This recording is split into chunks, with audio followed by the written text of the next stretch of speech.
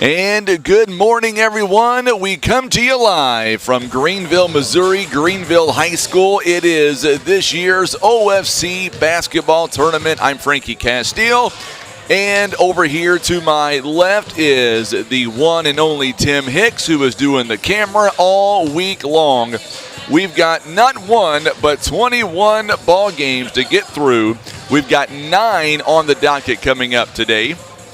And then 3 on Monday, 3 on Tuesday, 3 on Thursday, and taking us all the way to the championship side, which will be on Friday night. 3 games there as well. We're going to be thanking many folks here coming up this week, but first and foremost, I do want to say thank you again to the incredible hospitality that we have been shown here at Greenville High School. Without the incredible hospitality, we would not be able to be here today. We've got great sponsors that support us, but also the staff here at Greenville High School, the administration, all the way from the principal, Nathan Walk, to the IT man, Mr. Brent Huff, also Chris Hahn, the athletic director, and the head coach of the Lady Bears basketball program. Everybody who has done a phenomenal job at getting ready for this tournament. They have taken us in, made us feel right at home. And I was told coming up on Thursday, we're going to be unveiling a big statue of Tim Hicks. I've been told that for the last month and a half now, so I'm sure that's going to happen. But on a more serious note, everybody's went above and beyond to make sure that we are here, and we're going to kick this thing off coming up top of the hour. The first of 9 games on the docket. First one is going to be the 3-seeded Lady Tigers out of Neelyville. They're going to take on the 6-seeded Lady Bears out of Greenville. Ms. Harriet Dollins is tuning in. You betcha, Miss Dollins. Thank you for all your support. Good news, Tim. Our general manager says everything looks good and you can go home and feed your family one more day, as long as we keep this going up. John Rice is tuning in. Also, don't forget, we're also on YouTube as well. Type in youtube.com/River Radio PB, and that is where you can tune us in on your big screen at home. Coming up here today, we're going to have a great first game coming up in Game 1. It is Neelyville, it is Greenville, and here's what we're going to be expecting coming up. Greenville, they are coming in to the ball game here this morning with a record of 6-13 overall. Greenville, they are averaging about 44 points a ball game. They are giving up around 55 points a ball game as well. Now, these two teams, you look at them on paper, and Neelyville, obviously the higher seed in the tournament. And so far this season, they have faced Neelyville one time. That was all the way back on January 17th.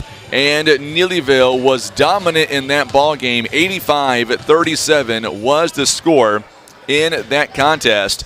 So the Lady Bears, by the way, speaking of the Lady Bears and Neelyville, one thing about this tournament that we can all say is nobody is going to come in tired, because everybody has had the week off because of all the snow and ice, mainly ice that we received last week. Greenville's last game was all the way back on January 27th. They took on Clearwater, won that ball game 50-29. That is the last time that Greenville has taken the floor.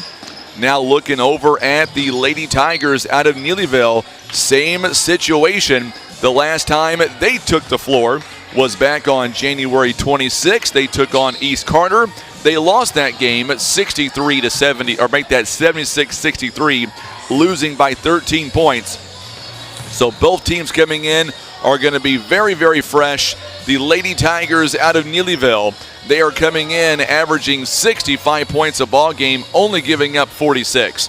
So obviously, you look at these two games, or these two teams, and on paper, Neelyville obviously is the favorite to win coming up here this morning.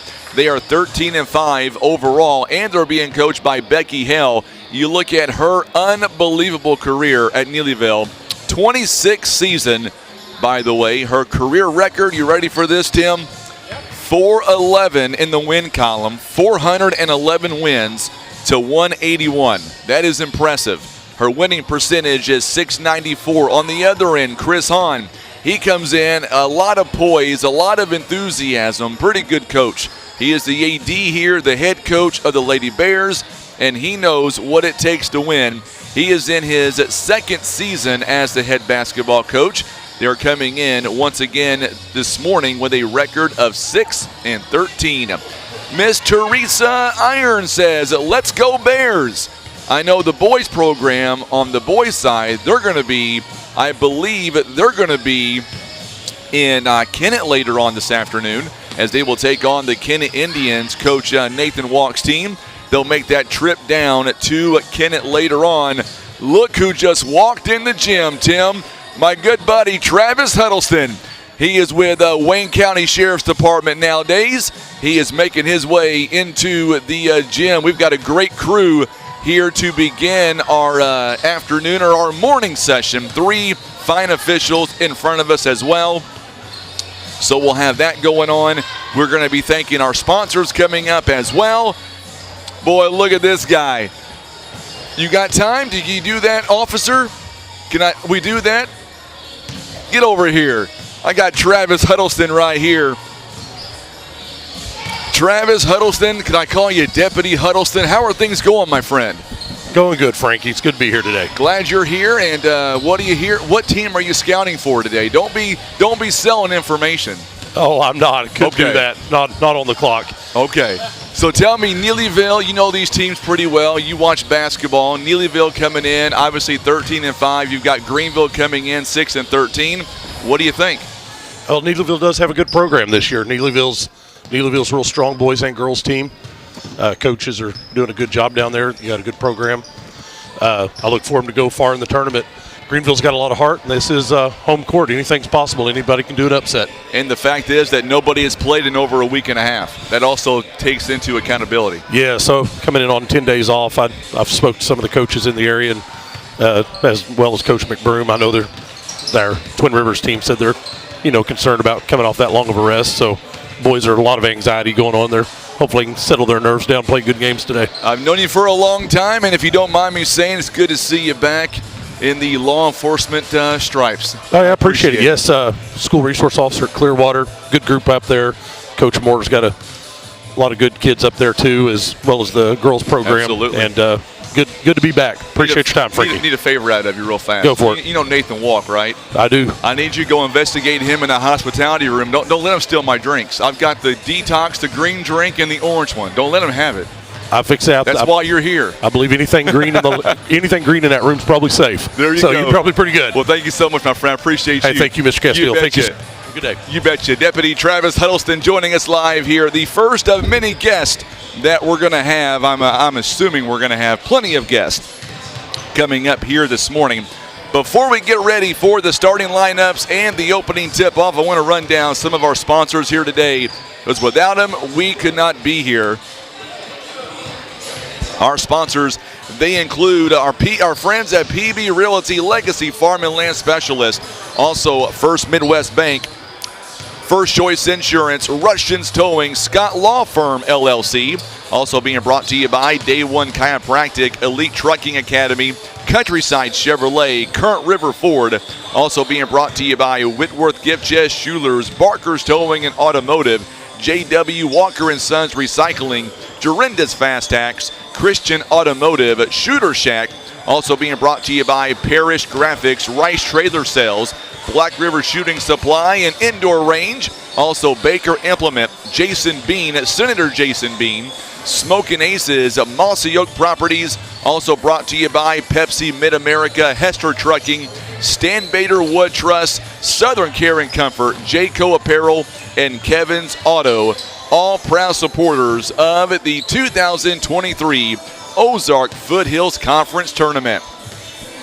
All right, so we are about ready for the opening bell to go off here, the opening whistle, so to speak. It'll be Neelyville, it'll be Greenville. We are under 5 minutes away.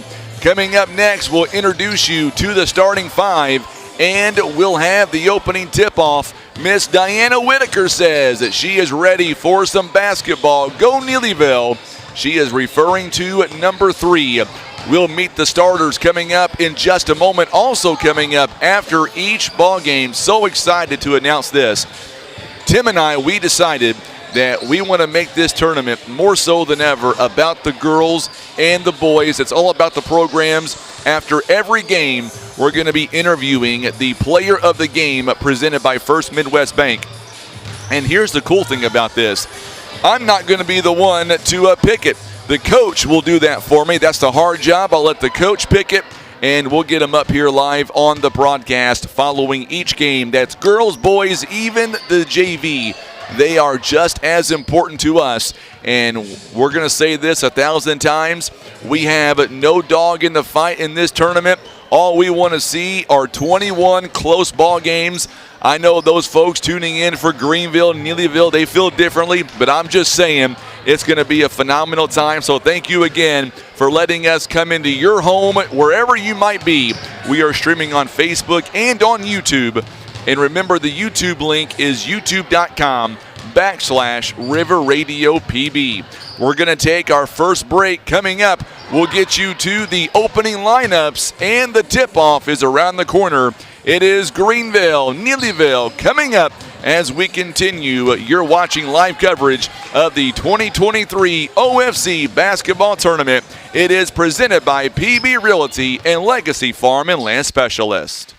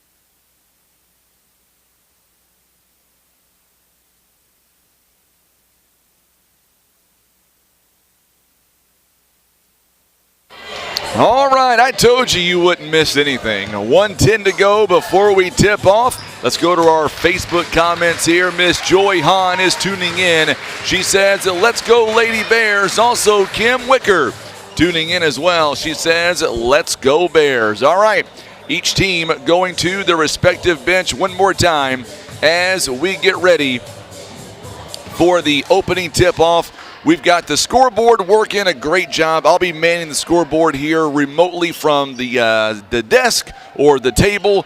Tim's job is going to be getting every play on the camera. We're going to go down courtside. We will have our national anthem, and then we're going to come back and we will have the opening lineups between Greenville and Neelyville.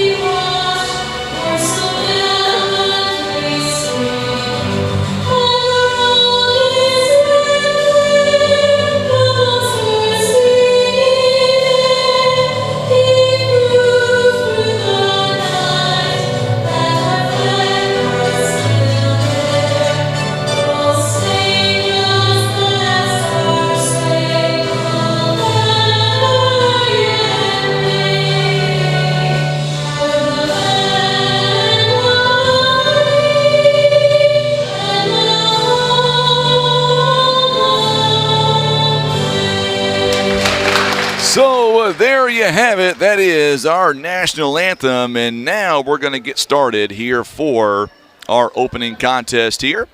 We will have the official lineups coming up, and then we will have our tip-off here between Neelyville and the Greenville Lady Bears. Greenville Lady Bears and the Neelyville Lady Tigers. So now we're going to have the starting lineups here. Now for the starting lineups for the Greenville Lady Bears. Number 2, senior Maddie Looney. So Maddie Looney going to get the start here, a 5'5" senior. Number 4, junior Brianna Despain. And a junior Miss Brianna Despain. Harriet Dolan says, let's go Neelyville. Ashlyn West. Number 11, Ashlyn West. She is a 5'11" junior. And number 33, Journey West, a 5'2" junior. And number 50, a 5'5" freshman, Presley Walk. You know, Journey West, when I did the PA back at the Twin Rivers girls tournament, we called her Little Journey West. I was told to do that a few times.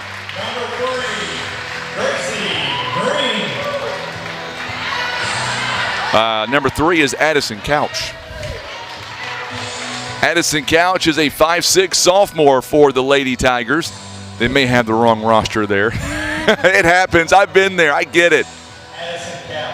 There you go. I've been there. I've done that before.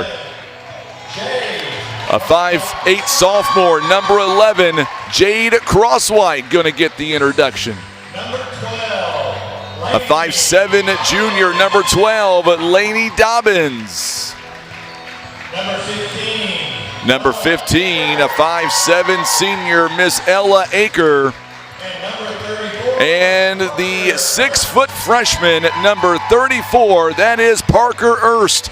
So those are the starting 5 here this morning for both teams. Our officials for today, a great crew, Pat Sarda, Chris Russian, and Ben Godwin. Our officials for today's first matchup here live in Greenville. Tim Hicks on the camera. I'm Frankie Castile. We're about ready to get this show on the road. First of 9 games here today, 21 in all. We are so pumped up and ready to go for the first matchup of the morning. We are underway. It's going to be controlled by the Neelyville Lady Tigers. Dobbins now goes inside. Parker Erst. Erst goes up and knocks it down. And just like that, it is a 2-0 ball game right now. Lady Tigers out in front. On the other end, Brianna Despain is going to have it taken away, but it's going to stay with the Lady Tigers on the held ball. So already Neelyville letting their defense speak for itself. 7:37 here in the opening quarter. 3-point basket by Despain is no good. Rebounded by Jade Crosswhite. Here come the Lady Tigers out in front. Jade Crosswhite, she goes coast to coast. It is a quick 4-0 lead right now. And we're going to get a whistle here. And we may get a foul coming up on the Lady Tigers. We will. It'll be on Jade Crosswhite. It'll be her first. That is team foul number 1. Just like that, there's a quick steal by Addison Couch. On the other end, a nice move by Lanny Dobbins. It is a 6-0 lead right now. Neelyville is out in front. There goes another steal. And we're going to get the whistle and the foul. And it is a quick 8-0 lead right now here by the Lady Tigers. A foul coming up on the Lady Bears.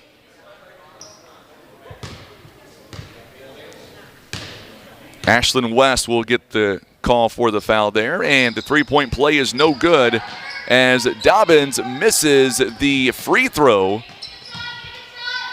On the other end, a three-point basket by Aker is no good, but the rebound by Parker Erst is up and good. It is now quickly 10-0 as the Lady Tigers have quickly jumped out here to a 10-0 score. Presley Walk is called for the foul. Timeout called here by the Lady Bears, and just like that, it is a 10-0 lead right now by the Lady Tigers. Greenville, 4 timeouts remaining. Our sponsors here for this tournament, they include our good friends at Kevin's Auto, Jayco Apparel, also being brought to you by Southern Care and Comfort, Stan Bader Wood Trust, Hester Trucking, Pepsi Mid-America, and being brought to you by Mossy Oak Properties. So here in the early going, Neelyville, 5 out of 6 shooting, 83% so far. They've got 2 assists, 2 steals, no turnovers. On the other end, Greenville is 0 for 1 so far shooting-wise. 2 turnovers. It is 10-0. Parker Erst already 4 points here in the early going. She will go to the free throw line to attempt a 3-point play the old-fashioned way. 10-0 is your score. Greenville with 2 fouls here in the first half, also 1 by Neelyville. Free throw coming up here for the Lady Tigers, and Parker Erst takes her time. It is up, and it is good. So the 3-point play, it is good. 11-0 now the score. Greenville having all kinds of trouble getting it up the floor, and this one's going to go out of bounds. A last touch by Ella Aker, and it's going to stay with Greenville.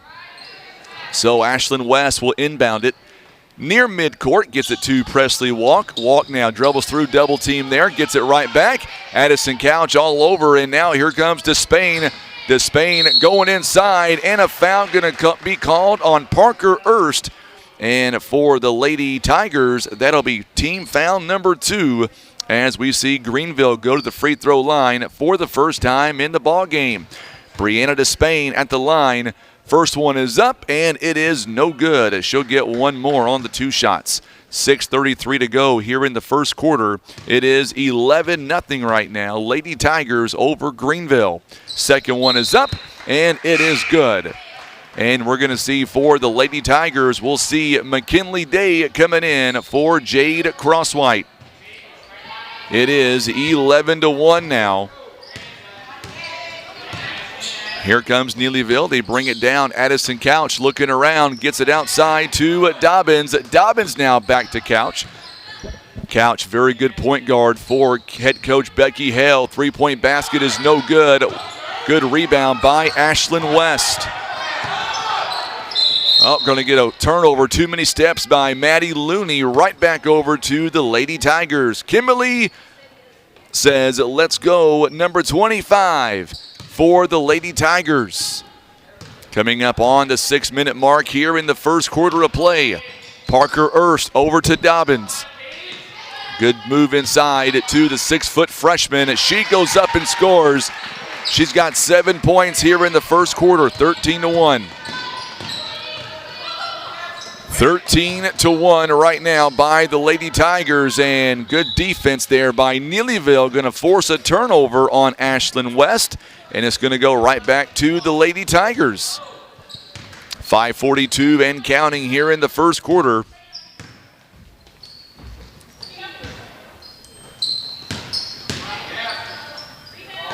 Jump shot by Dobbins is no good. Rebounded by Couch. And it's going to be taken away by Ashlyn West.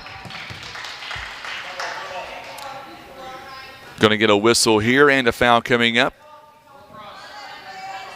It's going to be on Addison Couch.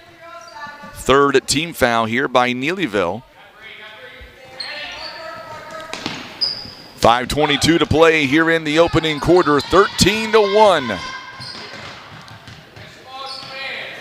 Oh, good job by Addison Couch on the steal. Couch is going to go coast to coast. She'll put it in and score her first bucket of the morning. It's now 15-1. Neelyville out plus 14 right now. Despain, long three-pointer is no good. It's going to go rebounded by the Lady Bears and out of bounds on Neelyville. And we're going to see Journey West taking a seat.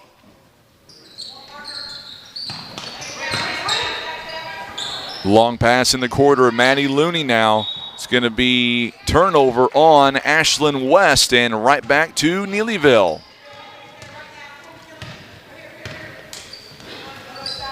So now the Lady Tigers will bring it down the floor. Parker Erst inside the paint. What a move. She is so lethal. Parker Erst already 9 points in the ball game. And now we're going to get a quick steal on the inbound from Lanny Dobbins. And Dobbins with a jump shot. It is up and good. 19-1 Neelyville here in the opening quarter. Despain takes the shot. It's no good. Rebounded by Parker Erst. 19-1. Ella Aker. She goes inside, a little Euro step there. 21-1 now. So a quick 20-point advantage here for the Lady Tigers in the opening quarter. Greenville coming in, the overall number 6 seed. We get a whistle and a foul coming up on Neelyville. I believe it's going to be on Dobbins. It will be on Dobbins. It is her first, team foul number 4. Team fouls 4 for Neelyville, 2 for the Lady Bears. Free throw is up, and it is good. And we're going to see Presley Walk take a seat, and Journey West is back in. Maddie Looney on the free throw line makes the first one. Misses the second one, rebounded by Ella Aker. 21-2 now the score. First of 9 games here this morning. Good job by Ashlyn West. Try to go for the steal. And this one's going to go out of bounds, and a turnover on Greenville. It's going to go right back to the Lady Tigers.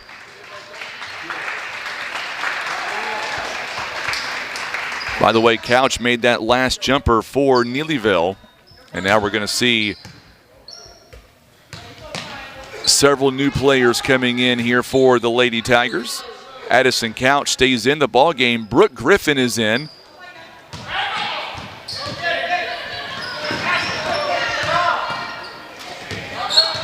So now Neelyville quickly back on. Prince now kicks it inside. There's a nice little jumper there by Reese Dobbins, who just checks in. And we're going to get a whistle here and a timeout on the floor. It'll be on Greenville. It is a 30-second timeout. They've got 3 remaining. 25-2 the score with 3:07 to play here in the first quarter.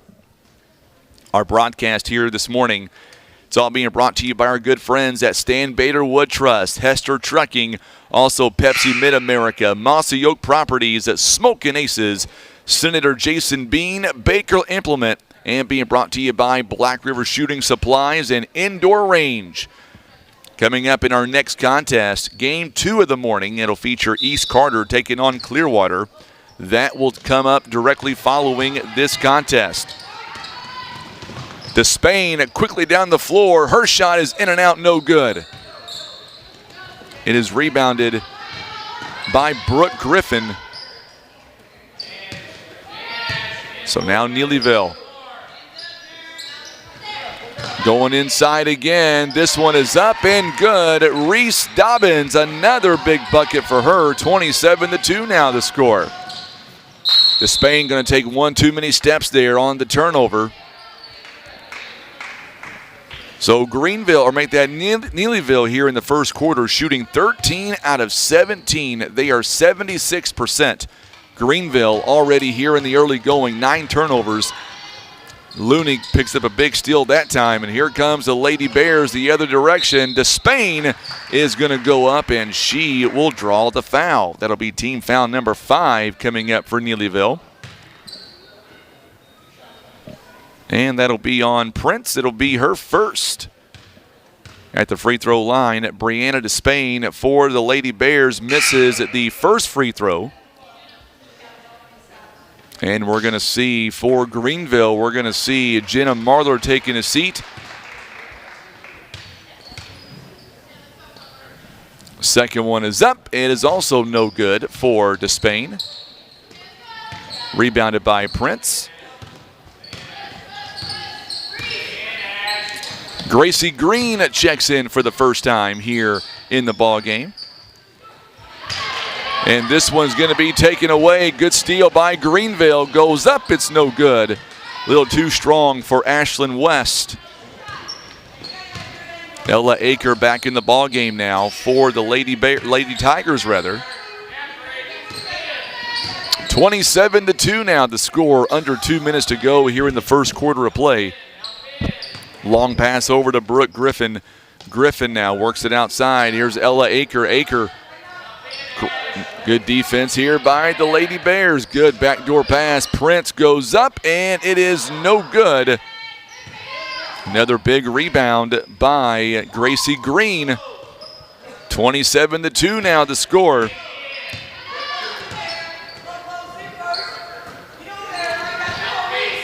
Green throws it inside to Brooke Griffin. Her shot is no good, but we're going to get a whistle and a foul.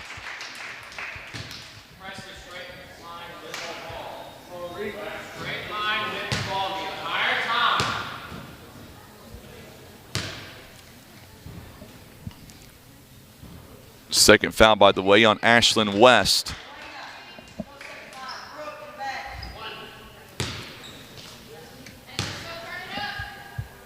Dobbins misses the first one. Second one is up. It's also no good. And we're going to get a whistle here and a foul as Griffin gets the rebound. And this one's going to be on Brianna Despain. So team foul number 4. East Carter walking into the gym this morning. They'll play in the next game. So 3 free throws missed in a row by the Lady Tigers, still 27-2.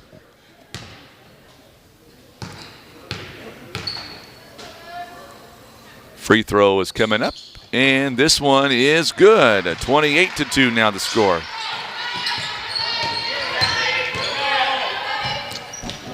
West gets it to Presley Walk. She breaks the defense. West, or make that walk rather. Her shot partially blocked. Ella Aker comes away with the rebound.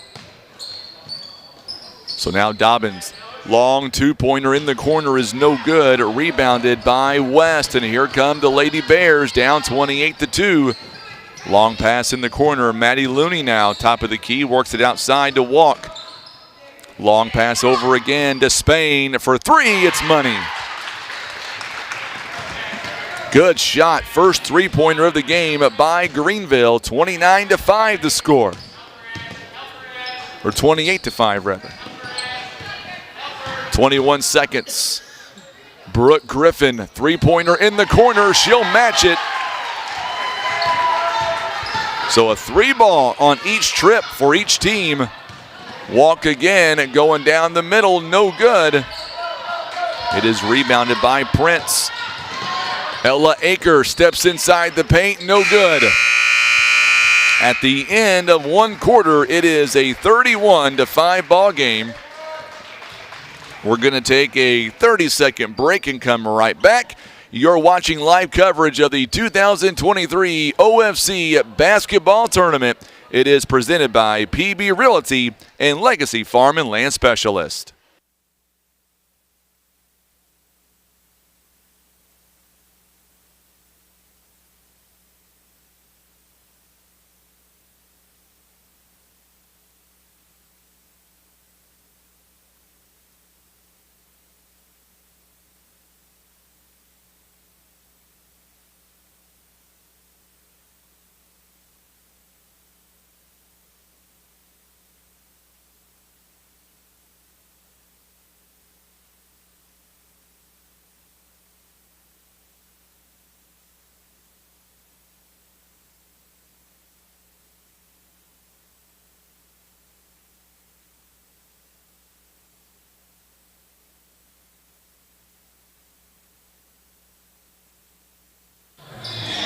All right, so as we begin the second quarter of play, we are back to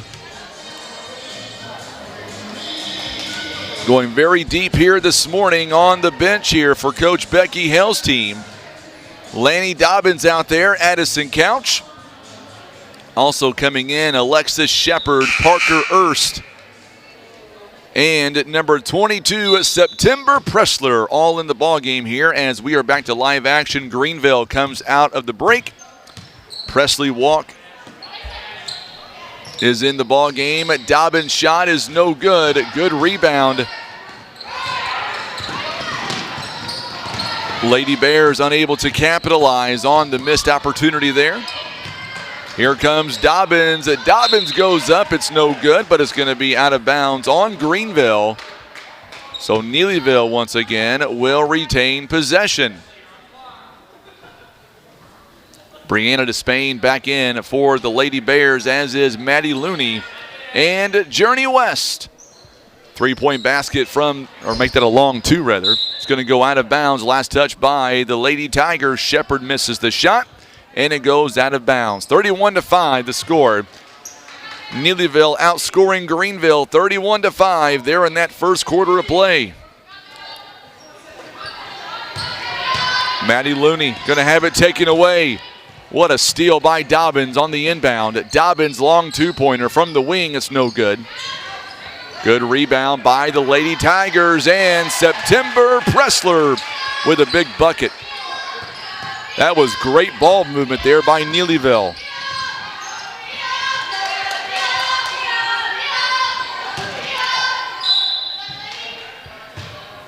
Going to go out of bounds here on the shot, and it's going to go right back to the Lady Tigers. So far here in the ball game, Neelyville shooting at 15 out of 27, 56%. Greenville 10 turnovers, 6 rebounds here in the ball game thus far. 33-5 is the score. Shepard looking for somebody open. Laney Dobbins gets some space. She'll go up. It's no good. Good job by Maddie Looney. Looney needing some help from her teammates. Gets a little bit. Here comes Ashlyn West. West gives it to Journey, and her shot is no good. It's rebounded by September Pressler. September's a phenomenal softball player, by the way, Tim. Not sure if you know that or not. Very good softball player. I know her mom, Whitney, really well. Addison Couch trying to do a Euro step and gets fouled there in the paint. She'll shoot 2 free throws coming up. For the Lady Bears, that'll be team foul number 5. So now we're equaled up on fouls here. Presley Walk picks up the foul, her second. Couch's shot is up, and it's good. It is 34-5 now, the score. Lady Tigers have all 5 of their timeouts. Second one is up and good as well. 6 points by Addison Couch.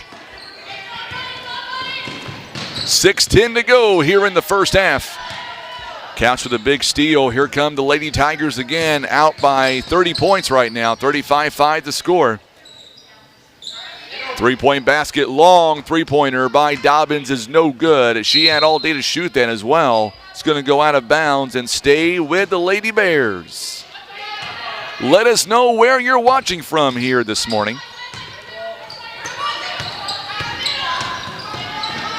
Despain gets it to Journey West. Back around. Here is Ashlyn West for 3. It's money.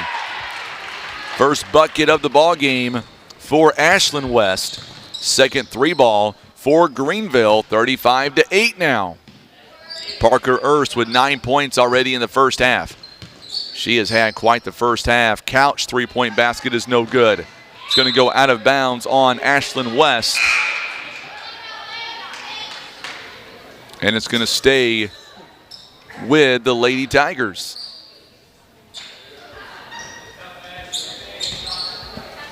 So 3-point ball again is no good. Another big rebound by Ella Aker. Dobbins again with a big rebound. We're going to get a whistle here and a foul.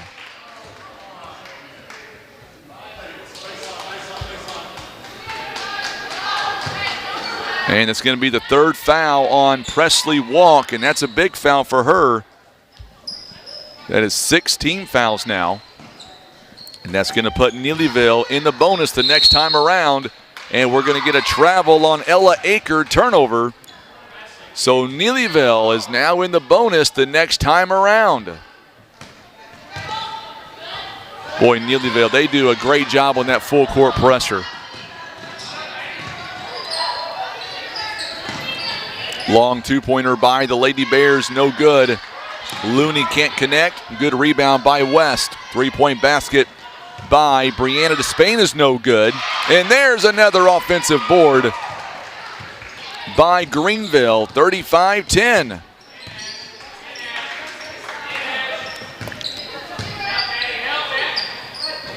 Dobbins' shot is no good. Rebound by Ashlyn West. And it's going to stay with Greenville with 4:32 to play on the jump ball. So now Neelyville will get the next jump ball. 35-10 to score, 4:29 and counting. Brianna, oh, what a good job by Parker Erst. Nearly had the block.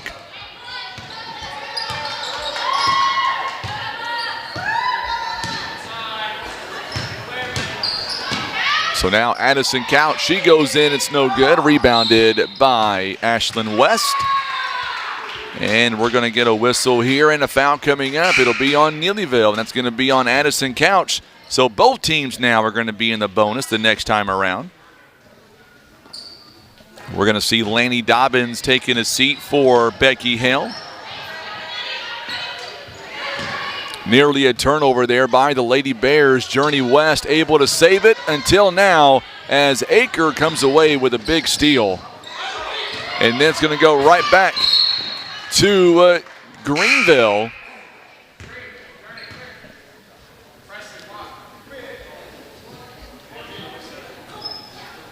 So Couch, McKinley Day, she'll come out. McKinley Day is in. Also checking in as well is Maddie Prosser for the Lady Tigers.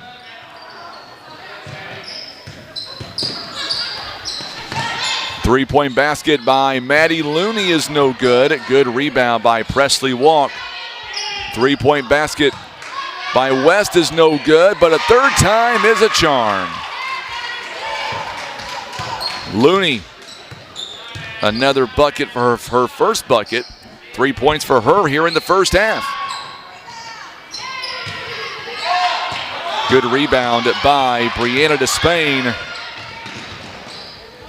On the other end, Despain could not finish. Here comes Aker and the Lady Tigers coming up on the 3-minute mark, 35-12. Parker Erst goes up and she'll shoot and score. Good assist by McKinley Day. Parker Erst, 11 points here in the first half. 37-12 now the score. Journey West, 3-point from the outside. It's no good. And it's going to stay with, I believe Neelyville knocked it out of bounds off of Ella Aker. It is.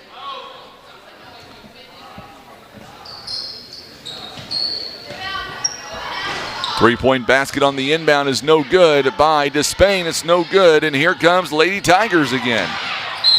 Oh, what a move inside by Alexis Shepard, and she'll draw the contact, and she'll shoot 2 free throws coming up. They're going to call that one on Presley Walk, and that is number 4 for that young lady. And we're going to get a whistle here and a timeout. It'll be a full timeout. And we'll be back. You're watching live coverage of the OFC basketball tournament. It is presented by PB Realty and Legacy Farm and Land Specialist.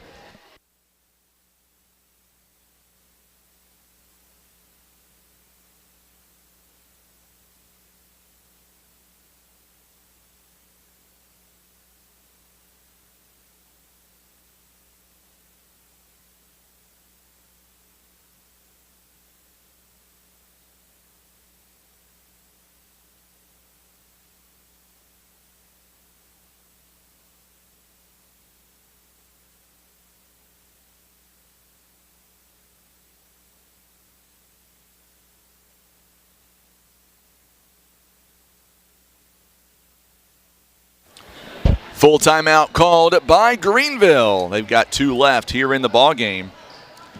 So far here in the first half, Neelyville 16 out of 35 shooting, 46%. They are 4 out of 8 from downtown, or make that free throw line 1 of 7 on the free throw line. 3 turnovers, 19 rebounds here in the first half. Shepard on the free throw line, looking for her first point, and she'll have to shoot one more to get it. Shepard misses the first free throw. She'll get one more. Second one is up, and it is good. It is now 38. And we're going to see Reese Dobbins coming back in the ball game now. She'll check in for Alexis Shepard. 2:28 to go in the first half. 38-12 the score. Nearly a turnover there. Good job once again by Neelyville. Oh, we're going to get a turnover, or a foul rather. Going to be on Aker this time. It'll be her first. And we're going to walk the length of the floor. Should be a 1-and-1 coming up. Each team with seven personal fouls. There we go. Now I got it right. First free throw by Looney is up and good. She's got 4 points. So we'll reset here. Neelyville has possession arrow. Second free throw is up and good. Looney makes them both. It is now 38-14 the score. Greenville with 2 timeouts. Each team is in the bonus, 17 fouls apiece. Parker Erst going inside, and this one is not going to fall, but we're going to get a whistle and I believe a foul coming up on Maddie Looney, as Erst could not get the shot to fall.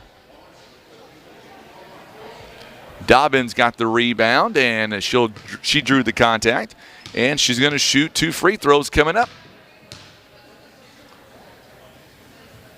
May have been a 1-and-1 there. Nope, she'll shoot the other one anyway. See, I was right anyway, Tim.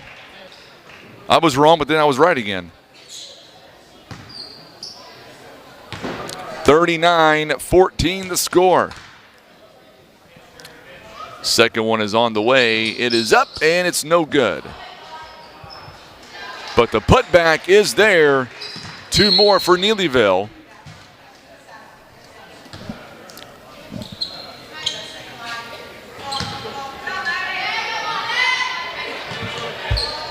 Parker Erst, man, that's what she does at 6 foot. Only a freshman, already 13 points. Another steal.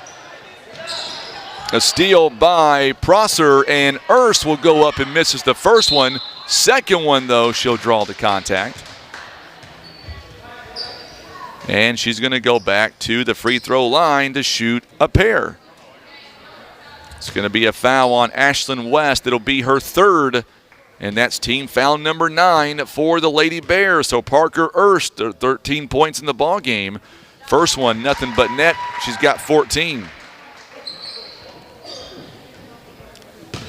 She's got 14 points, 4 rebounds, 2 of 2 on the line. She is 6 out of 8 this morning shooting. 43-14 the score.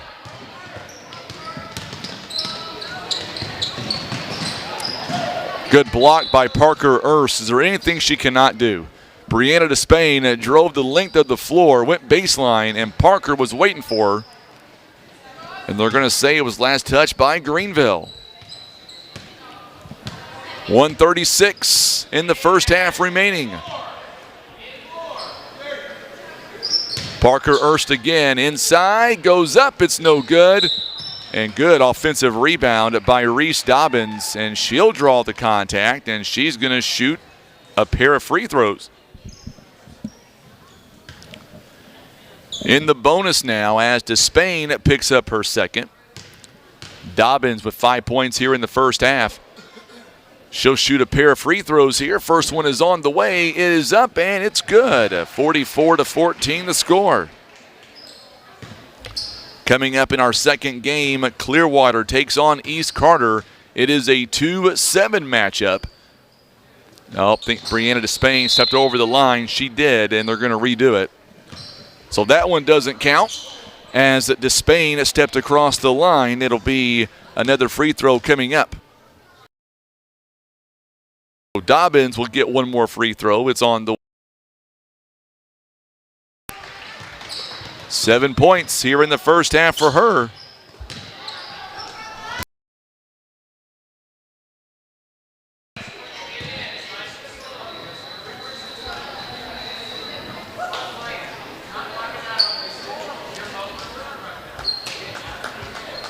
.120 to play here in the first half.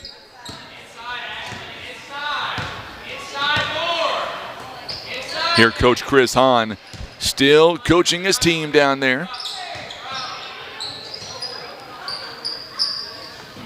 Ella Aker now, long three-pointer, and this one is short. Parker Erst, another rebound, goes up and puts it up and scores at 17 points already here in the first half. 47-14 the score.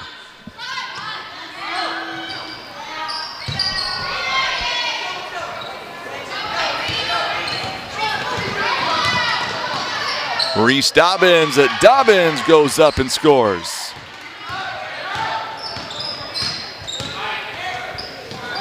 It's 49-14. Three-point basket, no good. Rebounded by Brooke Griffin. On the other end, Reese Dobbins could not get the shot to go down, and it's going to go out of bounds with about 14 ticks left. It's going to stay with the Lady Tigers. Dobbins over to Ella Aker. Long three, drains it. Aker. 52-14. The Spain at three-point basket is no good. Rebounded by Aker. And that's how the first half will come to a close. 52-14 the score. We're going to take a quick timeout. You're going to see our sponsors rolling across the screen. We'll come back in just a moment. You're watching live coverage of the 2023 Ozark Foothills Conference Tournament. It is presented by PB Realty and Legacy Farm and Land Specialist.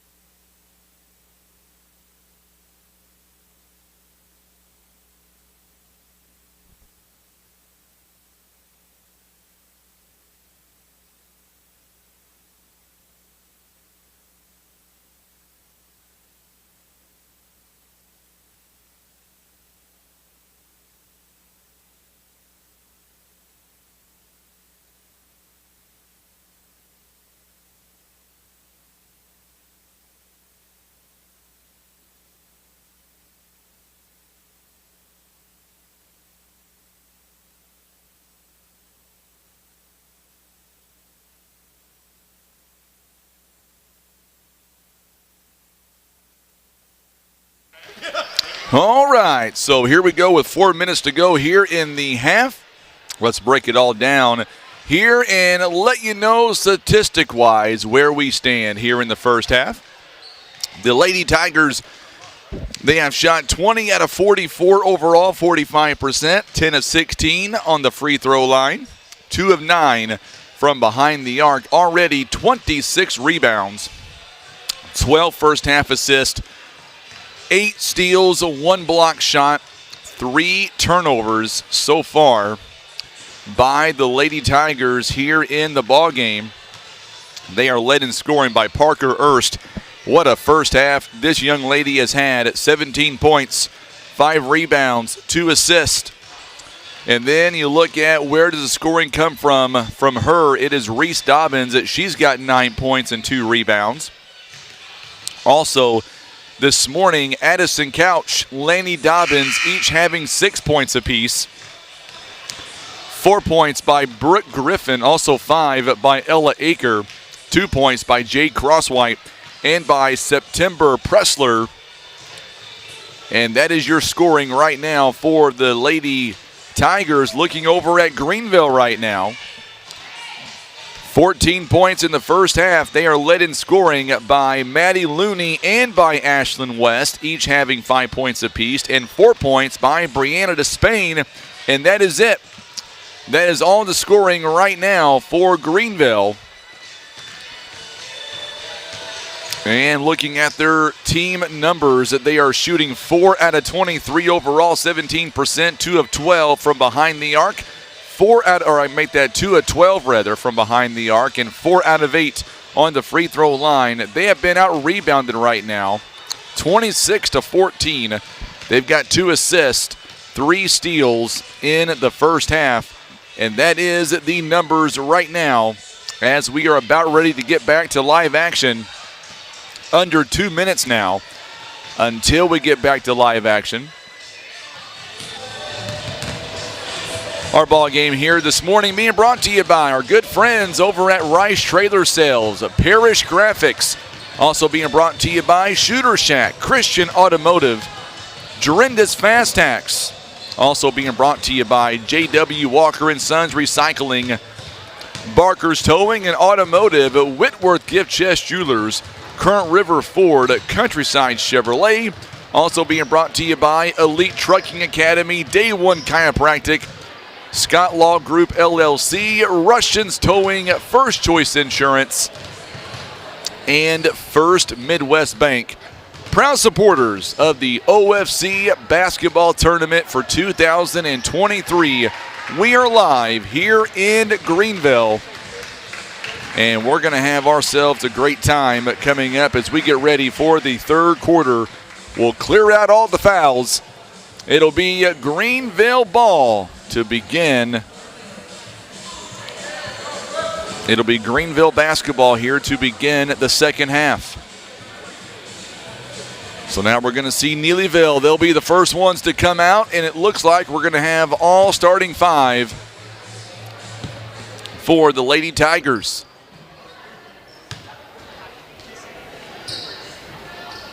Addison Couch, Lanny Dobbins, Parker Erst, Jade Crosswhite, Ella Aker are all out there. Brianna Despain comes out.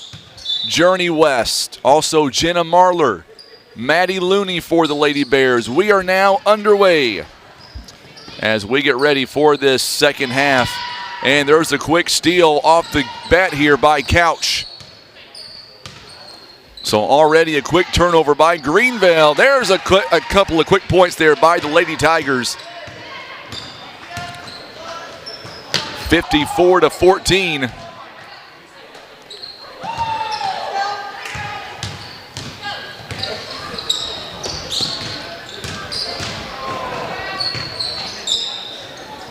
Long jumper by Lanny Dobbins. She comes out here in the half and scores back-to-back buckets.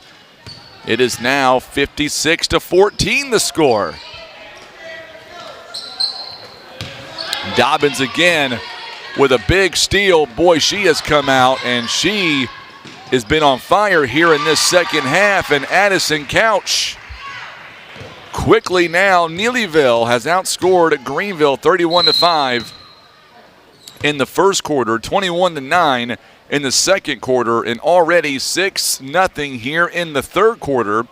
We've got a full timeout here taken by Greenville, and they've got one timeout left.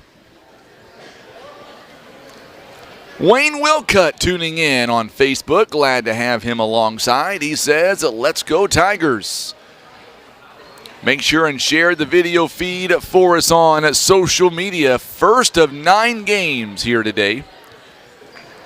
This is round 1. We've got 8 more big ones to go. Coming up next, it is East Carter, it is Clearwater, and that game will tip off directly following this one. Wayne Wilcutt, big Tigers fans, gotta like what he's seeing right here this morning.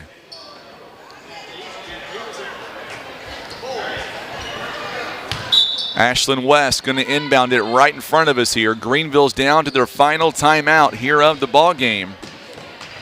And there's going to be a turnover there as Aker comes up with it. Long pass over to Lanny Dobbins. Dobbins now over to Aker, back inside. Wide open is Parker Erst. What a good move that was. 19 points here in the ball game so far. And we're going to look at each other and a turnover on Greenville. I'm not a betting man, Tim, but something tells me I've got a pretty good feeling coming up here when this game is over. At 19 points right now, Parker Erst might be our very first Midwest Bank player of the game. What do you think? She's working on it. Working on a double-double, too. Dobbins' shot is no good. It's going to go out of bounds, and last touched by the Lady Tigers. It's going to go to Greenville now. 6:14 to go here in the first or the second quarter, or second half rather. Another turnover there by Greenville.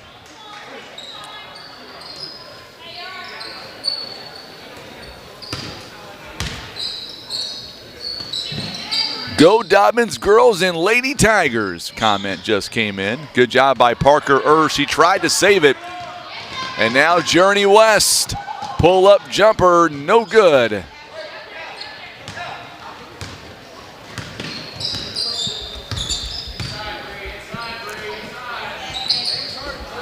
Good move by Brianna Despain.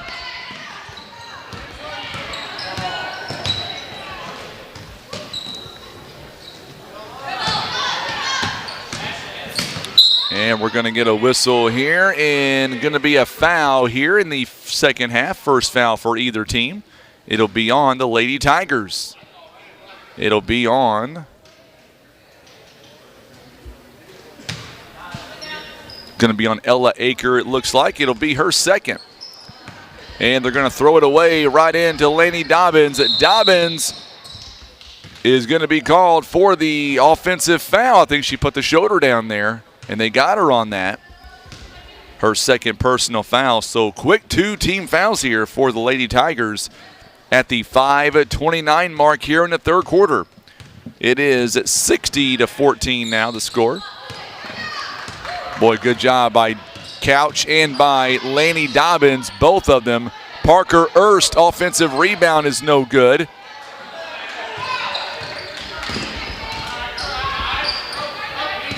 Here comes Greenville now as Greenville throws it in. And it's going to go out of bounds. Another turnover. And right back to the Lady Tigers with 5:03 to go here in the second, or in the third quarter rather. 60-14 the score.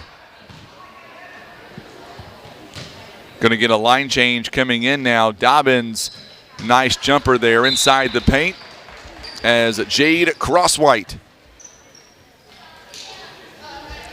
gets the assist, and now we're going to have several checking in for the Lady Tigers.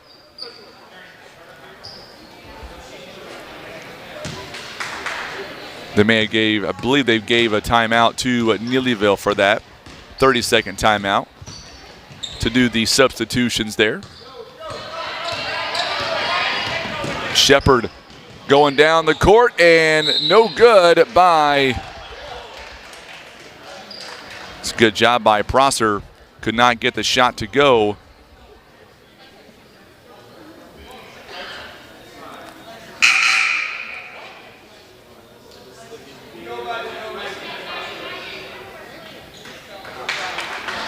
So Presley Walk is going to be called for the foul. It's going to be her 5th personal foul. So Walk has just fouled out. Free throw is no good by Prosser.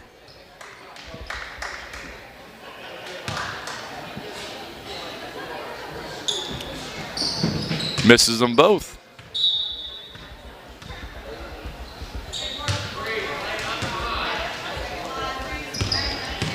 And here comes the Lady Tiger, or make that Greenville rather.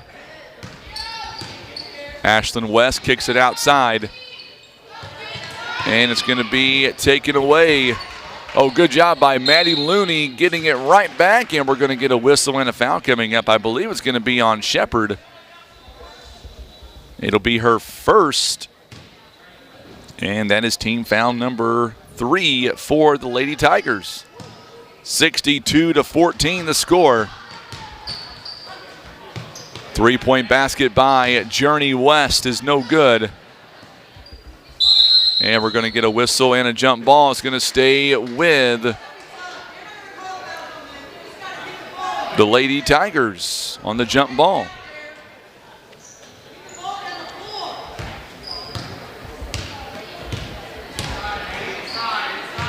So now Neelyville, McKinley Day is back in the ball game here. And we're going to get a travel here called on the Lady Tigers here with 3:51 to play.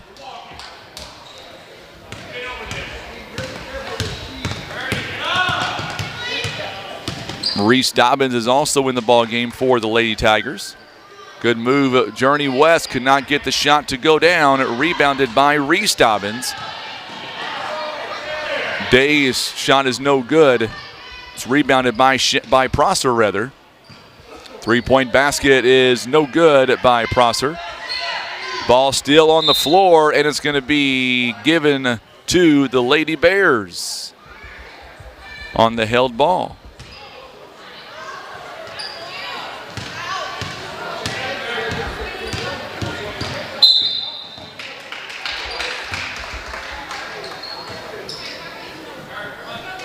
Going to be a foul on McKinley Day, a quick foul on her. That's number 1st for her, 4th for the team.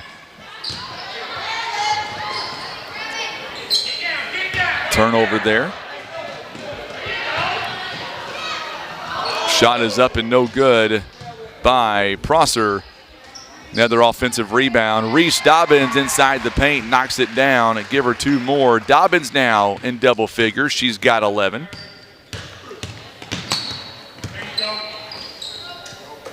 Three-point basket by Journey West is no good. And rebounded by Despain. We're going to get a whistle and a foul coming up. It'll be on Reese Dobbins. It'll be her first, and that's team foul number 5. 2:49 to play here in the third quarter. Journey West tries to get outside. They just get it in, too.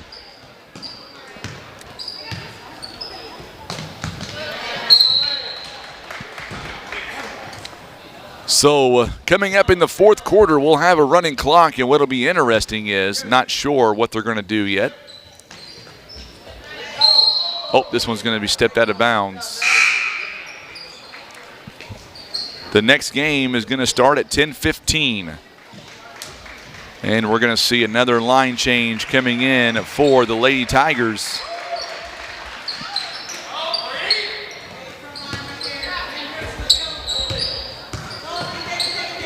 This one taken away by Jade Crosswhite. Crosswhite, 3-point ball is no good. Good move by the Lady Tigers there. 66.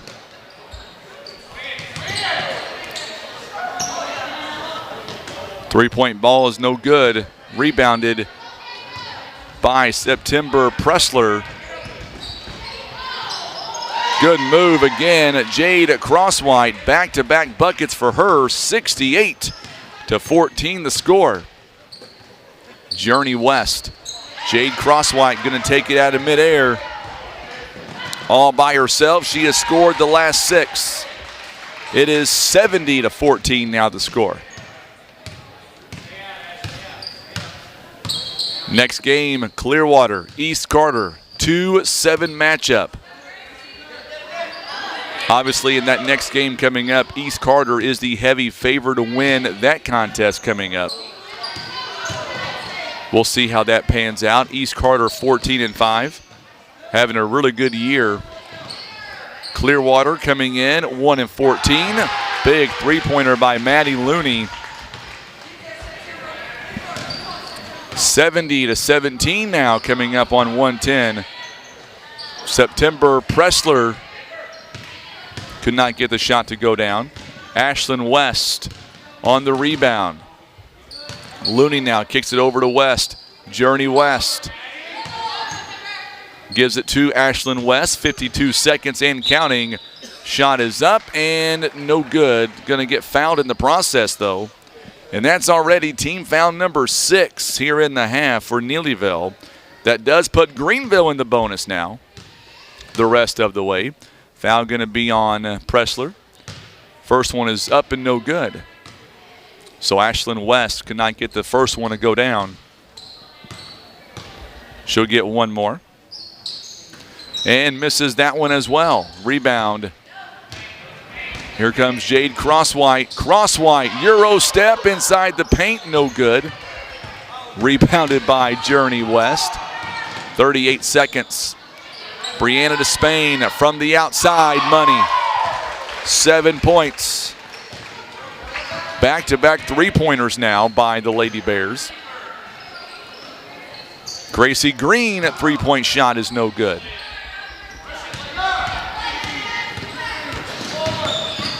.16 seconds. Long pass to Despain again from downtown. Makes 2 in a row. Last 9 points have been on three-pointers. Three-pointer by Aker, and she will drain it as time expires. 73-23 the score. We're going to go to the fourth and final quarter. You're watching live coverage of the 2023 OFC Basketball Tournament. It is presented by our good friends at PB Realty and Legacy Farm and Land Specialist.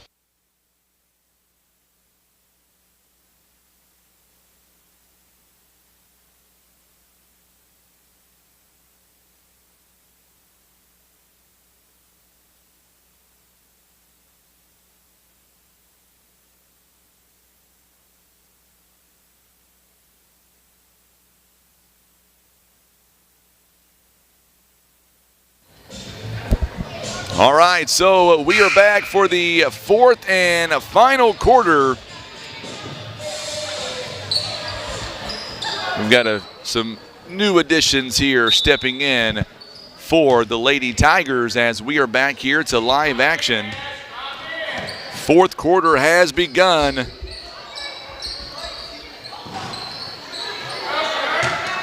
Addison Couch misses that shot. And Looney now comes away with it, and she will step inside the paint. It is now 73-25 the score. Three-point basket by, oh my goodness, Parker Erst, a three ball.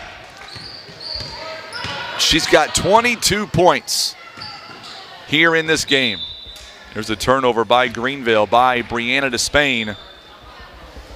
So coming up following this contest, we will have our first Midwest Bank Player of the Game. She will join us.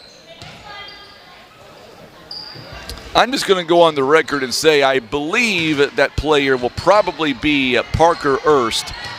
I'm not 100% sure on that, but I would just say that's a good bet. Ashlyn West outside the Journey, and her shot is no good, but good follow-up. Good follow-up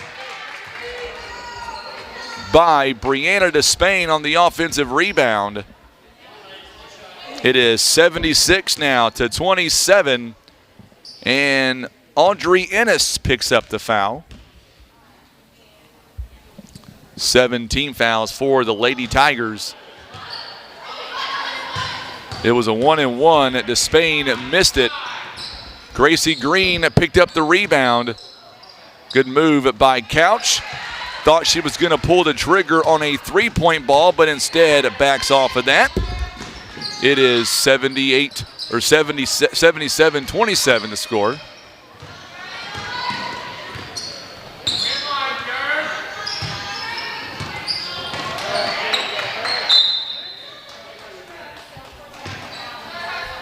(77-27) the score.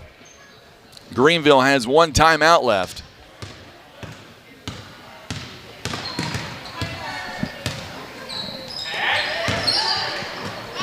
Five and a half to play here in the ball game. Boy, good move by Gracie Green, as Green takes it away after the block shot there. Parker Erst, her day is about to be done. Addison Couch goes up, it's no good. And the rebound comes back to Ashlyn West. 77-27 the score. And we're going to get a whistle and a foul coming up on Parker Erst. It'll be her second.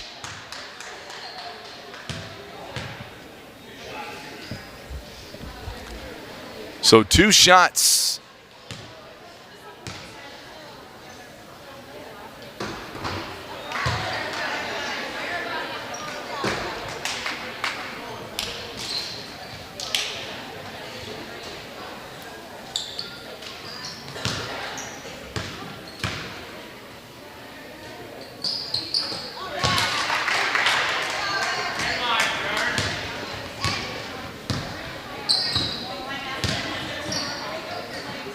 So now Lanny Dobbins' three-point basket is no good.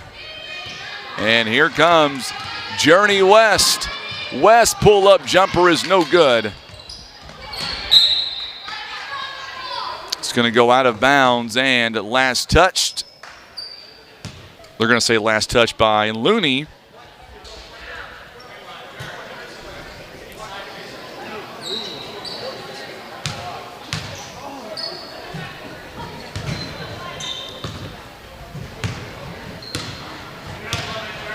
So Jade Crosswhite now under 4 minutes to play here in the fourth quarter. Pressler now gets it back to Dobbins. Crosswhite near the baseline, gets it back out to the top to Dobbins for three. It's no good. Good rebound. Long three-pointer again by Crosswhite is no good.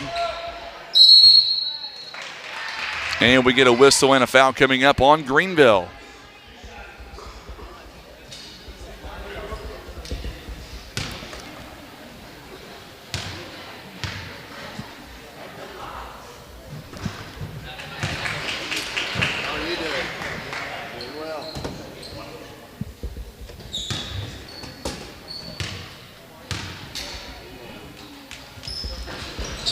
So Dobbins makes 1 out of 2.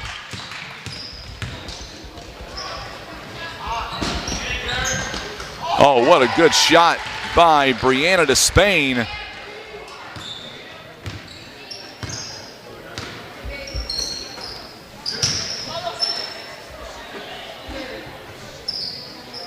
Dobbins again. Dobbins with 15 points here in the ball game.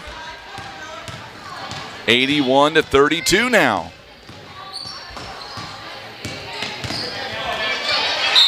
Dobbins again with a big steal, and there's a foul by Despain.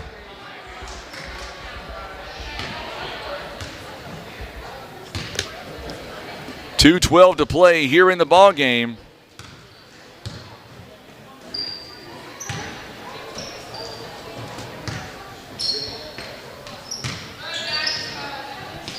Dobbins' shot is no good. She gets her own missed shot, though.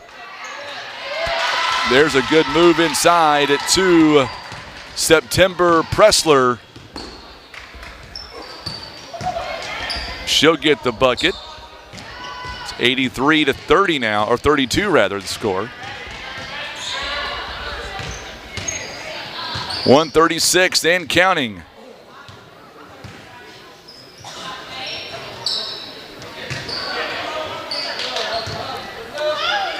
Laney Dobbins again for 3.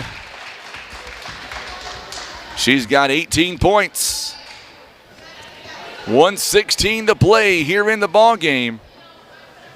So Neelyville, they will advance to the semifinals. And by the way, the semifinals for this tournament will be on Monday at 7:30. 3-point basket, no good by Ashland West.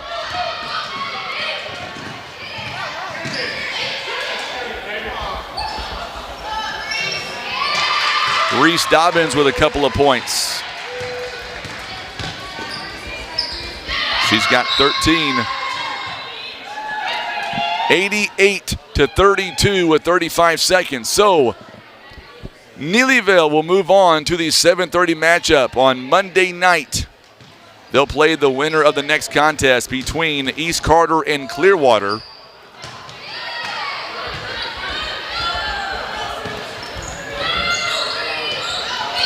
"15 seconds and counting. And this game is just about ready to be wrapped up with 3 seconds and counting. Final score as Neelyville will advance to the next round. Final score is 88-32. Now coming up in just a moment, we're going to have our first Midwest Bank player of the game. I'm not sure if I'll have to go down there and remind Coach Becky Hale or not. I bet I do. So let me step off the mic for just a moment and come right back.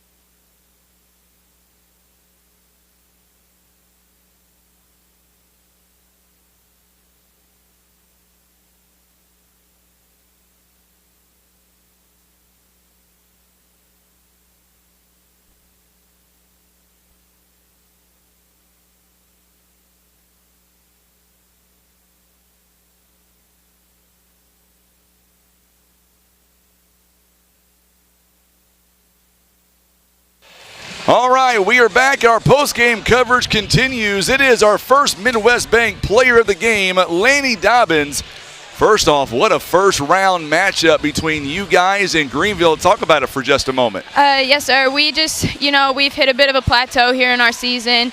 We're hitting a little bit of a flat spot, so we're excited to come out. It was all about playing together, playing great defense. Just coming out and getting our mojo back before. Second half, you come out and hit 3 big buckets off the bat. What about at halftime did you guys make adjustments to come out and just keep striking fire while it was hot? Coach she really keeps our energy up, tells us, it's okay to miss, it's okay to mess up sometimes, but we just got to keep outworking everybody, playing together and being a team. Seems like this team is getting better as the season progresses. What about the 6-foot freshman, Parker Erst? I mean, if there's a ball in her area, she cleans it up usually. Yeah, man, she's pretty dang good. She puts in the work. Got soft touch off the basket. We love playing with her. She works hard. You have a lot of folks back home watching you right now on that camera. So what do you want to say to your friends and family watching you right now? Guys, thank you so much for the support. It means so much to us. We love you guys. I'm not done yet. This next matchup, Clearwater, East Carter. Obviously, all eyes are going to be on East Carter. I know you guys took on East Carter before the snow hit. It didn't work in your favor. Mm-hmm. What adjustments will you make between now and Monday to get ready for a possible rematch against East Carter? The whole idea is just picking up, all the mistakes we made. We had a couple turnovers, let them get some easy shots down low. So our goal is just to play better defense, cover up the big girls a little bit. They kind of tore us up in our regular season game. So we just hope to cover up all those missteps and just keep on working. Going to be a lot of fun coming up on Monday night. Great job as always. Congrats, and we'll see you guys Monday. Thank you so much. You betcha. Laney Dobbins joining us here to begin our first post-game interview presented by First Midwest Bank. It is our player of the game. All right, Tim and I, we're going to reset Coming up next, it is East Carter, it is Clearwater, it is game 2 out of 9. We'll be back. We've got about 8.5 minutes to go until we tip off the second of 9 games. You're watching live coverage. It is the Ozark Foothills Conference Tournament. It is presented by PB Realty and Legacy Farm and Land Specialist.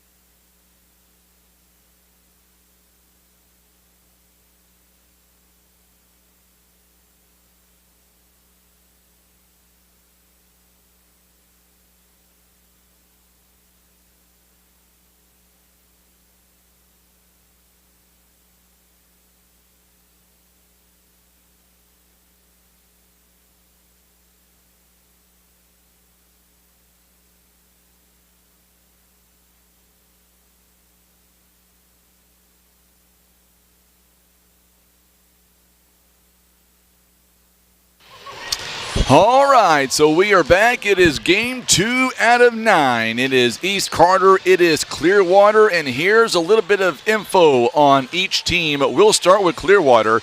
Coming in 1-14 on the season. They are averaging about 27 points a ball game, giving up around 60. You look at the last time at Clearwater, they took on East Carter back on December 1st. Lost 73-22, and much like everybody else, you'll hear a lot of this coming up this morning for sure. The last time that Clearwater was on the floor was back on January the 27th.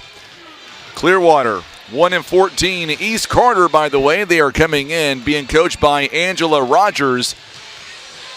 They are 14-5 on the season, and they are the number 2 seed in the tournament. 65 points a ball game, giving up 49.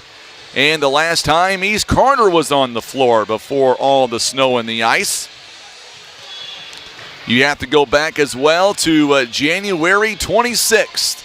And they defeated Neelyville in that ball game by 13 at 76-63. So we'll see how this matchup shakes out. Lexi Morris, the head coach of the Clearwater Lady Tigers, in her first season with a record of 1-14. Meanwhile, Coach Angela Rogers in her 5th season as the head coach with a record of 62-55, a winning percentage of .530. They've got high hopes to get back to that title game on Friday. They were there last year. They took on Doniphan. That game brought down the house.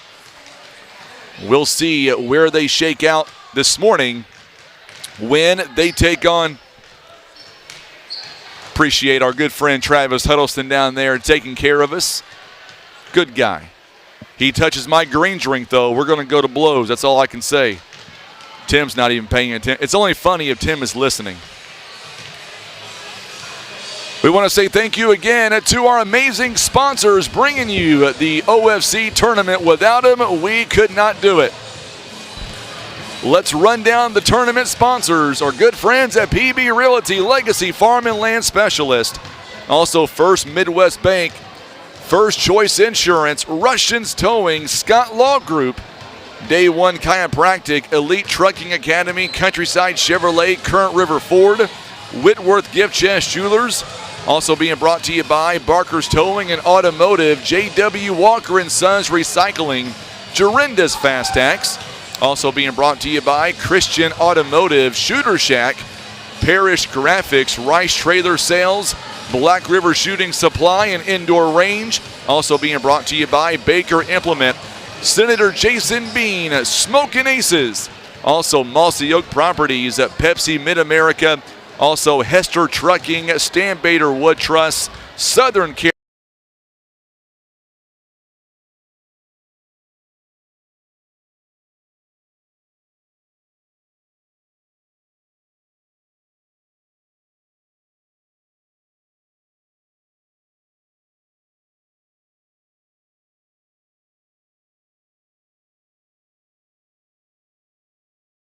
Now.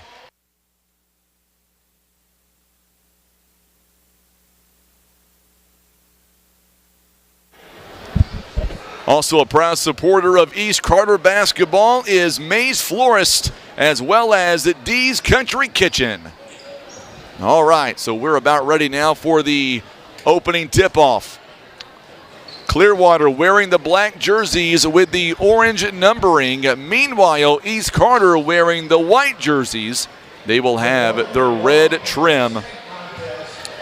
So we're going to get ready here as we get ready for Clearwater, and we get ready for the Lady Tiger, or make that the Lady Redbirds. Number 2 seed, East Carter Lady Redbirds. We're going to go down courtside here for the starting lineups. Lance Penn, Pat Sarda, Ben Godwin are our officials today. Lexi Schlater going to come out. Number 5, McKinley Keister. Number 10, Jordan Patterson. Number 10, Jordan Patterson. Number 12, Georgia Eaton. And number 24, Aaliyah Barfield. That is the Clearwater Lady Tigers. And now the introductions. Parker Golden wearing number 1 today on the home side. Sierra Duckett. Boy, got to watch out for this young lady, Brooklyn Kirby. Anna Crowley is back with the team after being injured. They said Hannah Brown, but that's not correct. Brianna Dolman gets the 5th and final introduction. Hannah Brown is out for the season with an injury, so she's not going to play. All right, so here we go. East Carter, Clearwater. Once again, our officials today, Lance Penn, Pat Sarda, Ben Godwin. On the floor, Sierra Duckett, 5'5" junior, Parker Golden, a 6'2" sophomore, Brooklyn Kirby, a 5'7" senior, Anna Crowley, a 5'7" sophomore. Brianna Dolman is a 6'2" junior. So here we go. And we are underway. It's going to belong to the Lady Redbirds out of East Carter. Kirby now works it over to Crowley. Dolman inside the paint, goes up top. What a move by Brianna Dolman. She gets better every single ball game. First 2 points. Schlater, or I should say Keister rather. No good, and the rebound by Anna Crowley here. Oh, what a good move by Brooklyn Kirby to a wide open Dolman. It is quickly a 4-0 lead. Once again, East Carter, they are doing the full court pressure. Another move inside to Sierra Duckett. And what we saw in the last game is quickly a 6-0 run. Oh, another steal by Sierra Duckett. And we're going to get an offensive foul coming up on East Carter. Kind of leveled the shoulder there a little bit. And just enough to draw the contact. And that'll be a foul on Sierra Duckett. It's her first. And we're going to get a turnover, rather, as Parker Golden is going to take it.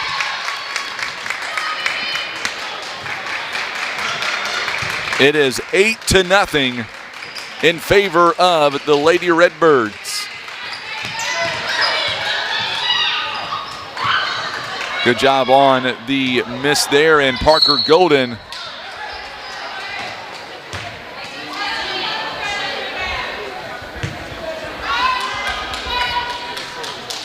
It is 6:40 to play here in the first quarter. It's already an 8-0 run here by the Lady Redbirds.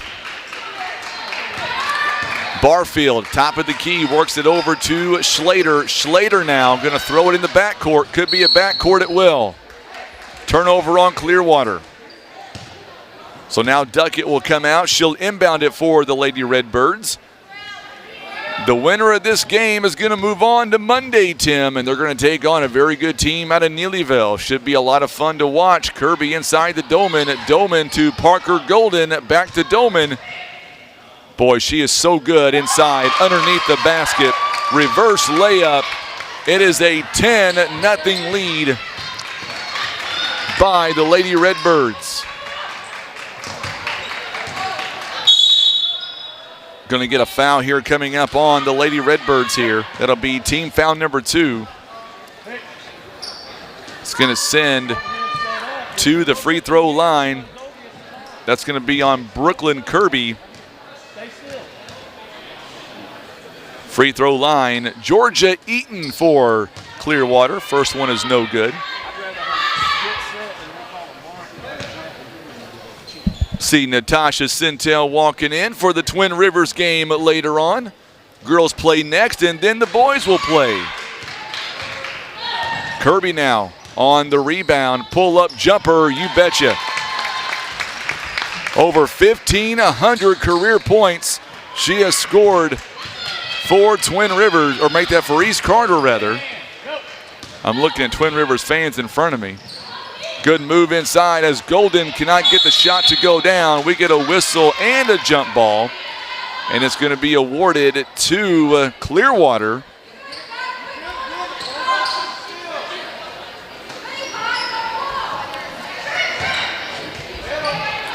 So Barfield gets the inbound. 5.5 to play here in the first quarter. First 2 games of the tournament.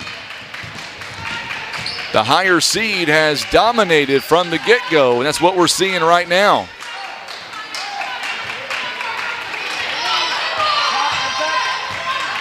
Coach Crockett has made it to the tournament. We're going to get a foul, I believe, on East Carter.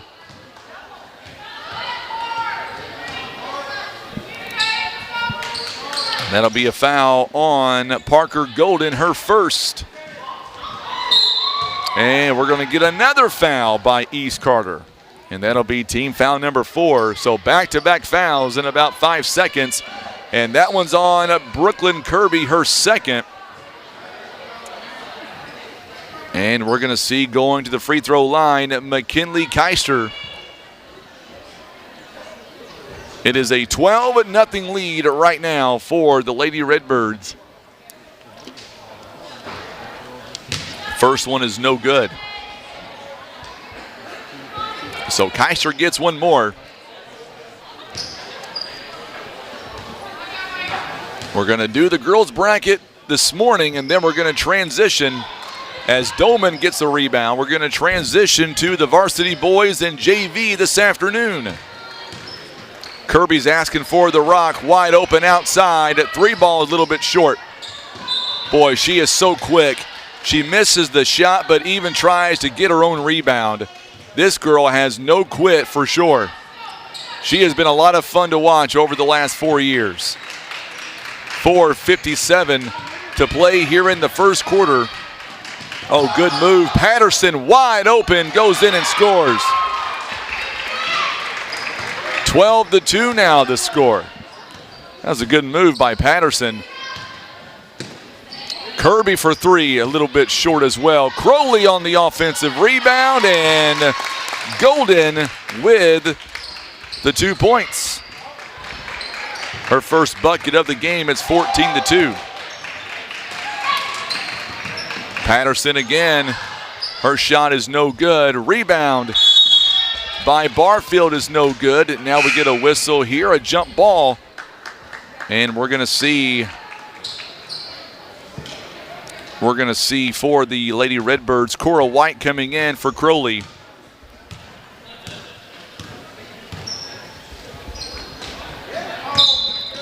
And we're going to get a travel called on Cora White, and a turnover by East Carter with 4:10 to play here in the first quarter of play.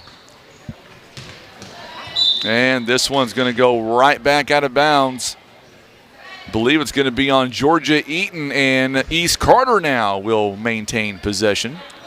10:32 on a Saturday morning. Doman gets the inbound right back to Kirby for the jumper, and it's no good. It's going to go out of bounds. Last touched by East Carter. 4 minutes and 1 second to play here in the first half. There's the baseball-style pass. Doman, right place, right time with a steal.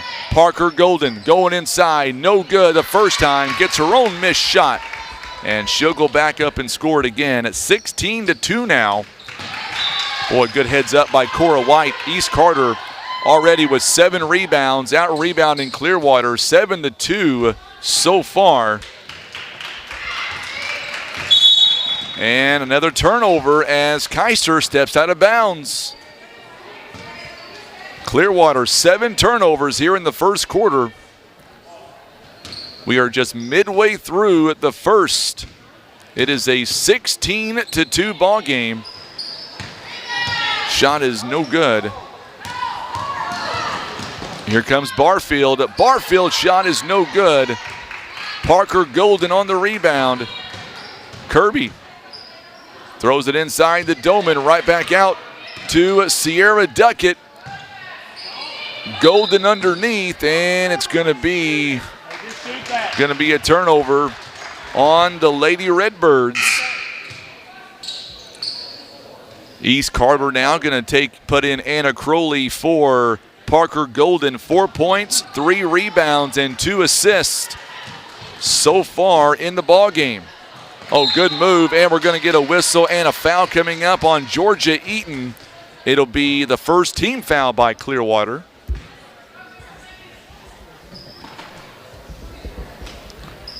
16-2 the score.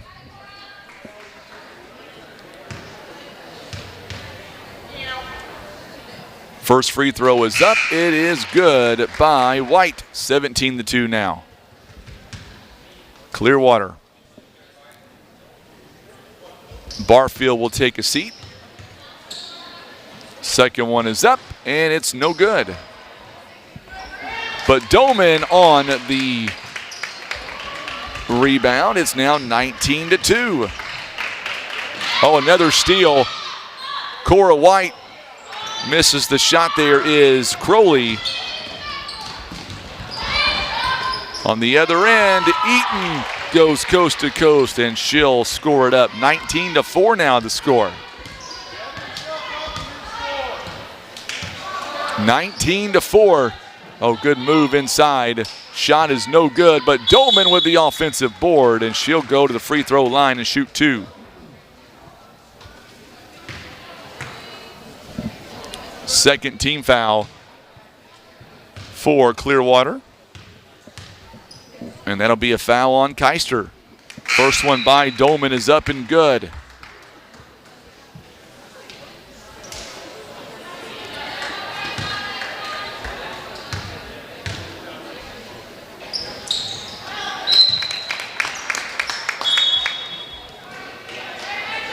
So Dolman will take a seat. Parker Golden back in. Also Addison West is also going to come in the ball game as well. 21-4.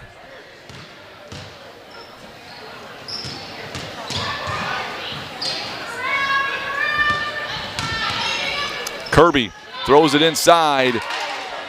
West's shot is no good. Ball still being batted around, and it's going to go out of bounds. Last touch by Clearwater.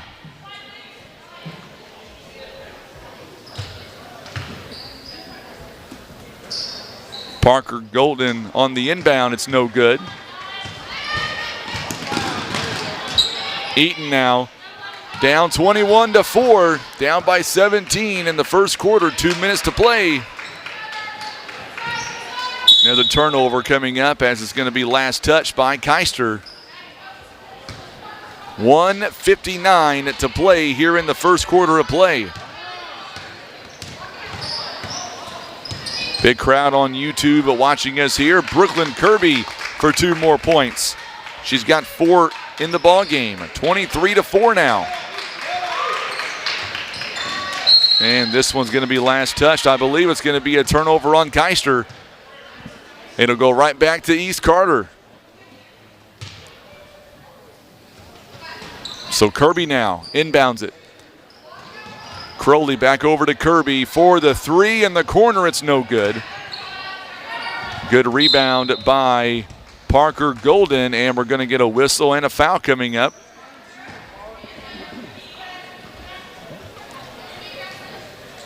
I believe it's going to be on Alexis Alden. It will be. It'll be her first, team's third. Good move on the inbound. Parker Golden misses the first one, but she'll get the second one and draw the foul. 25-4.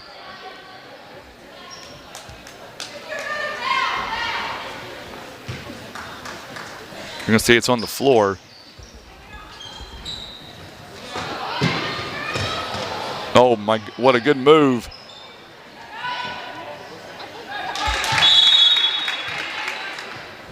And we're going to get a stoppage of play here for just a moment.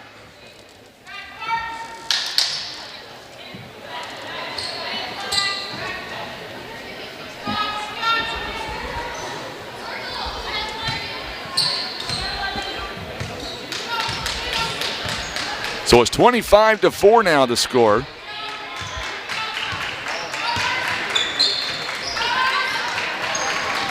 Coming up on the 1 minute mark.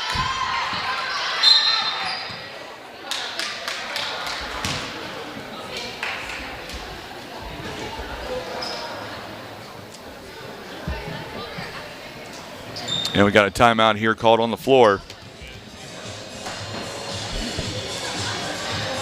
So we'll step away with them. You're watching live coverage of the OFC basketball tournament presented by PB Realty and Legacy Farm and Land Specialist.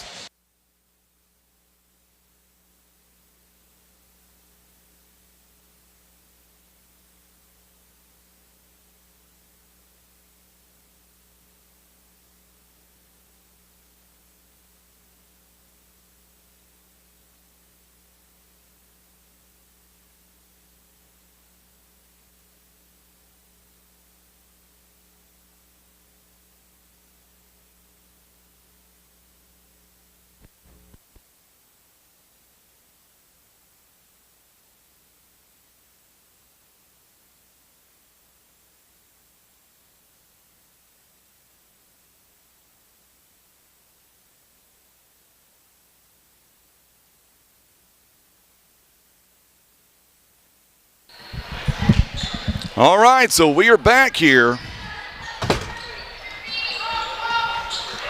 East Carter now with the ball. Clearwater. Keister. 48 seconds and counting. Good move. Good turnover by Cora White.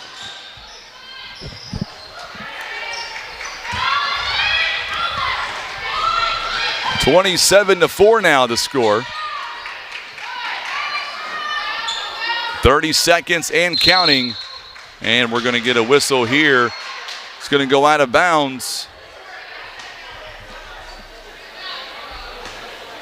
Clearwater taking that last timeout, by the way.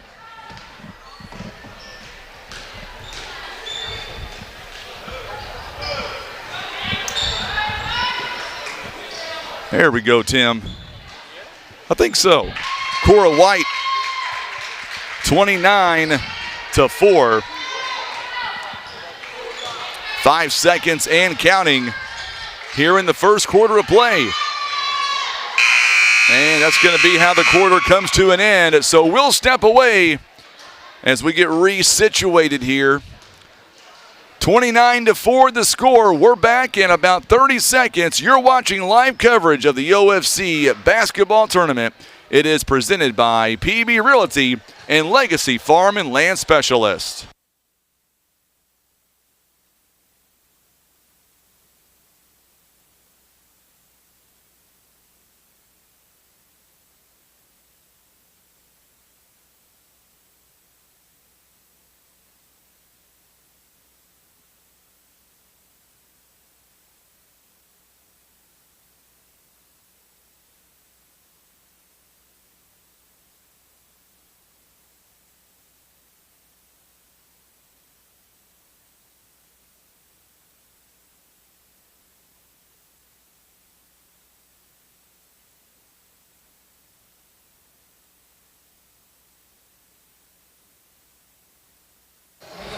All right, so we're getting ready for second quarter action at 29-4 the score.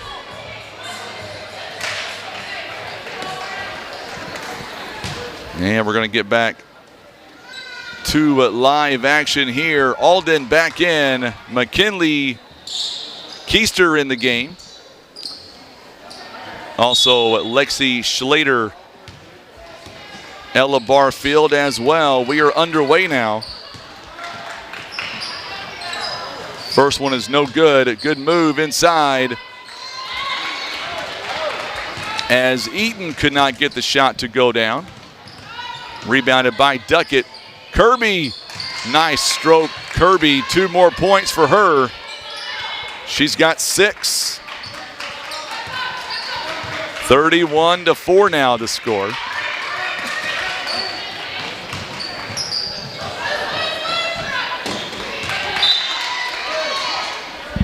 Lady Redbirds have Sierra Duckett, Parker Golden, Brooklyn Kirby, Anna Crowley, and Brianna Dolman on the floor right now. Lexi Schlater, McKinley Keister. There's a steal by Parker Golden. Oh, Dolman takes it away.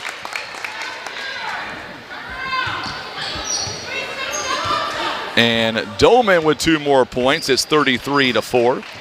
She's got 11 here in the ball game. And we're going to get a turnover here on Barfield. It's going to go right back to the Lady Redbirds. Substitution now coming in for Keister. She will take a seat, and Jordan Patterson back in.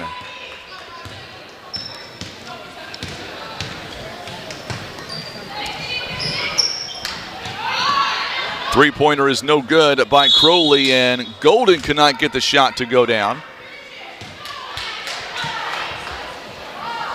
Held ball there, taken. It's going to be awarded.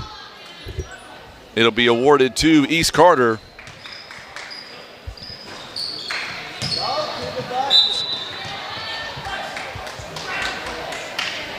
Last touch by East Carter, 6:38 to play here in the first half. 33-4.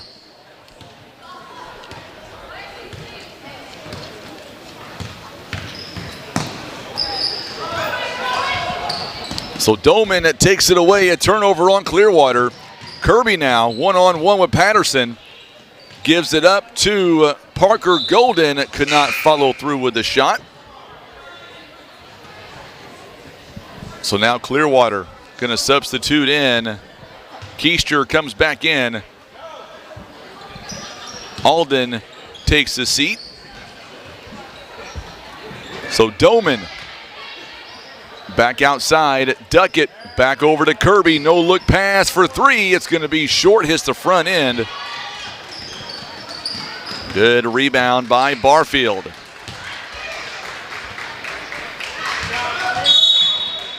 Whistle here and a foul coming up. I believe it's going to be on Sierra Duckett, team foul number 5.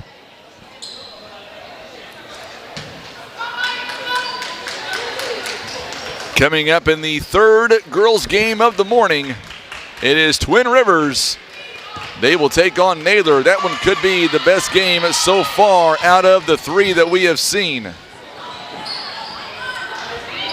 Crowley's shot is no good. Good rebound by Patterson. Sierra Duckett helped up by her teammate.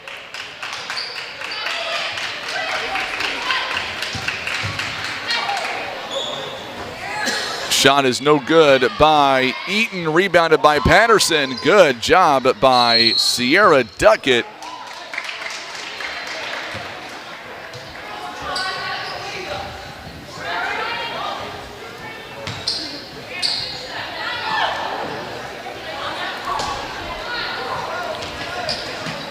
On the inbound, Keister, three-point ball is no good. Rebounded by Golden. Golden all by herself goes up and scores. She's got 10 points in the first half. 35-4 the score.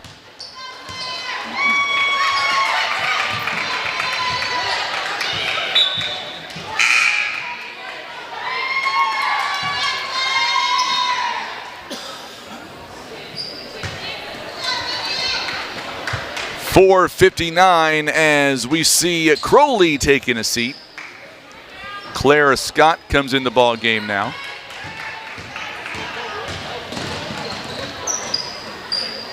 Kirby, long pass inside. Doman wide open at 13 points.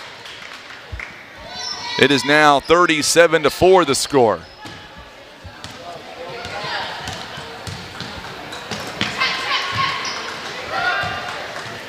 Keister going to have it partially blocked.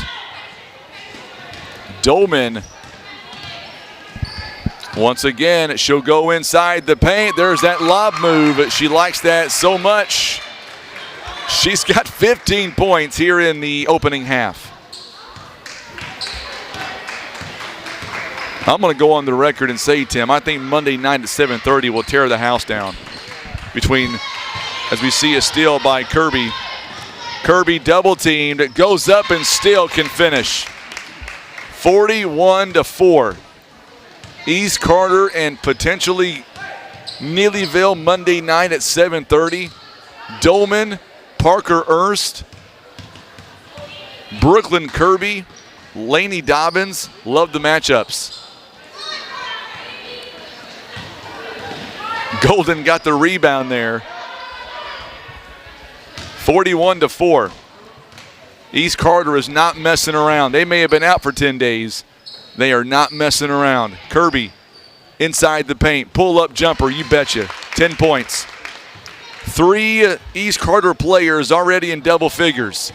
Dolman 15, Parker Golden, Brooklyn Kirby each with 10. We're only in the first half. Another steal. Dolman can't finish the shot that time. A rare miss from her. Barfield goes up, and it's going to be no good. Another rebound, this one by Clara Scott. 2:49 to play. And we've got a whistle here and a timeout called by East Carter. It'll be, I see if it's going to be a full timeout. It will be a full timeout.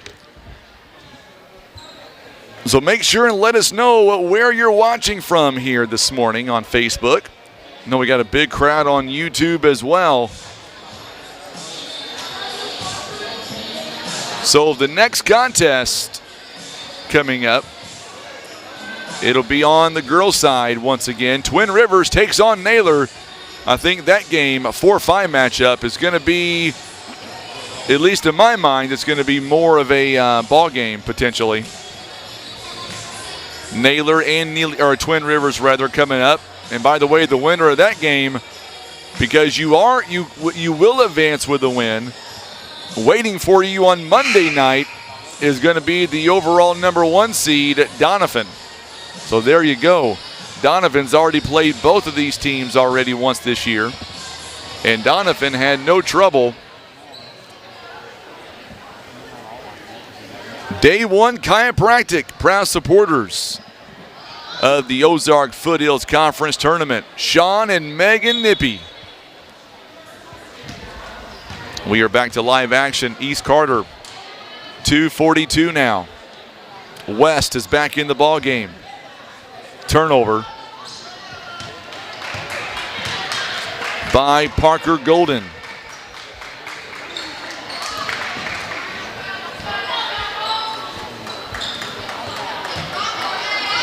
Three ball, no good. And all they could do is watch it go out of bounds. So Clearwater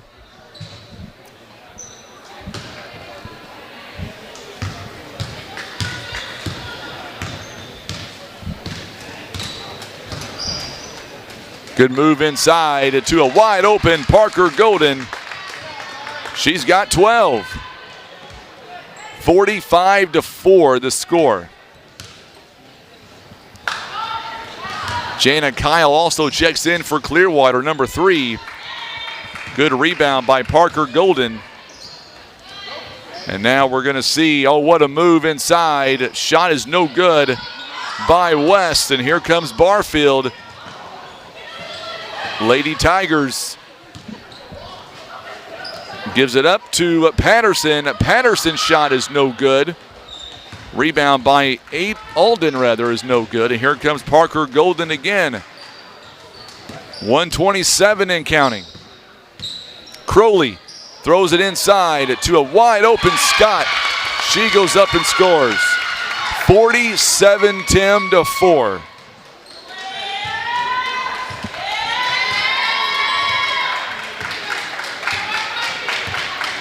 East Carter, they look good.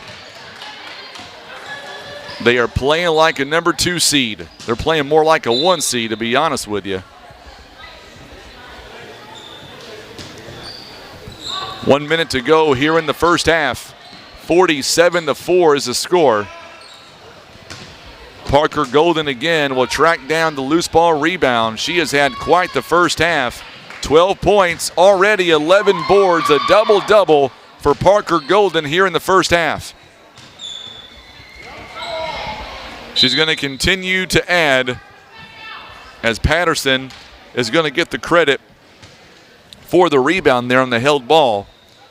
So now the possession arrow is going to go to East Carter. East Carter is going to substitute in. Ella Fuller will come in for Parker Golden. 12 points, 11 rebounds, a couple of assists. She has had a really good first half to this point.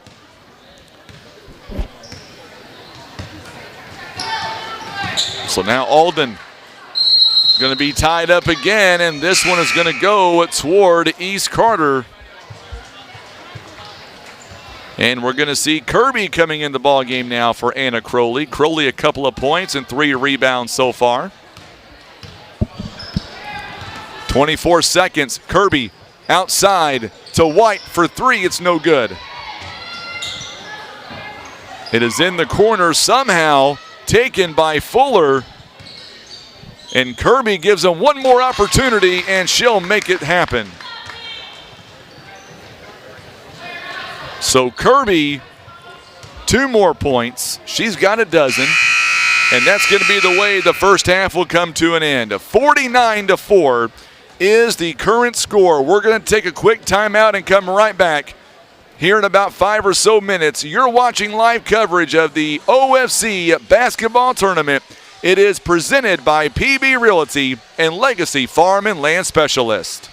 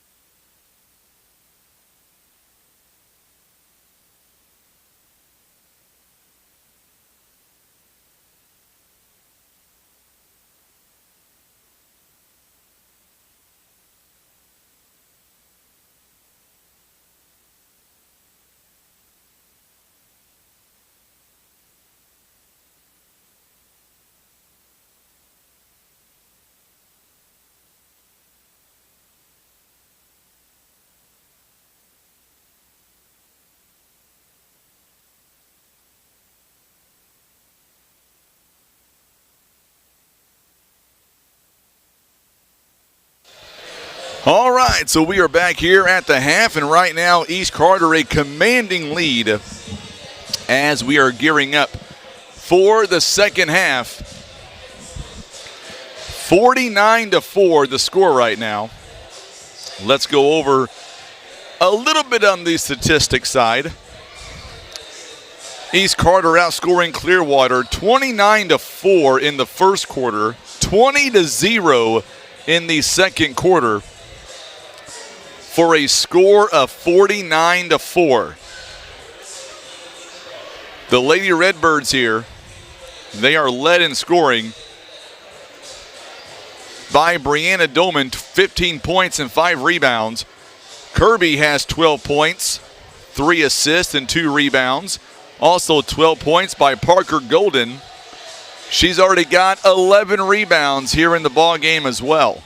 That's incredible. 2 points each by Clara Scott, Sierra Duckett as well, and by Anna Crowley.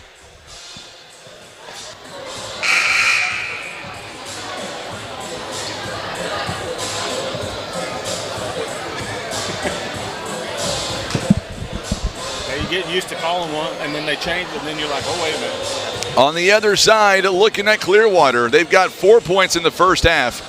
2 points by Jordan Patterson.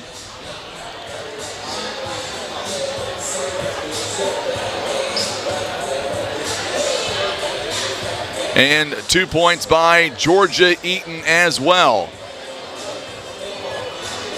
So as we get set for the third quarter now, East Carter, each team, by the way, with 4 timeouts remaining here in the ball game. Maryland tuning in back in Elsinore. Glad to have Maryland on side here this morning for the second game. Karen Pratt, she is watching from Atlanta, Georgia. She is watching us on YouTube. Glad to have you alongside, Miss Pratt. Let us know what team you're going for. The winner of this game is going to take on Neelyville, and that'll be on Monday night at 7:30.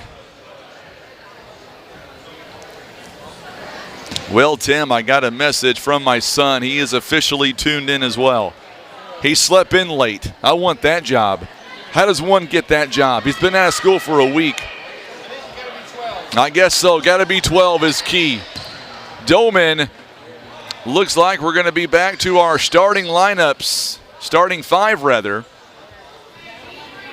So Doman is going to come out. Brooklyn Kirby as well. Parker Golden, Anna Crowley, and Sierra Duckett.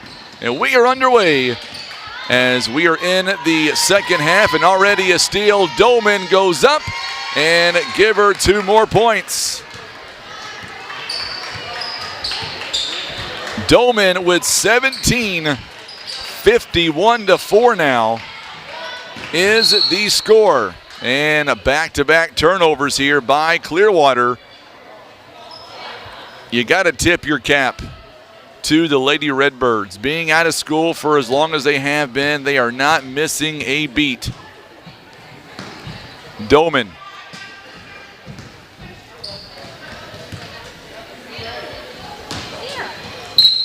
Going to be a turnover on East Carter. A rare turnover so far. Only their 5th one of the ball game. 7:05 to play here in the first.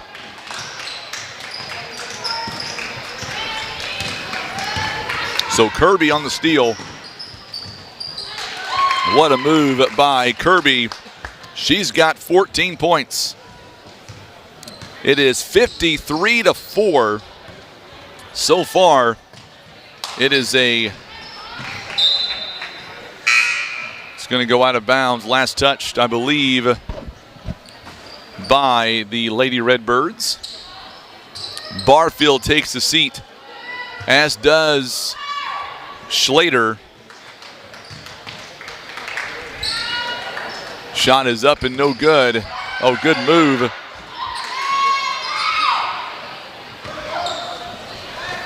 (53-4).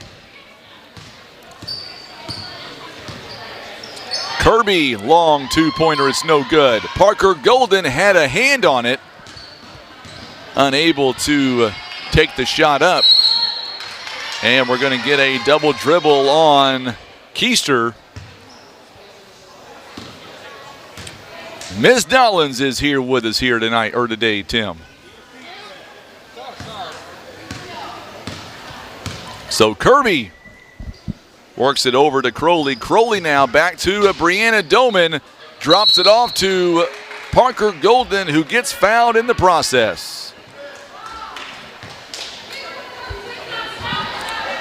First team foul by the Lady Tigers. Georgia Eaton picks up a foul. 5:34 to play, third quarter. Parker Golden free throw rattles home. She's got 13 points. She's got a baker's dozen. Second one is no good. Rebounded by Brianna Doman. Doman goes up top, shoots it and scores. 56-4, 19 points for the senior. Twin Rivers, the Lady Royals, comes up next. They will take on Naylor. And another turnover coming up on Clearwater. With 5:07 to go here in the third. Brooklyn Kirby along. A three-point jumper is no good. Rebounded by Keister, and now a steal. Kirby is going to go up and she'll draw the foul. She'll shoot two more.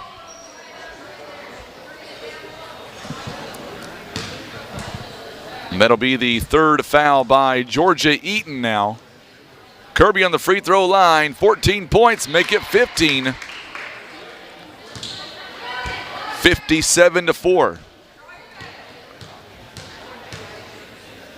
Kirby, second one is up. It's good. 58-4.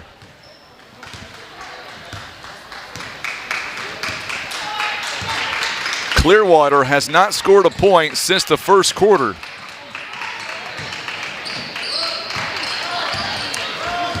Parker Golden with a steal. Splits the defense. Can't finish it. Doman tried to finish it, unable to. And now Kirby, floater inside, and outside shot to Crowley is no good. What a move again. Offensive board again by East Carter. Kirby, no look pass to Parker Golden. Now Doman. Doman 19 points. She'll wind up and draw the foul. And she's going to shoot two free throws coming up. Coming up after this contest, we will have our first Midwest Bank Player of the Game.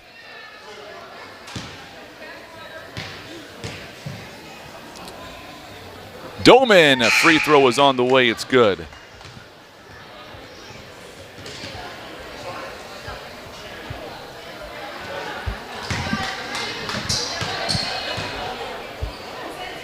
Second one is up, and it's good. She's got 21.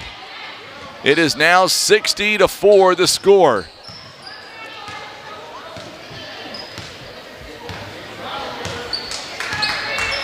Under 4 to play here in quarter number 3. Another steal. Doman out ahead. She's got 23 points. 62-4. Schlater going to knock it off the fingertips of Parker Golden. 3:34 to play, and they're going to keep the clock going. It looks like we're going to run the clock here in the third quarter, it appears. As long as each team agrees to that, which I don't see why they wouldn't. So they're going to run the clock now. Start it early instead of waiting till the fourth quarter. 3:16 to play, 62-4. Boy, I tell you what, this team, as we see Parker Golden nearly having yet again another steal. If they can play this well coming up on Monday night, Tim, it's going to be a hard game for Neelyville. I know it's going to be a better matchup for them, for Neelyville rather, but still, Golden wide open, 15 points.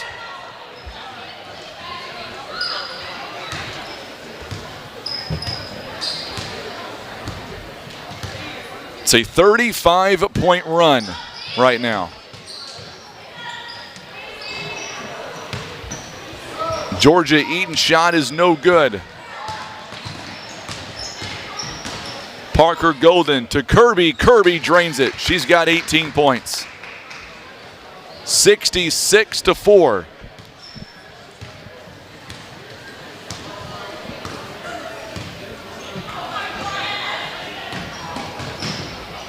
So Twin Rivers will take the floor next. It'll be the girls and then the boys. Good move inside. East Carter, or I should say Clearwater rather,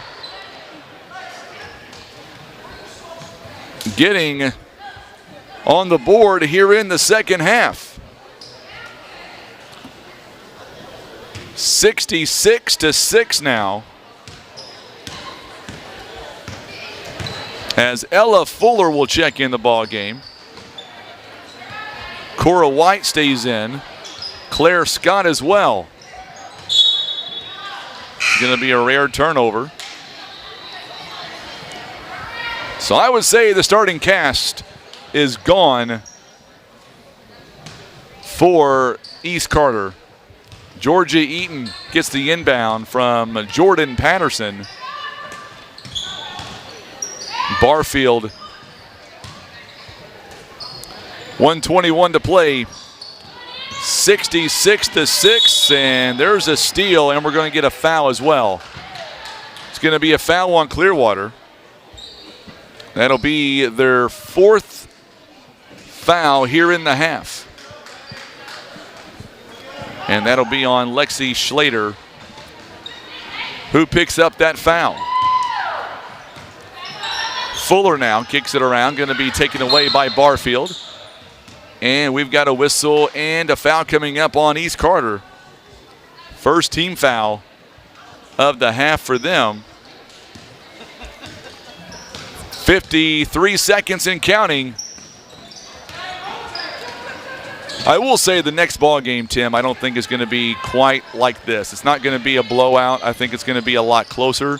Twin Rivers, Naylor, very evenly matched. Good move by West, blocking out everybody. The only thing I worry about with Twin Rivers is here recently they suffered a season injury loss to Hannah Bader. Big presence inside for them. Good move by Anna Crowley. Give her 2 more points. She's got 4 in the ball game, 68-6.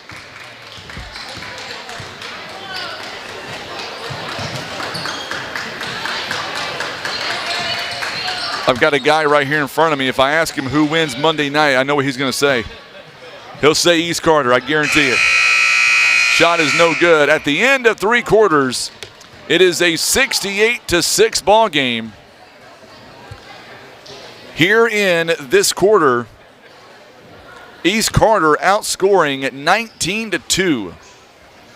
It was a 35-point run for the Lady Redbirds. Our broadcast being brought to you by our good friends at First Choice Insurance, Russians Towing, Scott Law Group, Day One Chiropractic, Elite Trucking Academy, Countryside Chevrolet, Current River Ford. Also being brought to you by Whitworth Gift Chest Jewelers, Barker's Towing and Automotive, J.W. Walker & Sons Recycling, Jorindis Fast Tax. Also being brought to you by Mays Florist, D's Country Kitchen. Those two are proud supporters of East Carter basketball.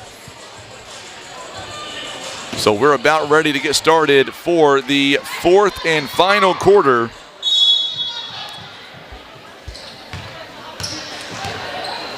And Scott gets it to Addison West. Crowley now over to Scott. Scott drains it for her second bucket of the second half. So Keister, as Patterson now will work it outside. Good block. What a block by Addison West.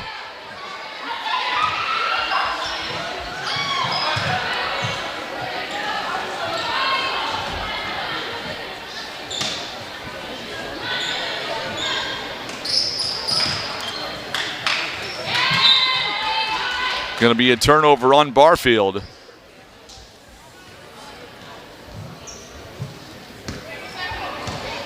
So East Carter now going to bring it right back up the floor. A lot of fans starting to walk in from Twin Rivers, as they're going to be in attendance here. Three-point basket is no good. Patterson with a rebound. And we got a foul coming up on East Carter.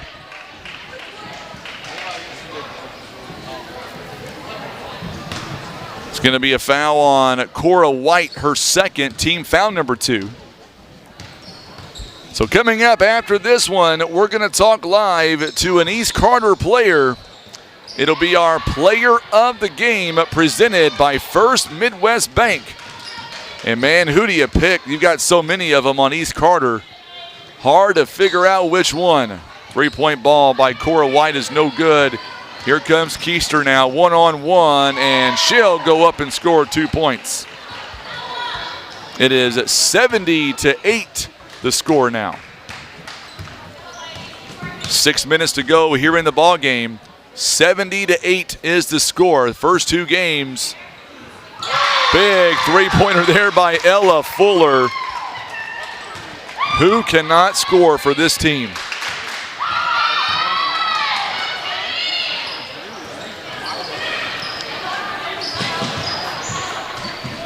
.537 now. It's going to go out of bounds.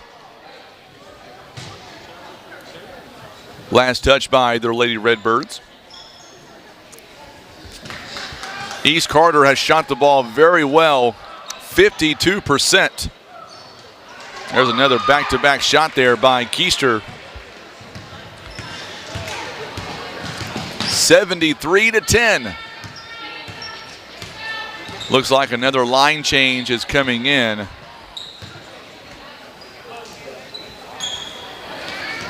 Five minutes to go here in the fourth quarter of play. Fuller, another three. This one is off the mark. It's rebounded by Keister.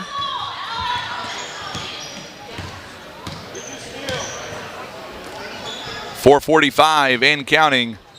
Barfield had a wide open shot for a minute. It's going to go out of bounds. And we're going to see East Carter going to sub in. Caitlin Nichols is going to check in. Also, Brooklyn Kirby is back in the ball game. So is Sierra Duckett, Parker Golden, and Brianna Doman. So 4 out of the 5 starters back in for Coach Rogers. Duckett, her three-pointer is no good. Rebounded by Nichols. Good job from her. And we're going to get a whistle and a travel going to be called on Dolman.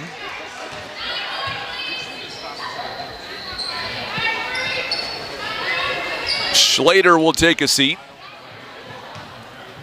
Alexis Alden back in.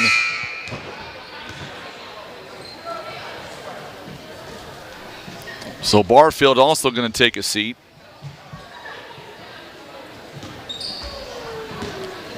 .335 and counting. Coming up next, it'll be Twin Rivers and Naylor. Should be a good one.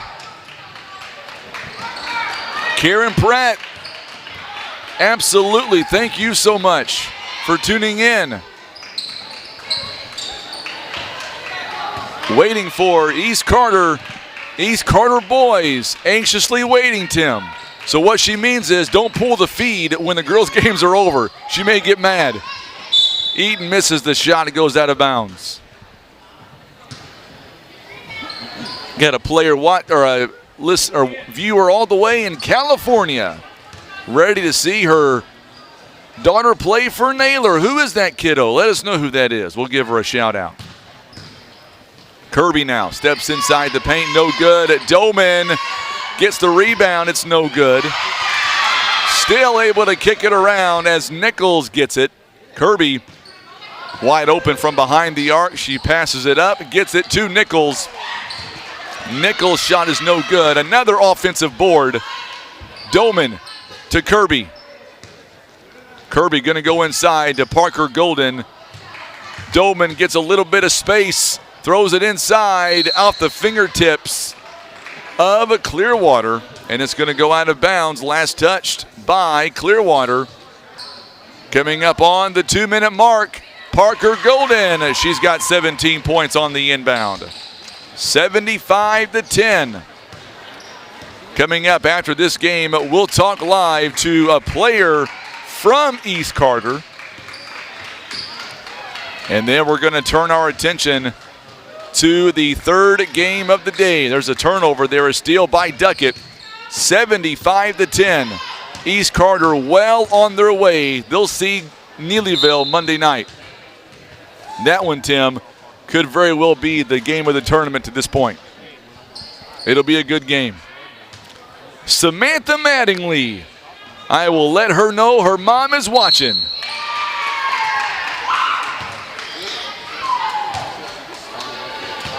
Going to be a foul on Naylor.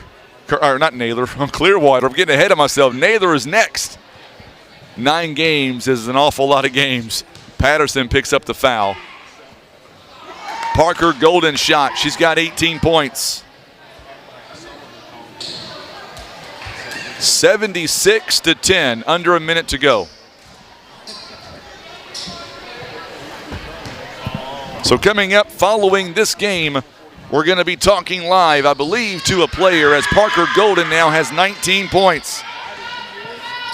After this game, we'll talk live to our player of the game, presented by First Midwest Bank. 77-10 is the score.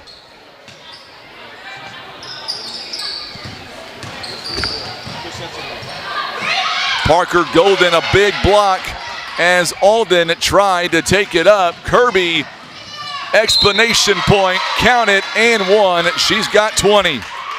79-10. And this game is going to come to a close. Kirby, 3-point play. And that is it. Final score, 79-10. Coming up next, it is our First Midwest Bank player of the game. We'll be right back.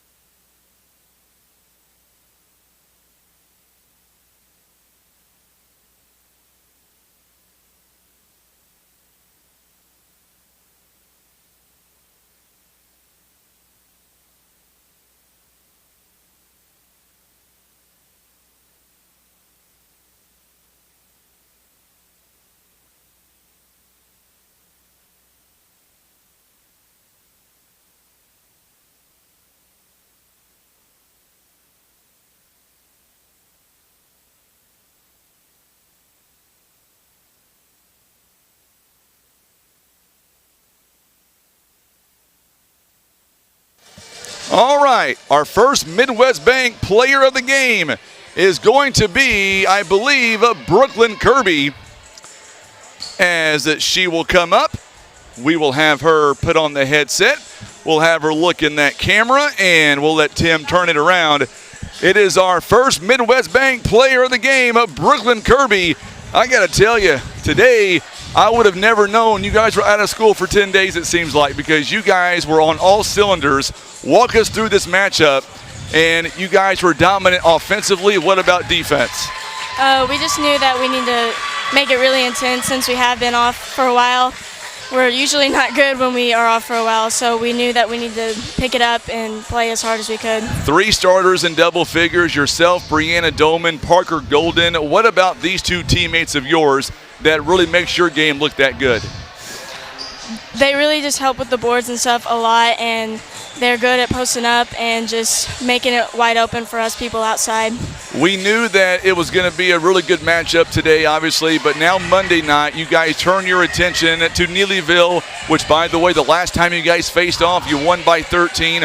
Walk us through the atmosphere coming up on Monday night when you guys take on Neelyville yet again in the semifinals. Well, we know that we had to play hard tonight, but we're going to have to pick it up even more the next night and really rebound and play really intense against them. You guys won by 13 the last time around. What about it in that matchup did you guys not like and you guys want to clean up before Monday night? We definitely need to finish more shots and be more clean with our passes. And I tell you what, man, your fans are passionate. When you see fans come out cheering for everybody on the team, not just yourself, but everybody, what's that say to the entire team? It feels really good because I feel like a couple of years it was pretty slow and quiet, and we're really trying to make a name for ourselves. All right, so is there any part of the game you want to clean up from anybody's perspective before Monday night? You can't be satisfied, right? No, definitely not. We just want to keep it really sharp and clean. So, what would it mean to get back to the title game like you guys were there last year? What would it mean again to this group of seniors to get back there again? Well, especially my last year, I would really like to make it and definitely win it this time. And we've been working all season for this. So, anybody you want to say hi to in the camera back at home who's watching today? You got somebody here in front of you who's wanting to say hi? Adam Duckett. All right. Well, thank you so much for your time. Congratulations, and we'll see you guys on Monday. Thank you. You betcha. Brooklyn Kirby joining us live, our first Midwest Bank player of the game. That is a great kid right there. She does a phenomenal job for East Carter, and we're going to see them again coming up on Monday. So what we're going to do is we'll step away, and we're going to get set for the third matchup of the game. It is Twin Rivers, it is Naylor, and it is next. We're going to come back in about 5 minutes. Don't go anywhere. You're watching live coverage of the OFC basketball tournament. It is presented by PB Realty and Legacy Farm and Land Specialist.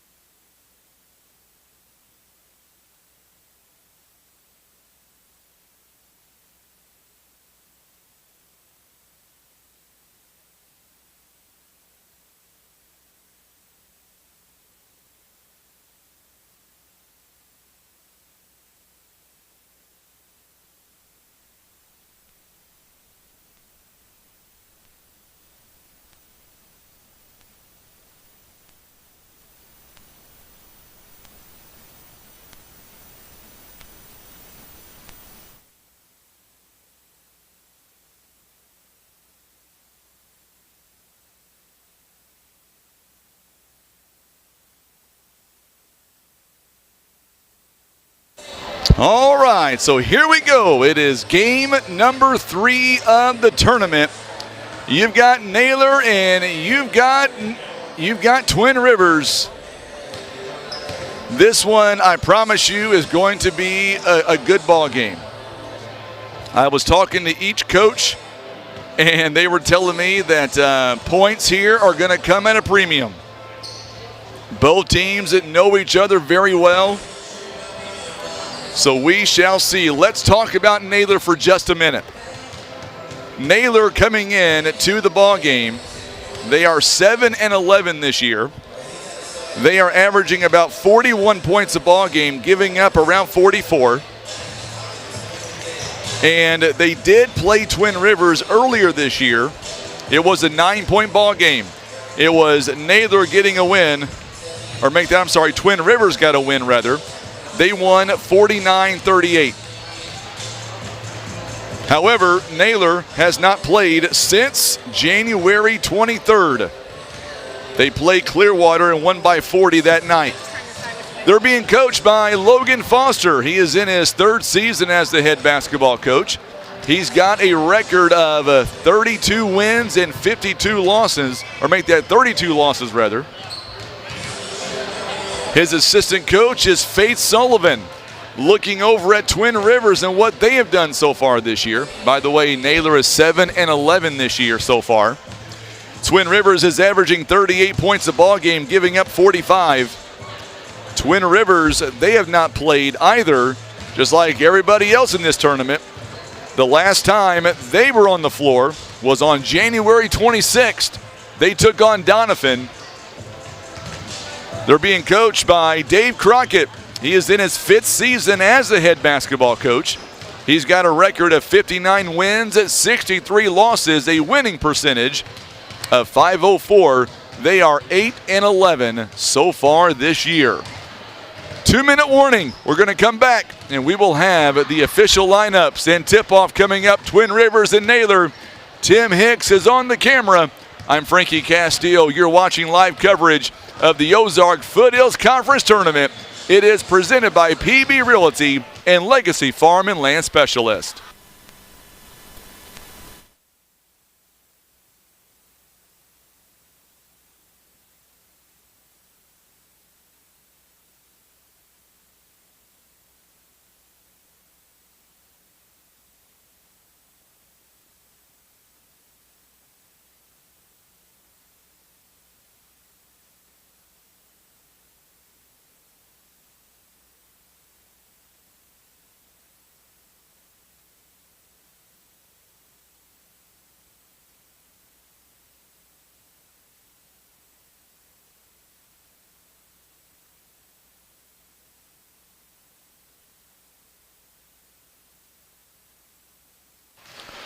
All right, so we are back as we get ready for the next contest. This one is not going to be a 50-point blowout. I was talking to Coach Logan Foster and Coach Dave Crockett, and they both assured me, Tim, there's a possibility that these two teams may not score 50 apiece. I'm just saying. I see Jordan Penn. He is in the gym now from East Carter. By the way, there's supposed to be a poll going on right now, one that I'm going to have to get started, I guess. I was told there's a very good possibility that we're going to be taking on who has the better, I guess beard, I guess. Yeah, the beard. So Twin Rivers Royals now, Lady Royals that is, they are taking on the Naylor Lady Eagles. Number 3, Samantha Mattingly. So Samantha Mattingly is going to get the start for the Naylor Eagles. Zoe Sprouse. Number 12, Alexis Hawkman. Alexis Holcomb. And number 30, Harley Sullivan. And 31, Chloe Mitchell. Olivia Yarbrough is not in the starting lineup. Macy Hockersmith for Twin Rivers, a 5'5 sophomore. Reese Chrisman going to get the start. Chrisman is a sophomore. Halen Crockett, number 22 for Twin Rivers, also a sophomore. Amelia Douglas wearing number 30 getting the start.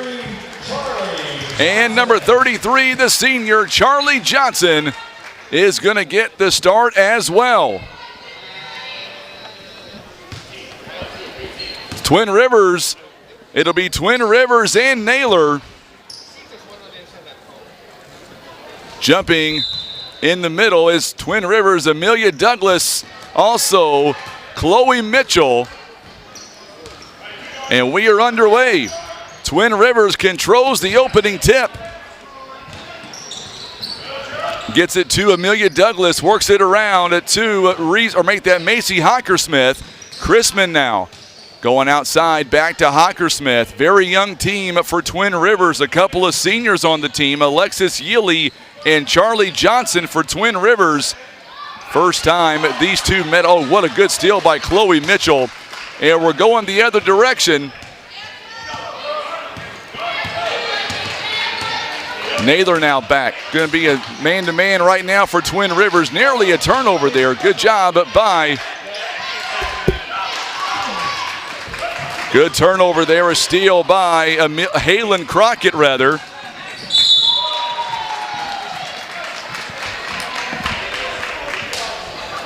.7:05 to go here in the first. A foul going to be coming up on Naylor. So we'll see who they call that one on. It's going to be on Samantha Mattingly. Halen Crockett shot is no good. Crockett could not get the shot to go down, but an offensive board by Twin Rivers. Johnson loves that three-point shot.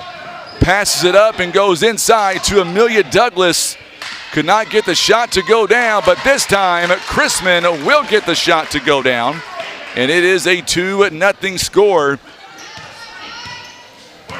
for Twin Rivers. They lead 2-0, 6:36 to play here in the first quarter of play. Sullivan goes inside. What a move to Chloe Mitchell, and we are tied up at 2. Well, that was a good execution there by Naylor. The winner of this game, by the way, is going to get Doniphan on Monday night. 6:08 to play. Chrisman back out to Hockersmith. Hockersmith over to Charlie Johnson. Johnson now gets it to Halen Crockett. Crockett's going to be blocked. Chloe Mitchell with a big block. And we're going to get a whistle here, and it's going to go out. It's going to be a turnover on Naylor. Going to go right back to Twin Rivers. Twin Rivers, by the way, going right to left, wearing their white jerseys with the blue trim. Naylor wearing their black jerseys with the yellow and gold trim. Twin Rivers right to left on your TV screens or the phone screen, whatever you're watching this morning. Hockersmith over to Crockett. Crockett, good defense by Naylor. Man, Naylor is all over the paint right now, not letting any shot go inside. 2-2 ball game. Hockersmith over to Crockett from the north of the free throw line. It's no good. Rebounded by Harley Sullivan. Boy, both coaches, Logan Foster, Dave Crockett, know each other very well. Hockersmith, a big turnover there, a big steal. All by herself, goes up and scores her first bucket of the game. It is now a 4-2 ball game. Good move by Hockersmith. Annie Middlestott is going to come in next. We're going to get a foul coming in. This one will be on Twin Rivers. And we'll see who they call that one on. It's going to be on Charlie Johnson, her first, team's first. Going to the free throw line is Zoe Sprouse. She'll shoot 2. First one is on the way. It's up and good. It is a 4-3 ball game now.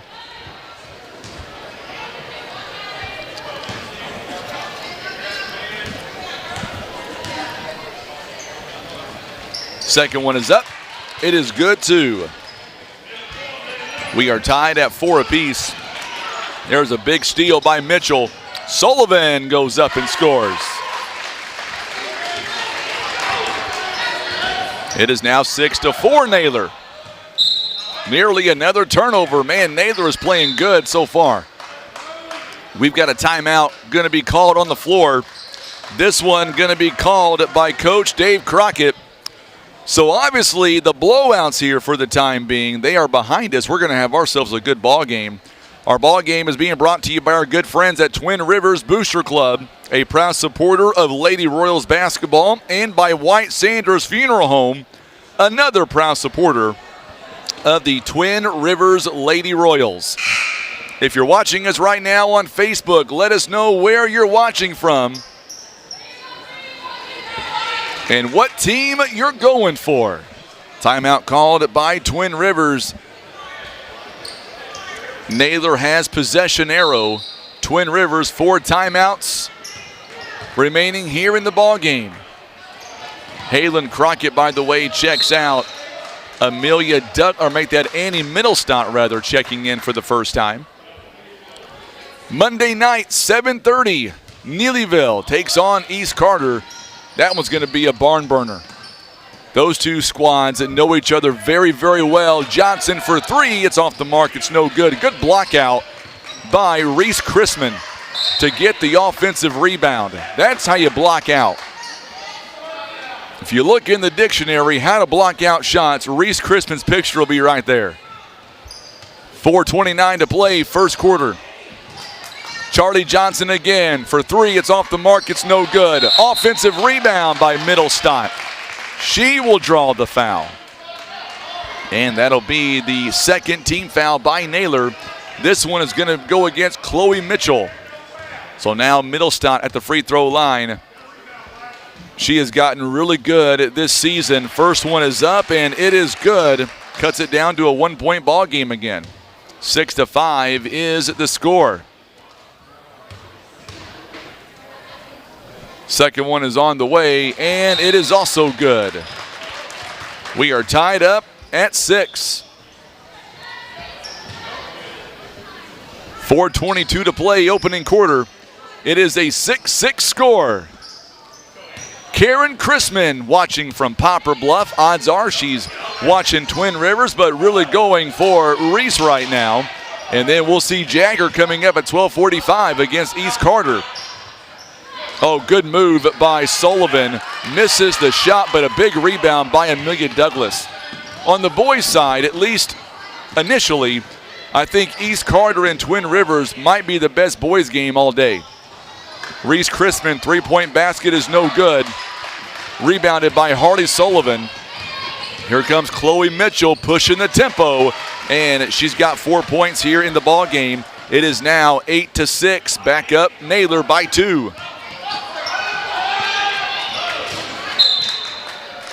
Got a foul coming up. This one, I believe, is going to be on Harley Sullivan. If it is on her, it's her first, and that'll be the third team foul by Naylor. So it will be on Sullivan. It'll be her first. 3:33 to go here in the first quarter of play. Both teams, Twin Rivers and Naylor, is shorthanded, both injury-plagued right now. Johnson going to have it taken away by Zoe Sprouse. Sprouse misses the shot. Good rebound by the other senior on the team, Alexis Yealy. One of 3 seniors. 2 are active. Good move to Amelia Douglas. Charlie Johnson with a big assist, and now we're tied up at 8 points apiece. 3 minutes to go here in the first quarter of play. 2:51 to play here in the first quarter. We are tied at 8. Sullivan gets the handoff. It is up and it's good. She's got 4 points. Man, she is so strong. So good. And we've got a whistle here, and this one is going to be a foul, I believe. Is it going to be a foul or out of bounds? Halen Crockett checking in. They're going to call that one to be a foul. It's going to be a foul on Jalen Winder. Team foul number 4 now for the Naylor Lady Eagles. Chrisman for 3, it's money. She's got 5 points here in the ball game. Boy, Twin Rivers needed that, Karen. Betsy says, go Lady Tigers. Good move by Zoe Sprouse. She'll drive the lane and she'll draw the foul, and she is going to be slow to get up. Boy, you hope she is okay. You don't want to see anybody get hurt. She landed awkwardly. Now the officials over to check on her. Lance Penn, Chris Russian, Pat Sarda. Zoe Sprouse kind of shakes everybody off. She's a good player. Very, very tough player. They're going to call a foul on Alexis Yealy, her first, team second. Sprouse misses the first free throw. We're going to see back in the ball game Alexis Holcomb.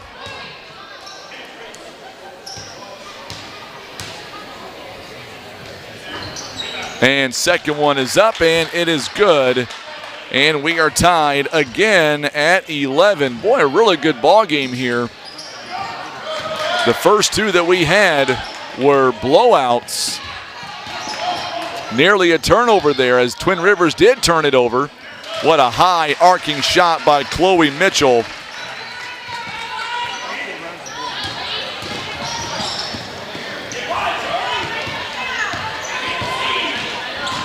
So Twin Rivers, we're going to get a whistle and a foul coming up on Naylor.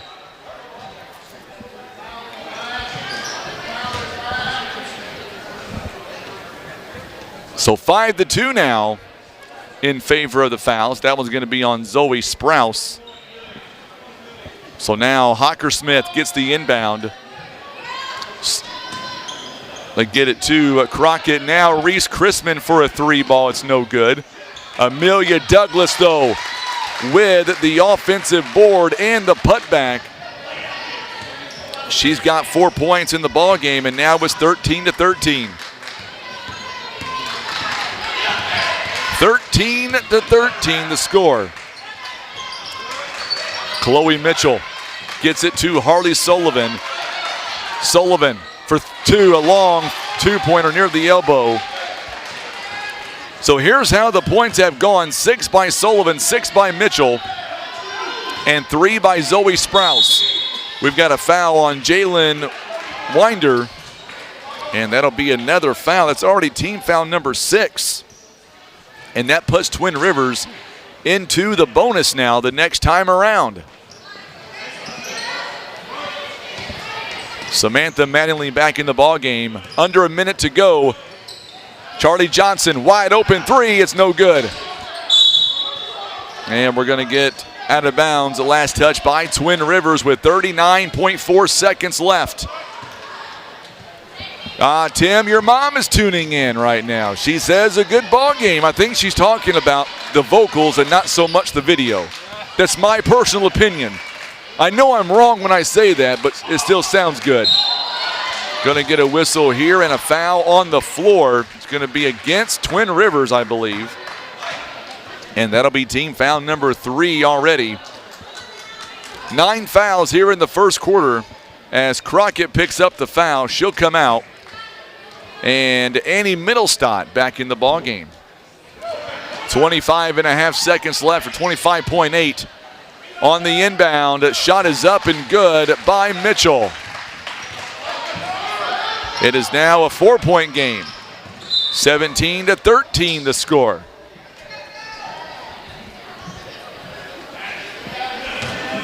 .6 seconds left. We're in quarter number 1. Reese Chrisman shot a little bit short, rebounded by Chloe Mitchell.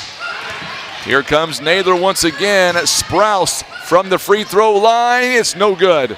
She was wide open, and that's going to be how the quarter will come to an end. At the end of 1, it is at 17-13 the score. Twin Rivers down by 4. You're watching live coverage of the Ozark Foothills Conference Tournament presented by PB Realty and Legacy Farm and Land Specialist.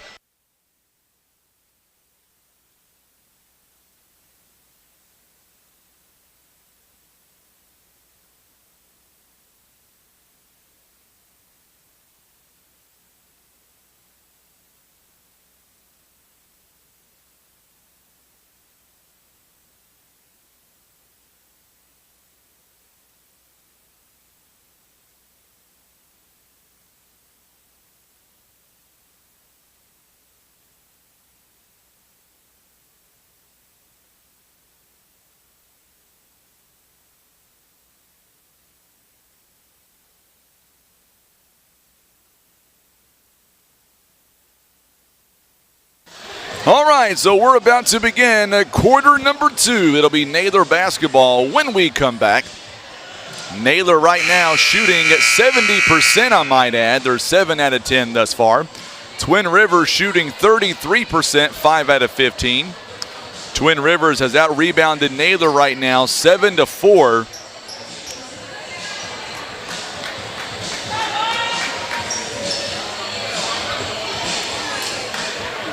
Andy Middlestott checks back in the ball game for Twin Rivers. And we are back here to live action. Naylor, by the way, as we get reset, Naylor has it. So we're going to get an offensive foul. It's going to be against Harley Sullivan. It's offensive foul. And that is team foul number 7 already for Naylor. Twin Rivers, meanwhile, with Macy Hocker-Smith, Reese Chrisman, Amelia Douglas, Annie Middlestott, Charlie Johnson on the floor right now. For Naylor, it is Samantha Mattingly, Zoe Sprouse, Alexis Holcomb, also Harley Sullivan and Chloe Mitchell. And we're going to get a foul on Twin Rivers. And that'll be a turnover. That's going to be on Amelia Douglas. 7:38 to go here in the first half. 4-point ball game now. 17-13 the score. Chloe Mitchell, boy, she is a dynamic player, misses that one. Douglas on the rebound.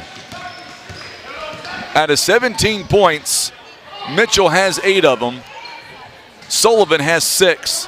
Johnson for 3, it's going to be short, no good. Rebounded by Mitchell. And we've got a foul against Twin Rivers. That is team foul number 5 now. That'll be on Annie Middlestott. Starting to get a lot more fans in the building here this afternoon, Tim. Boys games are coming up next. Twin Rivers, East Carter. That one's going to be a barn burner, I got a feeling. Those two already met up earlier this season. Just a couple of weeks, not even a week or so ago, on the 27th of January. Twin Rivers got the win. It was their homecoming night. See Jeff Berry here, which tells me he's going to be an official coming up. 3-point basket is good by Zoe Sprouse on the inbound. And now it is a 6-point game for Naylor. So Sprouse with her first, she's got 6 points now. Only 3 players have scored for Naylor. Middlestott, oh, it rims out on her. She was wide open, and she'll get her own missed shot, and I believe she'll draw the foul again.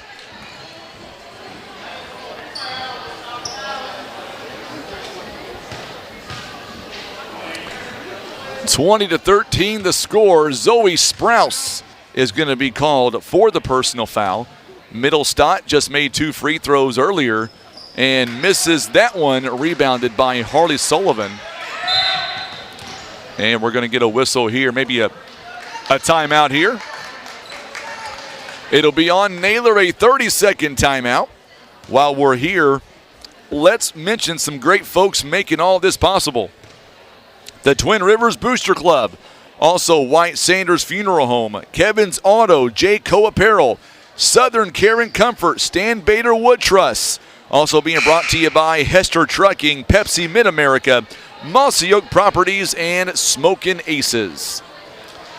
6:27 to go here in the first half. It is a 7-point ball game right now. We are live in Greenville. Tim Hicks is doing the camera. I'm Frankie Castile. All 9 games today. Then Tim and I can go home tomorrow and do nothing, I would assume. We've got 3 games a day starting on Monday, Tim. Be some late night for us coming up. Ball's now on the floor. Good job by Hocker-Smith. A jump ball, and it's going to go to Twin Rivers. That is really good ball work there. Good defense by Twin Rivers, causing the turnover and the jump. Twin Rivers now will carry it. Possession goes back to Naylor. 6:12 to go here in the first half. Twin Rivers shooting 29%, 5 out of 17. Naylor is 8 out of 12. Good move inside, a little too strong. Amelia Douglas What a move by Annie Middlestott. Right place at the right time. Give her 2 more points. It is back to within 5. A 5-point ball game now. 20-15 is the score. Chloe Mitchell, her shot is no good. Rebounded by Twin Rivers. Macy Hocker-Smith. Oh, she lost it on the way up. Started looking down at the ball instead of the goal. She was ready to shoot that one too. Kimberly Dollins is in attendance here.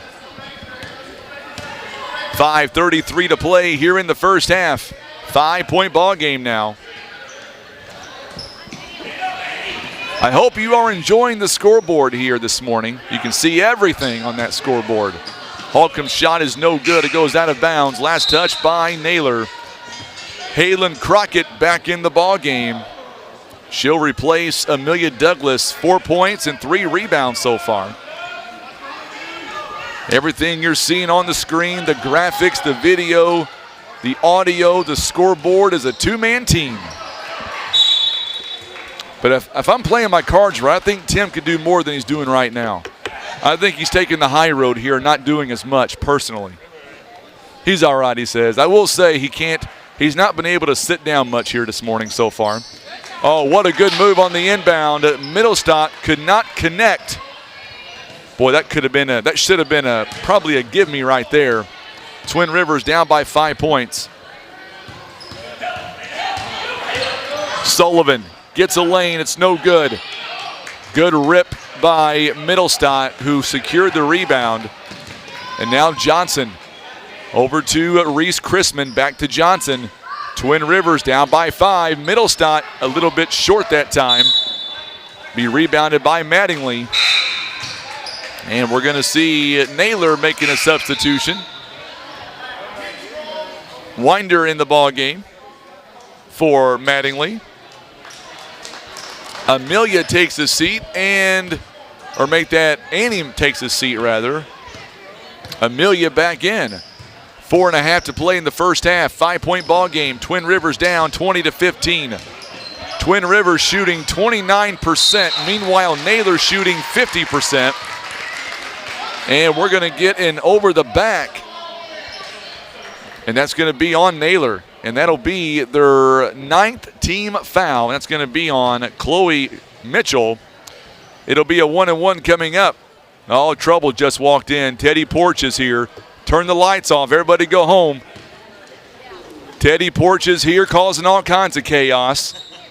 Free throw is on the way by Crockett. It is good. 20-16 the score now. So Crockett will get one more free throw. Her first one of the morning so far. Second one is no good. Good job by Charlie Johnson at tracking down the loose ball rebound. Oh, they're going to say it was last touch by Winder, and it's going to end up Twin Rivers' ball. Johnson throws it in the traffic, taken away by Holcomb. Chloe Mitchell outside to Zoe Sprouse for 3. It's money. Boy, that looked good going up. You got to give her credit there. That was a good shot. 23-16 the score now. 7-point game. Good move by Halen Crockett to a wide open Amelia Douglas. 23-18 the score now. Rebecca Gustin says, "Let's go, Charlie." Watching us on YouTube this morning. Well, I guess it's not morning anymore officially. It's now noon. 3-point, no good. Good rebound by Amelia Douglas. Twin Rivers only down by 5 points. Charlie Johnson back to Macy Hocker-Smith. Chrisman now top of the key. Good move inside again. Amelia Douglas is good. She's got 8 points. Macy Hocker-Smith with the big assist. Twin Rivers now shooting 35%. Naylor shooting 50%. A lot of fans here from Twin Rivers and East Carter. And we're going to get a blocking foul coming up on Amelia Douglas. It'll be a 2-shot foul coming up. 6-team foul. And now both teams will be in the bonus the rest of the half. So Sullivan on the free throw line. She has not been there today so far. Does make the first one. And we're going to see Annie Middlestock coming back in the ballgame now for Amelia Douglas. Second free throw coming up by Harley. She's got 7 points. 9, by the way, for Zoe Sprouse. She makes them both. And we're going to get a timeout here called, a full timeout by Naylor. So we'll step away with them and take a 30-second timeout. It is a 25-20 ball game. Naylor leads by 5. You're watching live coverage of the Ozark Foothills Conference Tournament presented by PB Realty and Legacy Farm and Land Specialist.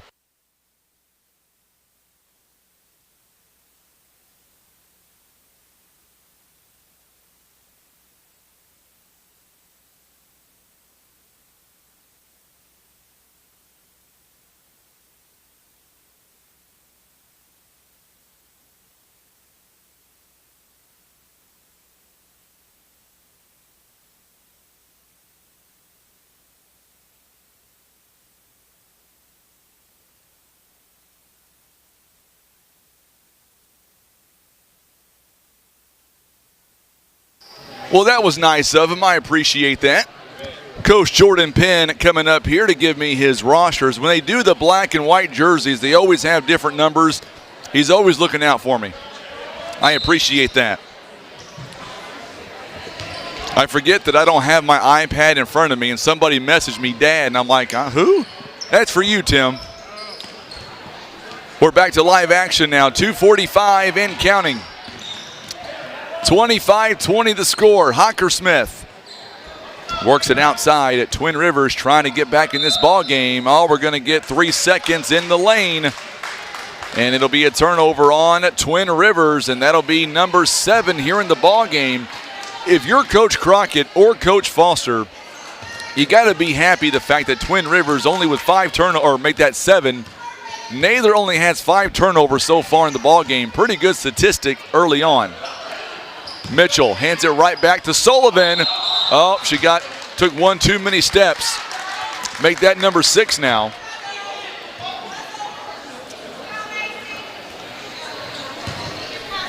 .219 and counting to go here before halftime.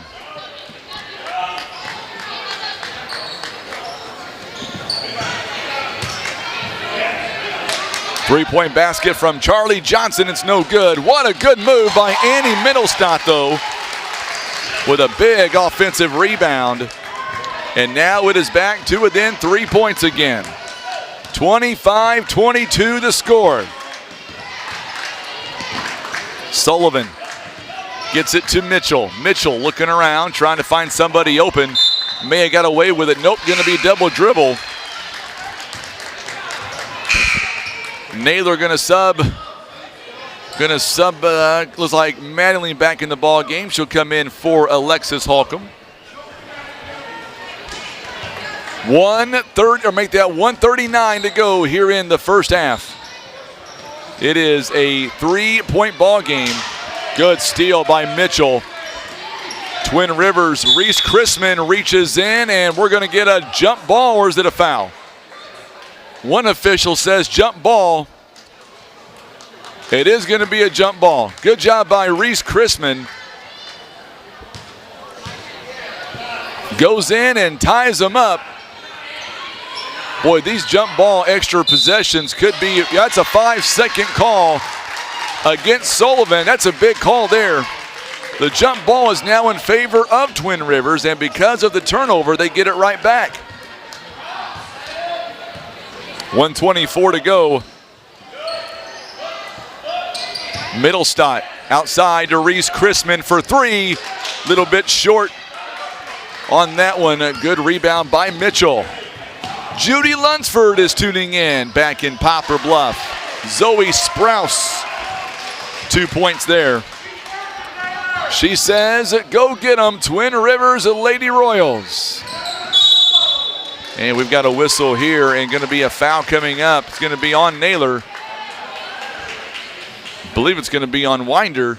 It is going to be. It's her 3rd, and that's team foul 10 now. Double bonus. And Reese Crispin with 5 points in the ball game. She has not been at the line today. First one is up, it's good. So we're going to see Alexis Holcomb back in the ball game now. 27-23, back to a 4-point game. Second one coming up here for Crispin. Misses that one. Good job by Mattingly tracking down the rebound. Our officials here for this game, Chris Russian, Lance Penn, Pat Sarda.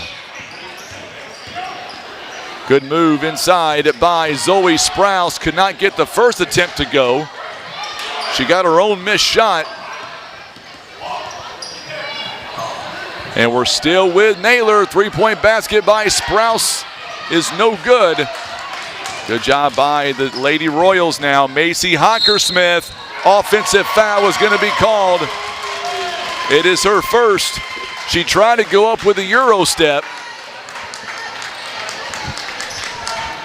Good job by Naylor. They were inside that restricted area. It looked like it anyway. So coming up at halftime, Tim and I are going to reset, and we'll get ready for the second half. It is a 4-point game. Holcomb's shot is no good. Rebounded by Reese Crispin. And there's a steal by Zoe Sprouse. And as the quarter, or the half rather, comes to an end, it'll be Naylor basketball, or make that Twin Rivers ball, when we come back as we get ready for the second half. We'll take a quick timeout and come back. You're watching live coverage. It is a 4-point game at 27-23 live from Greenville. This is the OFC basketball tournament presented by PB Realty and Legacy Farm and Land Specialist.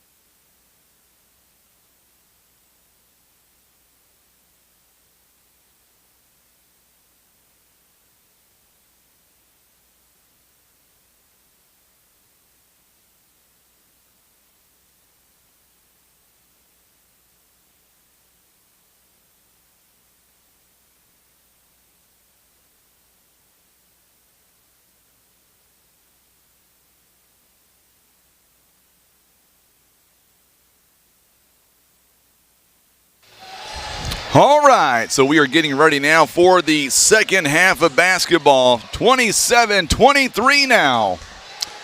Big shout out to our friends in the hospitality room here at Greenville High School. They do a phenomenal job. Appreciate all they're doing for us. So 2:20 on the board now. I see Coach Seth McBroom. He will have the next game coming up following this one. We'll work on the boys' side of the bracket. It'll be the varsity game first.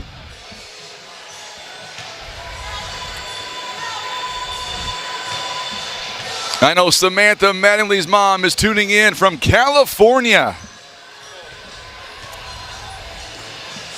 1:50 left. Here before we get ready for second half action. Twin Rivers right now shooting 35%, 9 out of 26. They are 1 of 10 from behind the arc. And they are 4 out of 7 on the free throw line. Just 10 turnovers in the first half. Meanwhile, Naylor shooting 42%. They are 10 out of 24 so far. They are 2 of 6 from behind the arc and 5 out of 6 on the free throw line.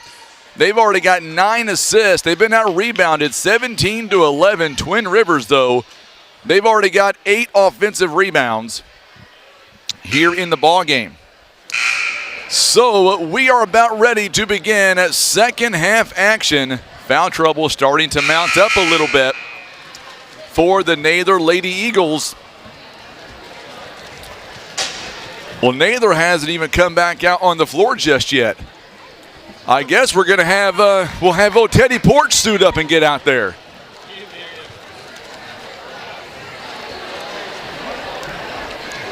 Hey, we're missing a team. We need Teddy Porch to suit up.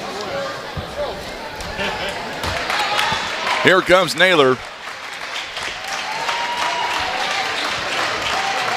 Haley Benson is tuning in today with us. Big Royals fan for sure. So same starting 5 for the Lady Royals. As for Naylor, it'll be the same starting 5 for them also. It is a Twin Rivers ball. Twin Rivers has Macy Hockersmith, Reese Chrisman, Halen Crockett, Amelia Douglas, and Charlie Johnson. Quick turnover there as Twin Rivers gives it right back to Naylor. Naylor on the floor. They've got Samantha Mattingly, Zoe Sprouse, Alexis Holcomb, Harley Sullivan, Chloe Mitchell. Wayne Wilcutt says Teddy Porch is in the house. He's busting loose. I like that comment. Sprouse, her shot is no good. Oh, what a good rebound by Chloe Mitchell. Tracked it down.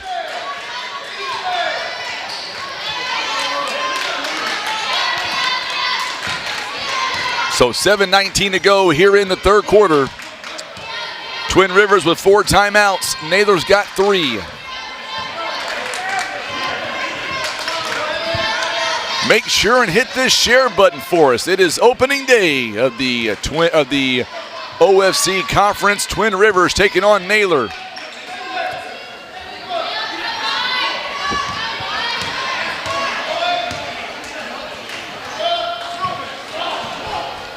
So now Naylor closing it up a little bit, slowing down the rhythm right now. Sprouse. Long pass inside. Inside to Mattingly. Her shot is no good. It is rebounded by Charlie Johnson. Here comes Twin Rivers again. Twin Rivers is down by 4. Another steal from Chloe Mitchell. Oh, Mitchell splits the defense. Goes in, and she's got 10. That was a good move by Naylor on that one. Just going to say, I think another steal by Sprouse. No good. Hockersmith with a big rebound. Don't want to get down by too much. Good move to Amelia Douglas. She's got 10 points now. and gets those 2 points right back. It is now a 5-point ball game again.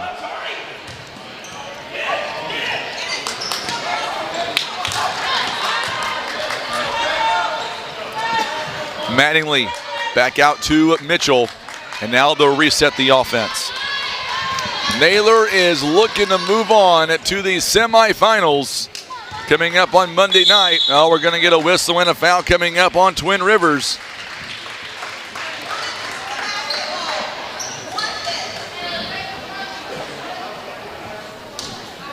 They're going to call that one on Halen Crockett. It's her second.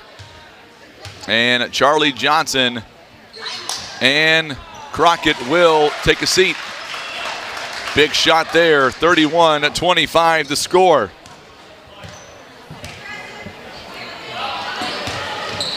Good job following the inbound there. Nobody blocks out as Mattingly was able to get that.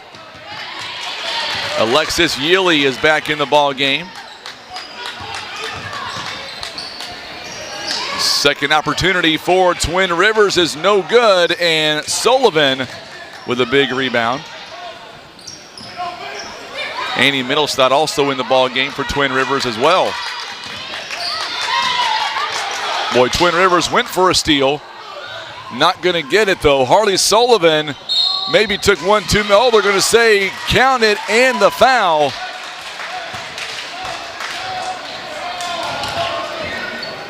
That'll be a foul on Twin Rivers. And that'll be a foul on Amelia Douglas. It'll be her third. And the three-point opportunity is good at 34-25. It is a 9-point ball game now. Naylor starting to turn up the pressure a little bit. Good job by Amelia Douglas.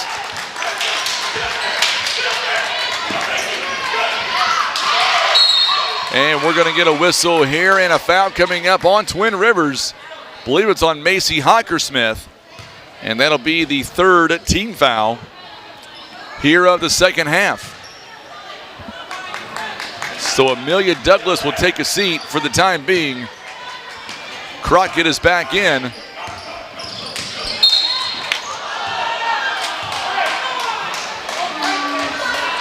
And we've got a foul coming up. And that'll be a fourth team foul on Twin Rivers.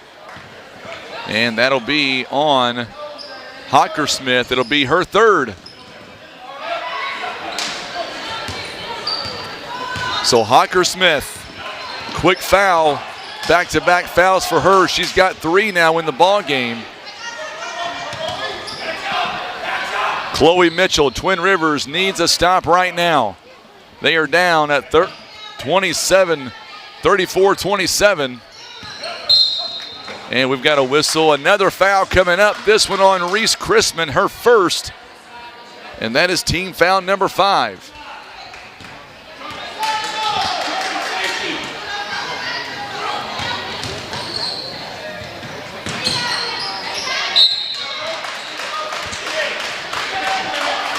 .344 to play here in the third quarter.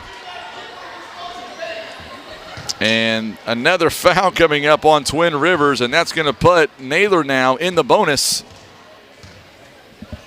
Free throw coming up by Zoe Sprouse is no good.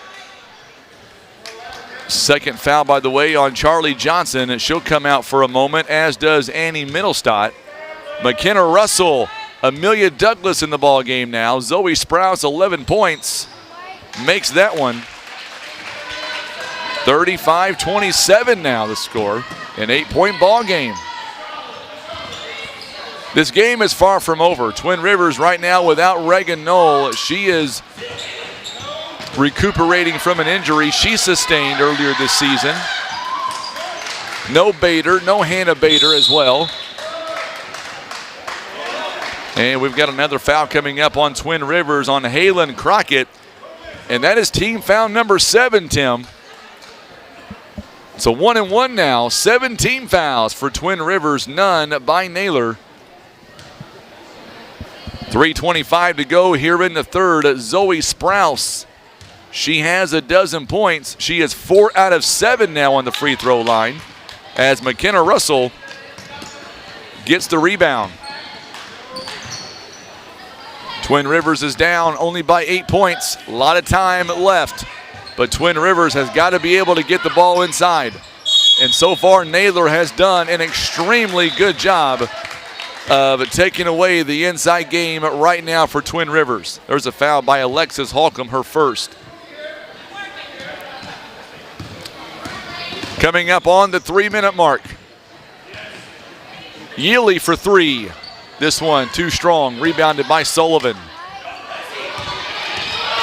Out in front, Chloe Mitchell. Mitchell's shot is no good. And that's what you need if you're Twin Rivers.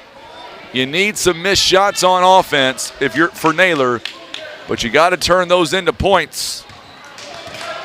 On the other end. So McKenna Russell. Back to Yealy. Yealy now has it knocked away. McKenna Russell, who just checked in a moment ago for Twin Rivers, goes inside, has it taken away by Sullivan. They try to go to Douglas, and Sullivan, right place at the right time.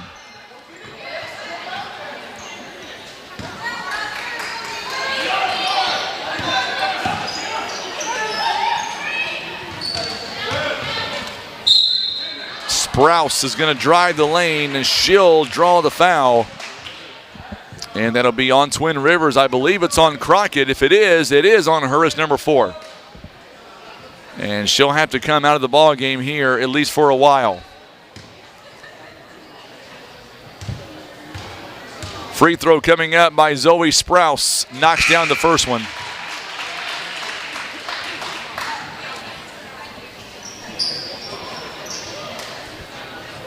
So Zoe Sprouse, 13 points, 36-27, and she makes them both. It is now a 10-point ball game for Twin Rivers. Our broadcast presented by Twin Rivers Booster Club, also being brought to you by the White Sanders Funeral Home, located in Cullin and in Fisk.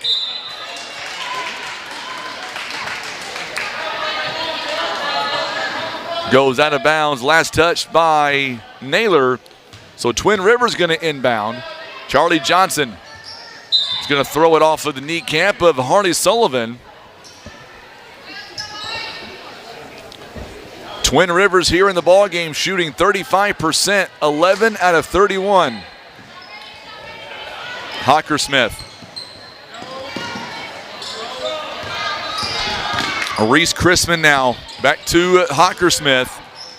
Chrisman double teamed. Good job by Holcomb. Nearly had it taken away, and they will. They're going to say a turnover on Twin Rivers. Boy, Alexis Holcomb, she is everywhere on the floor. If you're Coach Logan Foster, you got to appreciate everything she is bringing to the table. 135 and counting. Sullivan gets some space. Shot is no good on the first attempt.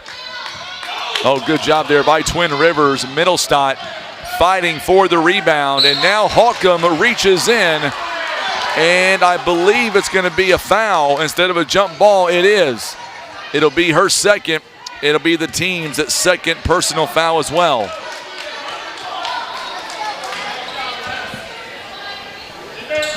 One 17 to play here in the third quarter.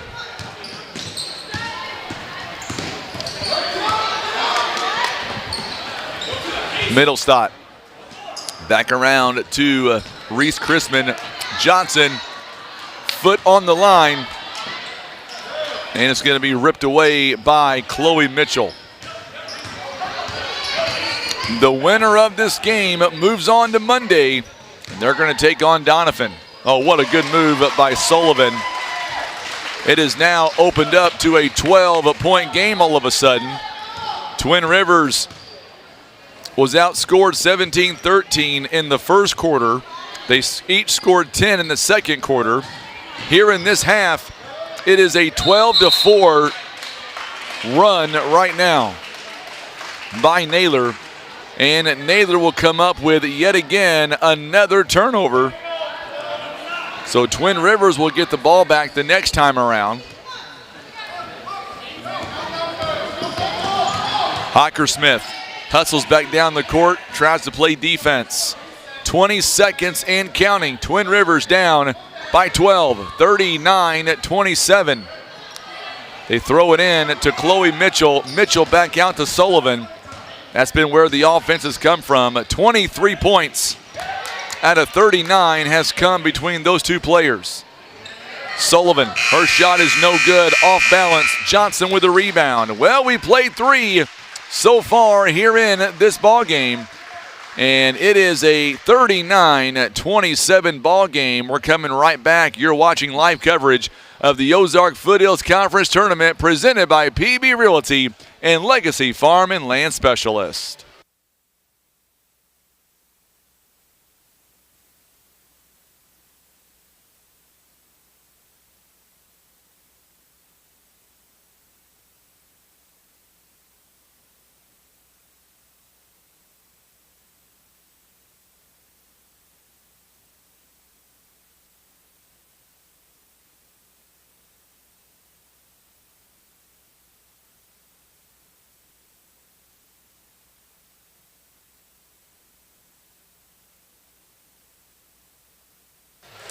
Our broadcast here tonight, or this afternoon rather, being brought to you by Kevin's Automotive.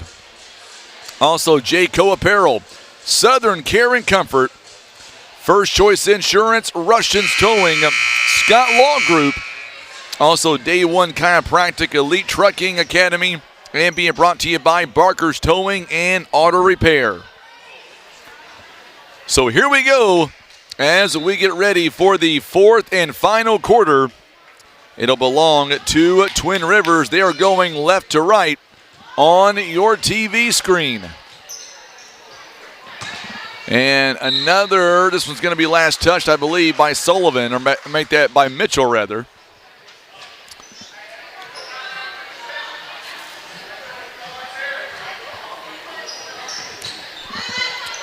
Johnson inbounds it to Middlestott, comes up a little bit short, rebounded by Chloe Mitchell. Naylor has Zoe Sprouse, Jalen Winder, Alexis Holcomb, Harley Sullivan, Chloe Mitchell, Twin Rivers.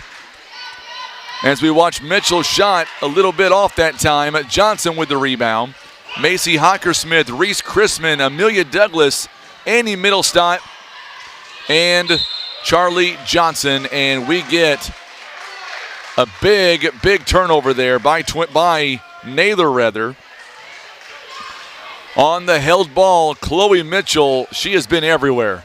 39-27 the score. They call that one a foul on Reese Chrisman, so it's not going to be a jump ball. It's going to be a foul instead. Free throw is up and good by Mitchell. She's got 11. 40-27, 41-27 now. It is a 2-touchdown ball game as Twin Rivers trails 41-27 the score. Coming up following this game, we'll turn the brackets over, and it'll be the varsity boys' first game of the afternoon. That's a big shot by Charlie Johnson, and they're going to need a few more of those. Down by 11 now. Still plenty of time for Twin Rivers to get on a run. Charlie Johnson, her first bucket of the ball game, and that's a big one. And we've got a whistle and a timeout called. This one is going to be called by Naylor. Doniphan making their way into the gym right now. It is a 30-second timeout called by Naylor. They're going to have 2 timeouts left in this ball game. So coming up following this contest, we're going to make our way into the boys' side of the bracket. It'll be Twin Rivers taking on East Carter. It is a 4-5 matchup. Twin Rivers is the 4 seed. East Carter is the 5. Here is a look of the bracket right now as it stands. Coming up on Monday night at 6 p.m., Doniphan will play the winner of this contest between Twin Rivers and Naylor. On the other semifinal, it's already set. It is number 2 seed East Carter. They are taking on the 3-seeded Lady Tigers out of Neelyville. That one is going to be just an awesome game, I've got a feeling. Shot is no good by Mitchell. Misses that one. Douglas on the rebound. Twin Rivers can get it underneath 10 points on this possession. Johnson filling it. 3-point ball is no good. That would have been huge if that was able to go in. Nice shot taken by Twin Rivers. Nothing wrong with that one. Winder is going to be blocked by Johnson. Chrisman picks up the rebound. Boy, one thing about Twin Rivers is they're not giving up. Down by 11, they will not stop fighting. Another steal by Sullivan. Hockersmith turns it over. That is number 19 in the ball game, turnover-wise for Twin Rivers. 5:49 to go here in the fourth quarter rather. Boy, this day is flying on by. Sheila Sullivan says, "Let's go Eagles." Tuning in, a steal there by Charlie Johnson. Right now, Sheila, your Lady Eagles up by 11. Charlie Johnson again from downtown. This one a little bit short. Good job by Reese Chrisman, though. Right place, the right time. It's going to be last touch by the Eagles. And it's going to stay with Twin Rivers. And we've got a whistle and a foul coming up on Zoe Sprouse. It is the 4th team foul here of the half. Or make that 3rd team foul, rather. We're going to see Amelia Douglas taking a seat. Halen Crockett is back in. Samantha Mattingly back in the ball game now. Coming up on the 5:15 mark. Reese Chrisman a little too strong that time. Rebounded by Mattingly, and here comes Naylor. Zoe Sprouse going to hold it just a little bit, up by 11 points. I see Miss Trish Benson down there taking the official scorebook for Twin Rivers today. She'll do both games coming up.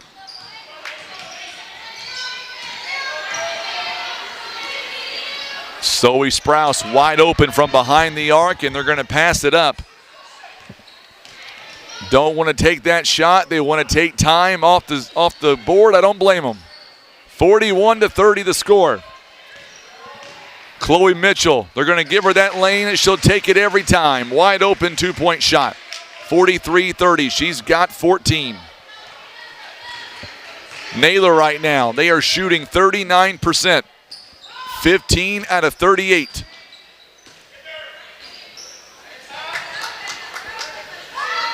Chrisman, long 2-pointer, it's short. Hits the front end, no good.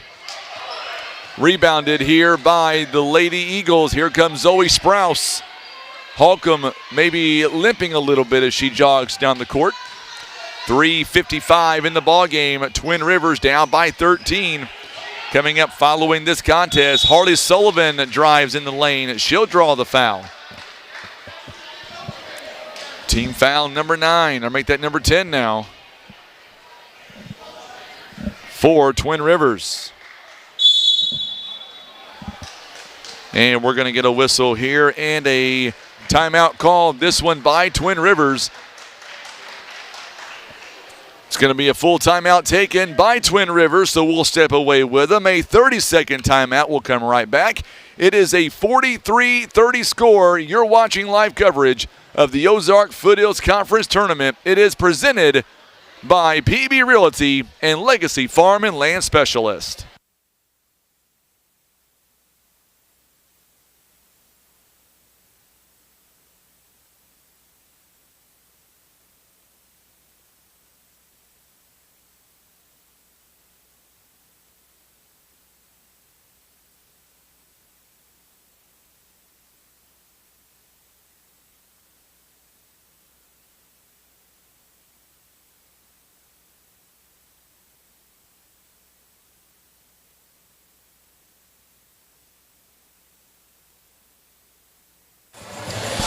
All right, we are back in Twin Rivers here.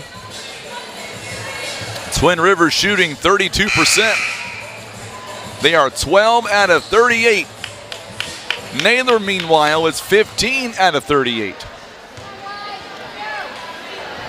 Make sure and drop us a line on Facebook where you're watching us from. Share the video also on YouTube, a big audience there as well, as we are about to get ready for the boys' turn of things coming up. Sullivan makes a big free throw. It is back to a 14-point ball game again. She's got 14. Make it 15 points. Between the two of them, her and Chloe Mitchell, 29 points out of 45. And turnover there as Crockett could not hang on to it. 3:42 to go here in the ball game. Sullivan going to inbound. Well, I want to give a big shout out to Nathan Walk here, the high school principal, boys basketball coach. Hooked me up with, no offense, Tim, but a nice chair to sit in, because these bleachers are rock solid hard. Mattingly misses the shot. Amelia Douglas, big rebound. She is back in the ball game now. Boy, the defense here by Naylor, it has been impressive. Marcella Stockton tuning in. Let's go, Lady Royal, she says. The boys varsity is up next.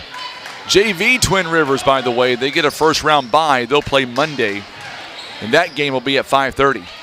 Shot is no good by Hockersmith. Sullivan has had a really good ball game. She's got 15 points, 8 rebounds. 2:47 now. Twin Rivers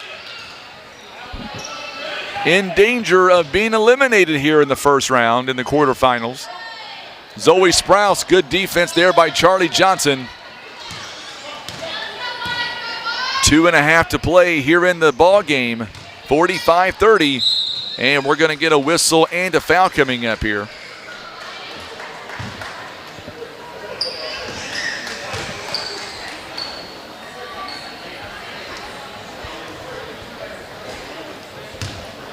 It's going to be a foul on Charlie Johnson, her third.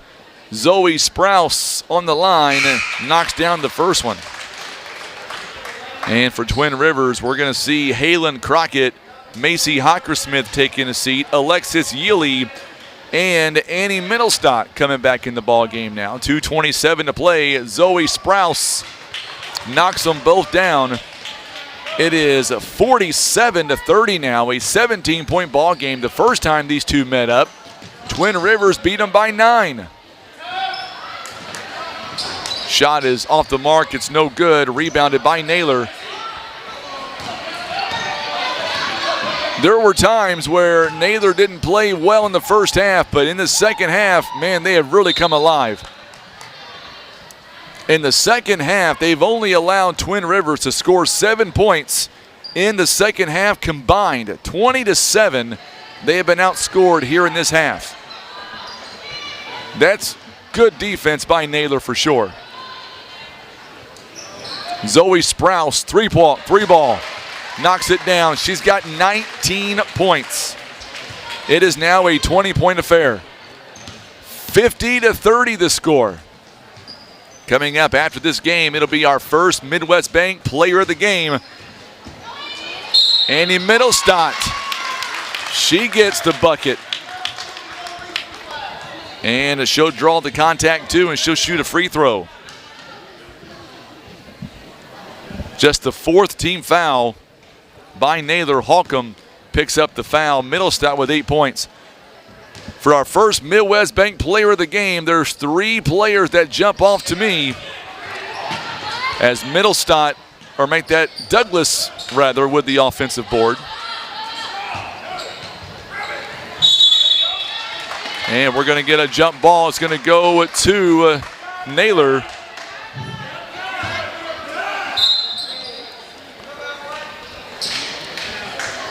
And we're going to get a timeout here called. It'll be a full timeout by Twin Rivers. Twin Rivers now with 2 timeouts left. Naylor with 2 timeouts left. Twin Rivers has a full and a 30. Naylor, they've got 2 fulls left. So, stat-wise, here we go. Twin Rivers right now, they are led by Amelia Douglas. She's got 12 points, 8 by Annie Middlestott, 6 points by Reese Chrisman, 3 points by Charlie Johnson, 2 by Macy Hockersmith, and 1 by Halen Crockett on the other end. You've got 19 points right now by Zoe Sprouse, 15 by Hardy Sullivan, 14 by Chloe Mitchell, and then 2 points by Samantha Mattingly, and that's it. That is all the points right now being scored from each team.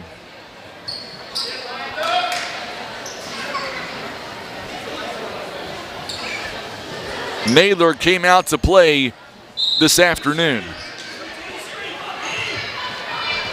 1:31 to go here in the ball game. They get it in to Chloe Mitchell, who will be our first Midwest Bank player of the game. It's coming up shortly. I don't know who I would pick. Obviously, Zoe Sprouse kind of leads the way right now for me. But we'll see who Coach Logan Foster selects. Coming up on the minute mark now.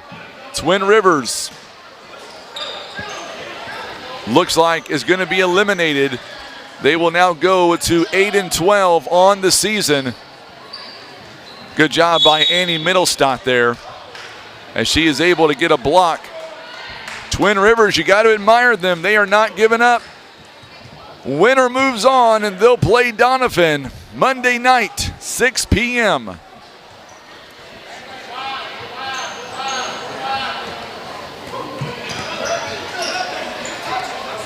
So it's 6 p.m. on Monday.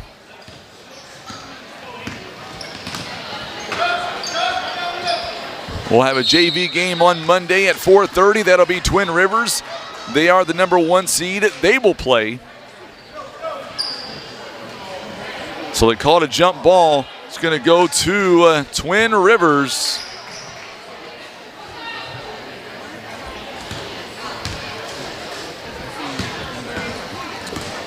"33 seconds coming up next. We're going to be interviewing our player of the game presented by First Midwest Bank.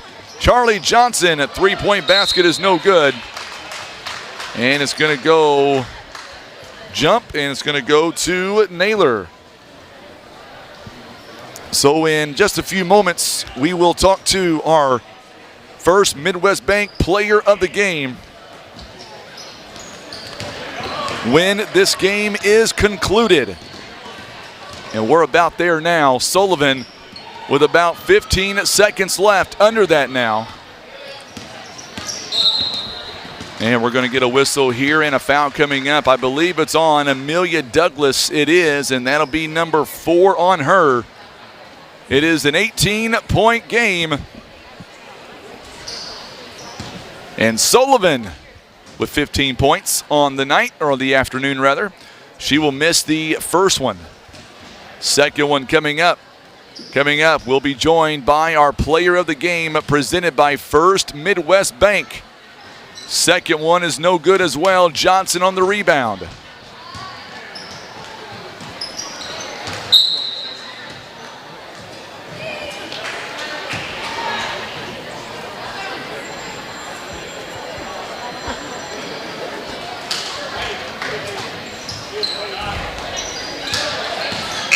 And this game will come to an end.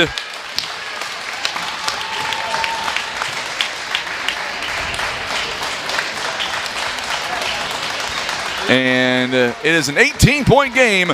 We'll be back with our player of the game presented by First Midwest Bank.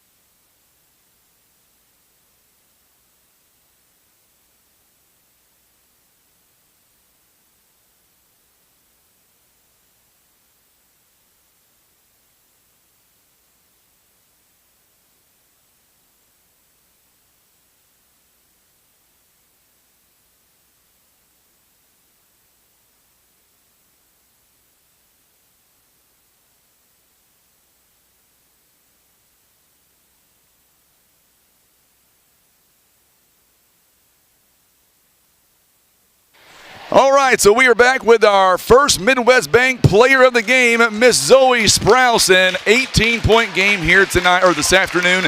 Let's talk about the win. And at first it became kind of slow pace, but second half, you guys picked it up. There we go. We've not practiced in about 7 days, so it was rough coming back. That's why we were a little slow, but it's a good game. First matchup against Twin Rivers, they beat you by 9. In this matchup on a neutral site by 18. What was the biggest difference in this matchup? I think we hustled a lot more. We were going after any dead ball, any ball that was on the ground. We were on top of it. We played good defense. We didn't foul as much. That helps. We made our free throws. Free throws are I was going to say the free throws were a very big thing for you guys. 15 out of 21 overall, 71%. But for you specifically, 19 points, 2 rebounds. You shot the ball very well free throw line, 8 out of 11. You happy with those numbers for yourself? Very happy, yeah. So Chloe Mitchell and Hardy Sullivan, when you guys are all going, it's very tough to beat this team, at least in my mind. So walk us through Monday. You know Doniphan so well. They're going to be waiting in the semifinals. You guys against Doniphan, what's going to be the biggest matchup in your mind?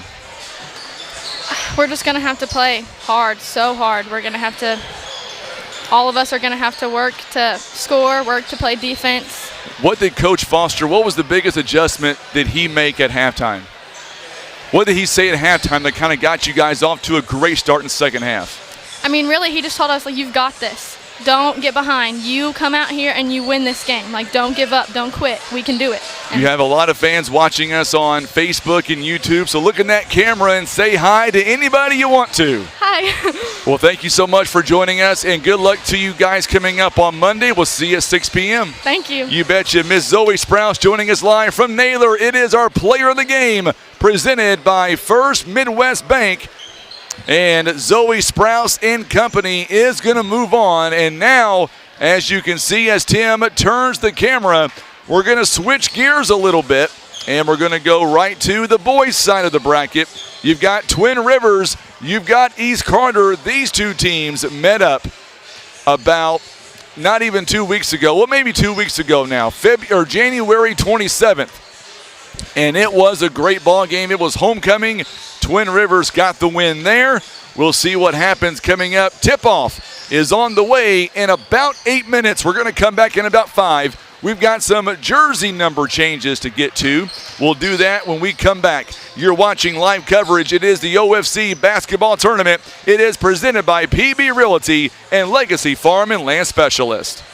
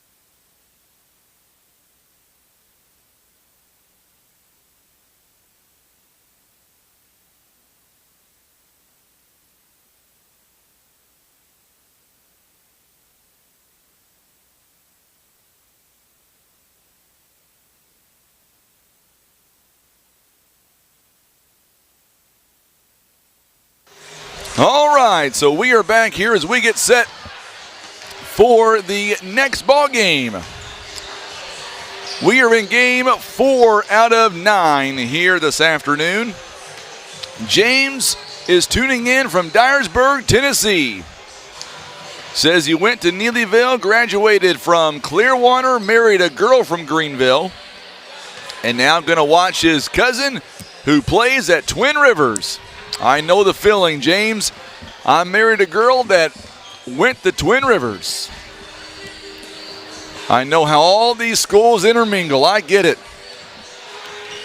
Who is your cousin on Twin Rivers? We'll give him a shout out. 3:15 to go before we tip everything off here on the boys' side of the bracket. So real quick, let's finish out the girls' bracket now that we have it ready to go for the semifinals on Monday. Here's what it looks like. At 6 p.m. Monday, Doniphan, the number 1 seed, will now take on Naylor, the 5 seed. That's at 6 p.m. And then on Monday night at 7 o'clock, or make that 7:30 rather, it is the number 2 seed, East Carter. They're going to take on the 3-seeded Lady Tigers of Neelyville. At least in my mind, that game is going to be maybe the game of the tournament. I mean, I could be wrong on that. I'm just saying. So now we're going to move on to the varsity boys side of the bracket. This one's going to be a good one. Twin Rivers takes on East Carter. Boy, I like the matchup. I do. The winner of this game, they have no easy task ahead of them. They'll take on Greenville Monday, or make that Tuesday at 6 p.m. Greenville, by the way, is the number 1 seed in the boys' side. So there you go. Let's run down our sponsors real quick, and then we are about to go. Actually, what we'll do real quick, before we get to that point, East Carter's being coached by Jordan Penn in his 7th season as the head coach. A record of 74, or make that 84 and 81. East Carter averaging 62 points on offense, defensively giving up 58 points. The last time these two met up was on the 27th of January, by the way. Twin Rivers won by 4 points, if that tells you anything. Seth McBroom, he is in his 6th season as the head basketball coach with a record of 68 and 79, winning percentage of .463. His assistants are Taylor Harlow and Cade McBroom. Coach Jordan Penn, his assistant coach, it is Gabe Thompson. Twin Rivers coming in, they are averaging 58 points on offense, giving up 59. The last time these two met up, it was a 4-point victory for Twin Rivers. So here we go. Let's go down courtside for the introductions for the starting lineups here between Greenville and, or make that East Carter and Twin Rivers.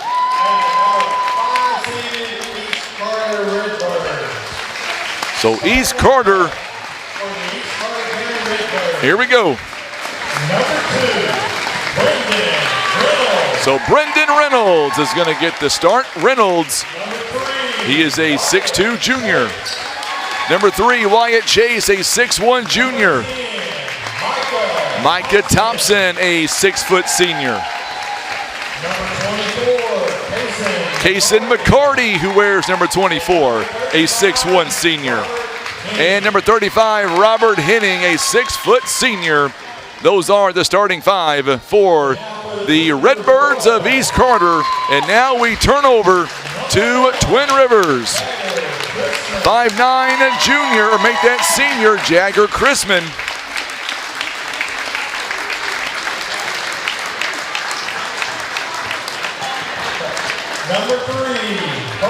Number 3, Colton Hargraves, a 6'2 senior. Number 4, Jake Hester. He is a sophomore for Twin Rivers.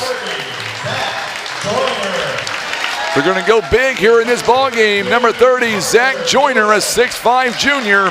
And number 32, Carter Lewis. Lewis, a 6'1 senior. So there you go. Those are the starting 5. You ready, Tim, for game number 4? We've got 5 more to go, buddy. Let's get it going. Tim Hicks, I'm Frankie Castile. Glad to have you alongside Joyner. Nice handshake there in the middle. Good sportsmanship. Kaysen McCarty. Zach Joyner. Here we go. Game 4 is underway. It'll be controlled by Twin Rivers, wearing their white jerseys with the royal blue trim. They are going right to left on your TV screen. So now they throw it inside. Zach Joyner, yes sir, Joyner. That was a good dish there, as Twin Rivers now leads it by 2 points. Well, that was a good move by Hester to get a wide open Zach Joyner. Joyner now with that big wingspan. There's a turnover, Robert Henning. Thank you, Wayne. I appreciate that, my friend. I hope you'll be able to come up here at some point this week. Love to meet you in person. That'd be great. There's a turnover. Good job there by McCarty. Taking it away from Chrisman. Shannon Foster, Jeff Berry. Couple of the officials here today. We're going to get a foul coming up on Twin Rivers on Jagger Chrisman. First team foul for either team in this game. So now Wyatt Chase going from left to right, wearing the black jerseys. Three-point basket in the corner is no good. Boy, Hester, what a good job by Hester as he nearly comes away with a rebound.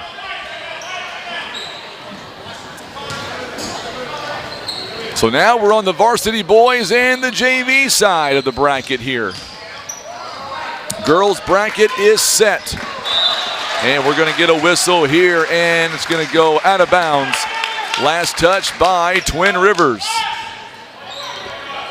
Make sure and hit that share button for us on Facebook.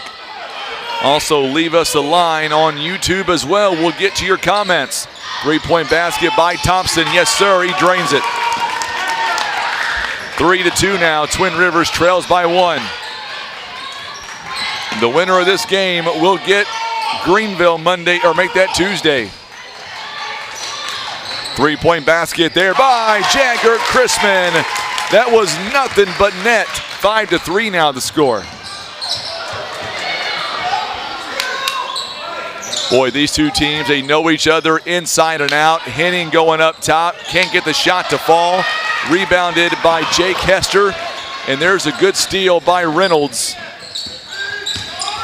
Oh, Jagger Chrisman took it away from McCarty. It's a breakaway. And yes, Chrisman goes up and scores the 2 points. 7-3 now the score. You better believe Twin Rivers, they come to play. Turnover on Reynolds. It's going to go right back to Twin Rivers. 5:53 to play here in the opening quarter. It is a 7-3 ball game right now. Chrisman already hit a 3.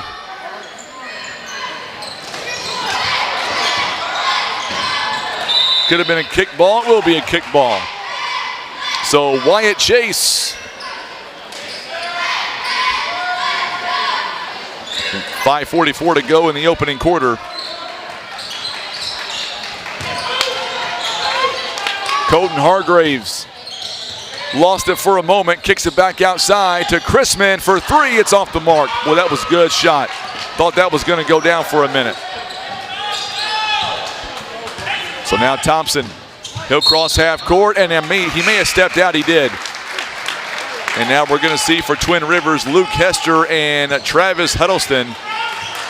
Zach Joyner and Carter Lewis will come out. Henning and Reynolds will come out.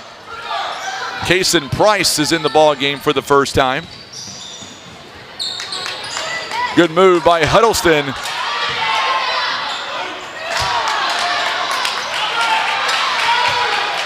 So Huddleston could not get that shot to go down.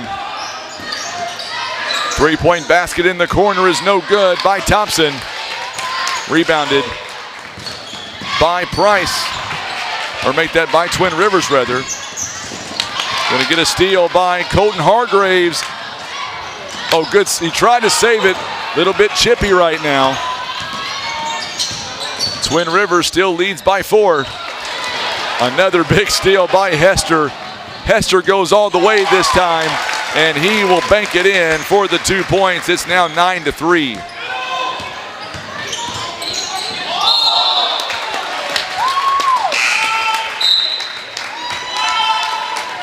And we're going to get Thompson to take a seat. Hunter Croy coming in for him.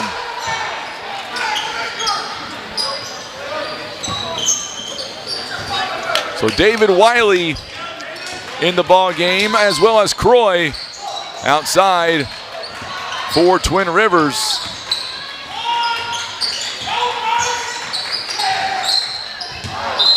Carter Williams also checking in. There's a turnover on Twin Rivers. Very fast pace right now. It's a 9-3 ball game. Twin Rivers of 67% shooting. Meanwhile, East Carter is only at 25%. Marcella Stockton wants to give a big shout out to Coach McBroom. That's her grandson.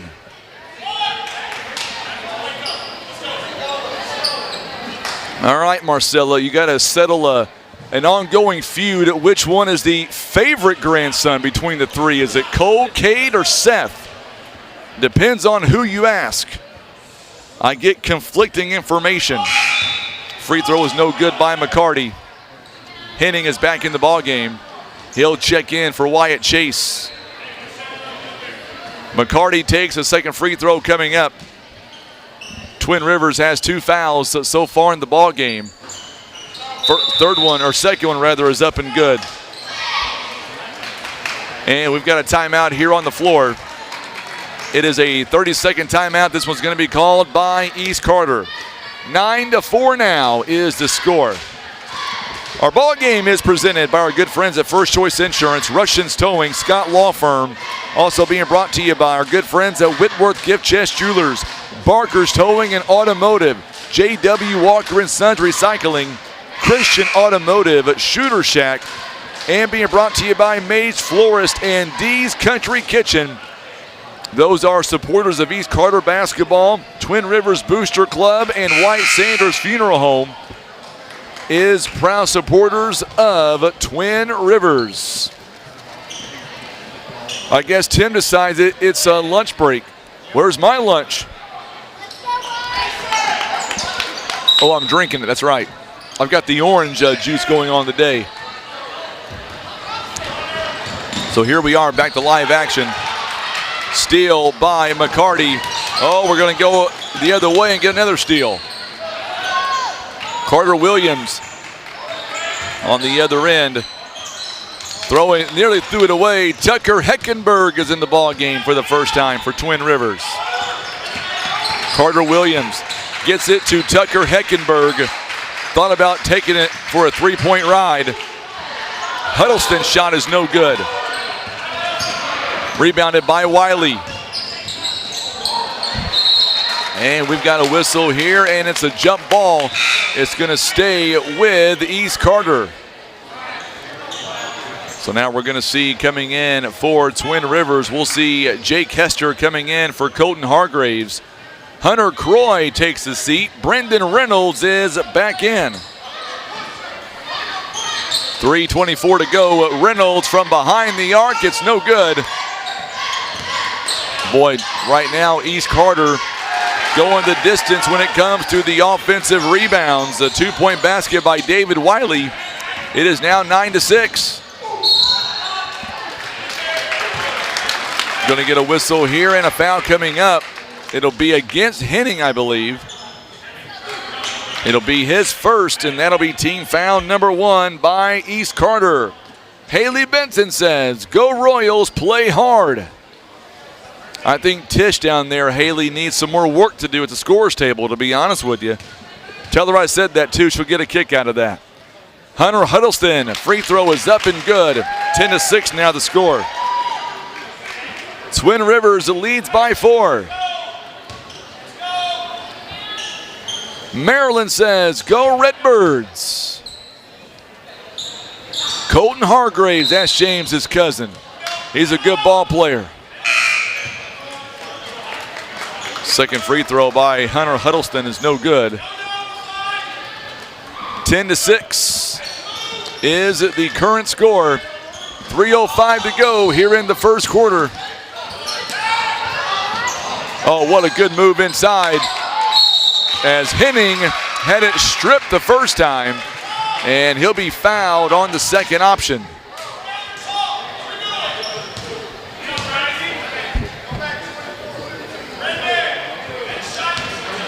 Last foul going to be on Tucker Heckenberg. It'll be his first, team foul number 3 now. Henning, first free throw is up, and it is good. Knocks it down. 10-7 now the score. 10-7 is the score. Second free throw coming up. It is no good that time by Henning. Rebounded, and a jump ball. We're going to give it to Twin Rivers as Zach Joyner back in the ball game for Twin Rivers.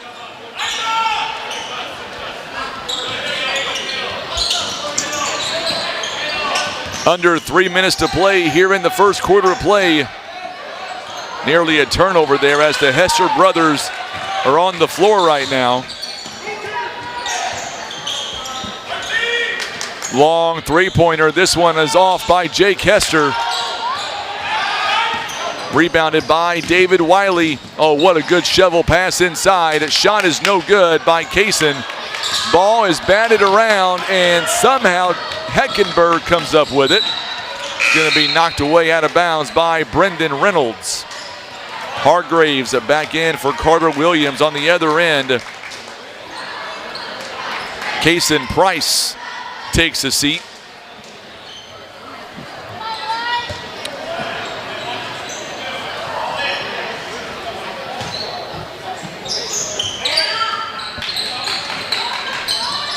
Colton Hargraves, his shot a little bit short. Rebounded by Henning.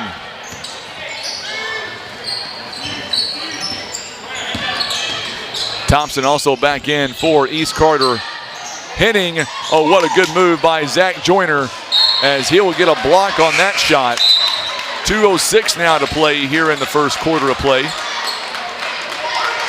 Reynolds will take a seat, as will Henning. Hunter Croy back in the ball game. On the inbound, David Wiley kicks it over to Reynolds. Or make that Chase instead. We get a whistle here and a foul coming up on Twin Rivers, and that'll be number 4 in the first half for Twin Rivers. And they're going to say that foul was on the floor.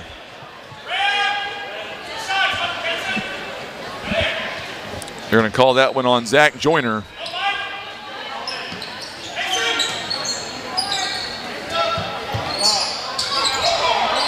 Oh, good move as Chase could not get that shot to go down. Heckenberg with the big rebound.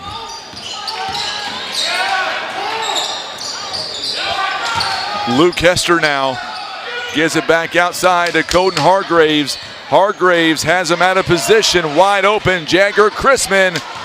This one is not going to fall. And they're going to say it was last touch by East Carter, and it will stay with Twin Rivers. Good shot selection taken by Twin Rivers on that one. Hargraves going to inbound. Gets it inside to Luke Hester. We get a whistle and a foul coming up. It'll be a foul on East Carter.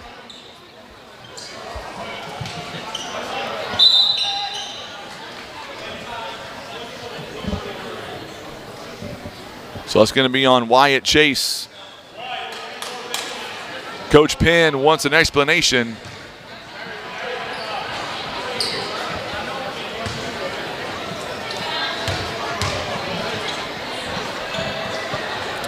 First free throw is no good by Hester, by Luke Hester. I was looking at the scoreboard here. They did have it at one point 4-3 in favor of team fouls at Twin Rivers. Now they get adjusted to my score, which is good. I thought mine was correct. Just wasn't 100% sure because obviously the scoreboard here is the official in the gym, but offensive foul or block. Oh, it's going to be a blocking foul coming up. This one on Luke Hester, and that's number 2 on him.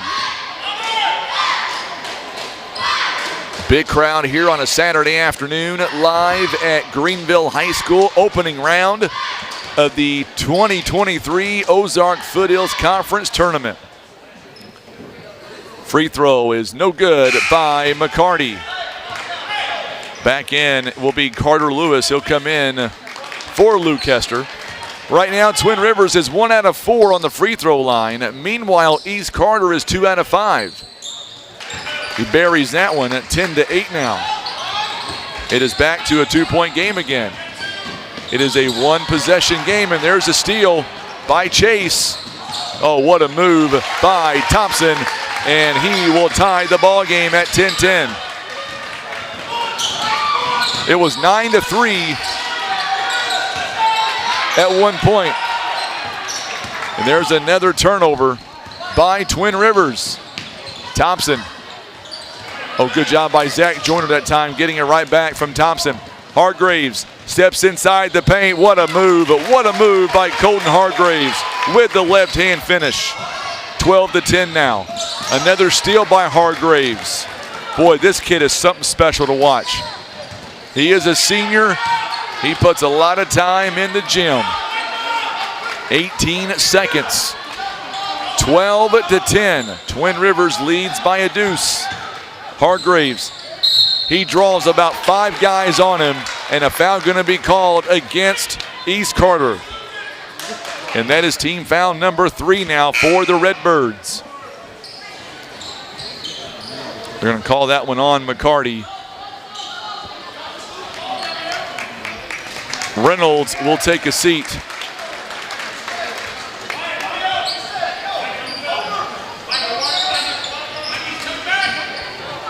So now Carter Williams kicks it outside at Jagger. Chrisman is short on the shot. McCarty goes up and he scores. So McCarty, he goes the length of the floor to tie the ball game as we have ended on quarter number 1. We're going to pause here. We're going to let Tim, we want to make sure this is about the students, so we'll let the cheerleaders there get on camera while they do their routine, and we'll be quiet for a minute.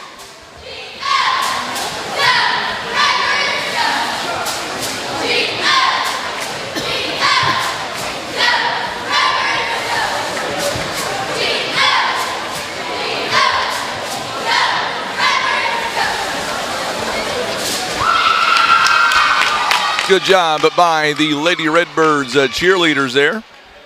As we get ready for the second quarter, Twin Rivers shooting 42% overall. East Carter shooting 36%. As we get ready for the second quarter,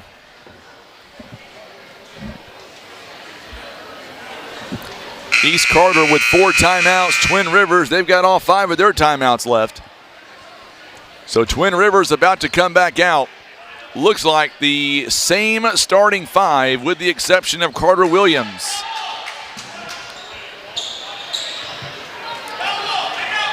Wiley is back in the ball game. It'll be a Twin, or make that East Carter's basketball. And now we are back, live action underway. Here in the second quarter of play, Tim Hicks, I'm Frankie Castile. And we're going to get a whistle and a travel called on David Wiley, and that's big.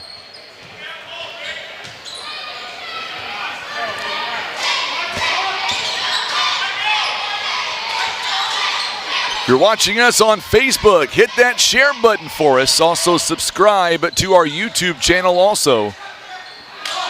And we're going to get a whistle and a foul coming up here. The officials are going to, I'll tell you what, these two teams, man, they're chippy. These two teams, they know each other very, very well. It'll be a foul on East Carter. They're going to say the foul's on Thompson, his first. Three-point basket is good by Carter Williams in the corner. That's a big three-pointer there. It's 15-12.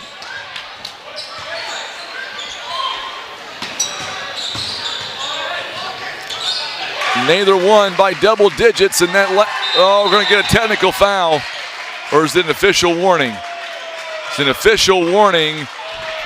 Coach Penn telling his player to calm down. That was on Robert Henning. Boy, he gets excited. He gets animated. 15-14.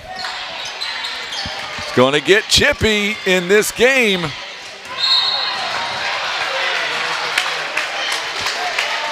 Last game was 50-32. Naylor securing the win.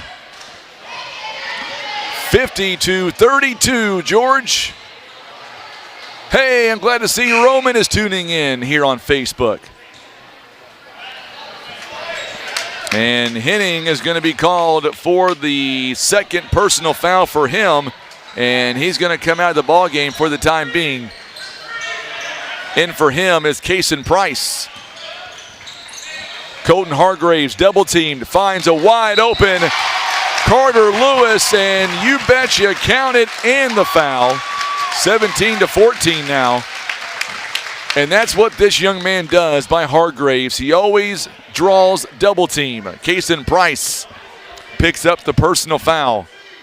And that is 16 fouls, and that puts Twin Rivers now in the bonus the next time.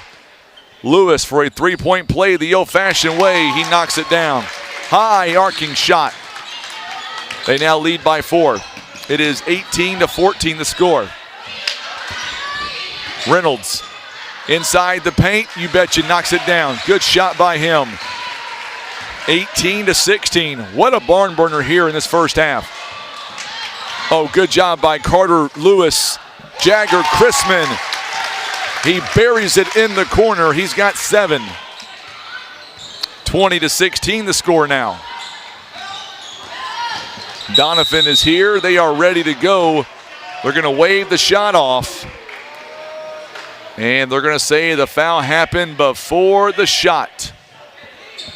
So Twin Rivers now will get called for the foul. It's going to be their 16th foul. And that'll be on... Well, they've got it on Joyner, but that'll be number 2 on him. Good shot by East Carter is now 20-18.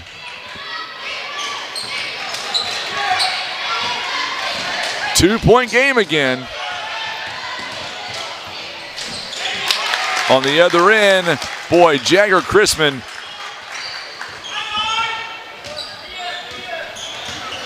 Chrisman is having himself quite the ball game. 22-18. Two-point basket by Brendan Reynolds.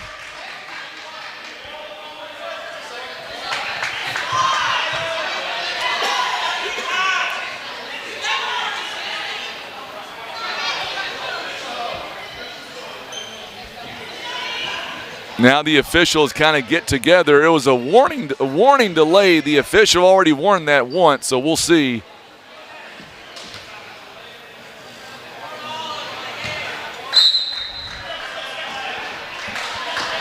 So we're going to get a whistle here and a timeout. It's going to be a timeout. I believe it's going to be on East Carter. It's a full timeout. So with that being said, we're going to step away for 30 seconds. It's going to be a good game. 22-18 is the score. They're going to take away. They're taking away McCarty's points. So it's 22-18. No, they okay, that's right. They did give it to him. I thought he scored, but for some reason the scoreboard did not reflect it. It is a 2-point ball game. You're watching live coverage of the OFC basketball tournament presented by PB Realty and Legacy Farm and Land Specialist.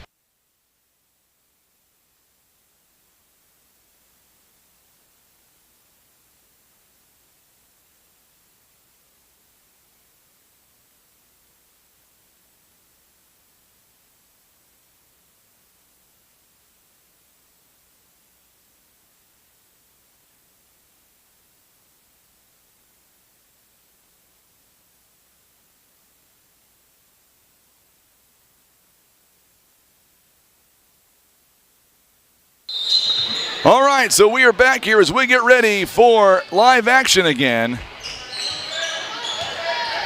It is Twin Rivers basketball.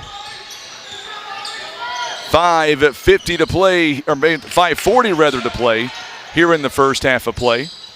Huddleston goes up. What a good move by that young man. Huddleston, give him 2 points. It is back to a 4-point game again. 3-point basket is good on the other end by Micah Thompson. He's got 8 points. 24-23 the score. And by the way, number 20 for East Carter is Bryce Stahl. Thank you again for letting me know on YouTube. Hargraves could not get the shot to go down. What a good move by Jake Hester. Offensive rebound. They switched jersey numbers on me before we got started with them wearing the away uniform, so I appreciate that, Maryland, for letting me know. 3-point basket is no good by Reynolds.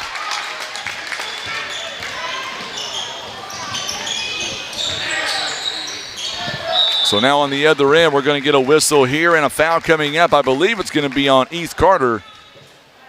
Kaysen McCarty stays in the ball game. So is Wyatt Chase. See who they called that last foul on. I believe it's going to be on Thompson. It'll be his second. Team foul number 7. At the free throw line, Jagger Chrisman for Twin Rivers. First one is up, and it is good.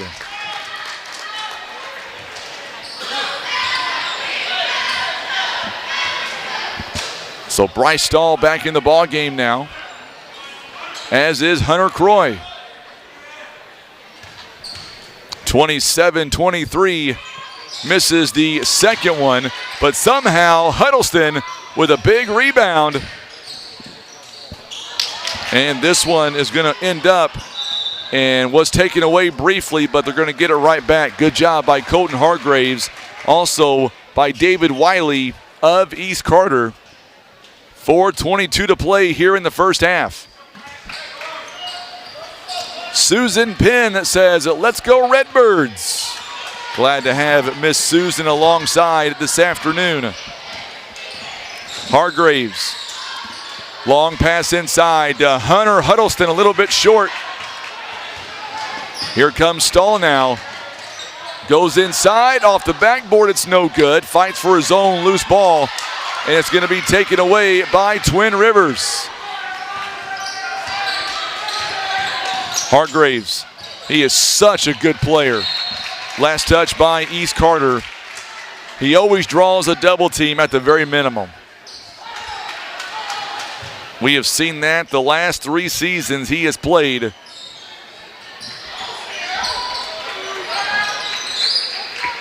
So now Carter Lewis now, 3:45 and counting. Henning is going to come back in momentarily. Oh, Colton Hargraves, what a move. His 4th point of the ball game. East Carter fans wanted an offensive foul. Stahl now goes around Lewis, up and over Huddleston. Somehow he is able to knock down that shot. On the other end, another 2 points for Twin Rivers. 31-25 now. Boy, back and forth we go. Stahl kicks it outside. No good on the shot. By the way, Jagger Chrisman, 12 points here in the ball game thus far. 31-25 is the score. Got a whistle and a foul coming up. This one's going to be on Jake Hester. 17 fouls now for each team. Hargraves will take a seat. Carter Williams back in.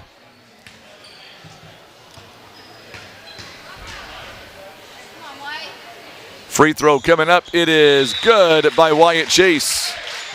31-26. Heckenberg coming in for Jagger Chrisman. Man, Chrisman is having a good ball game. 12 points, 1 assist. Lynn Wright, wish you would have gone today. Well, me too. At least you're able to watch it, though, at home or wherever you might be. 31-27.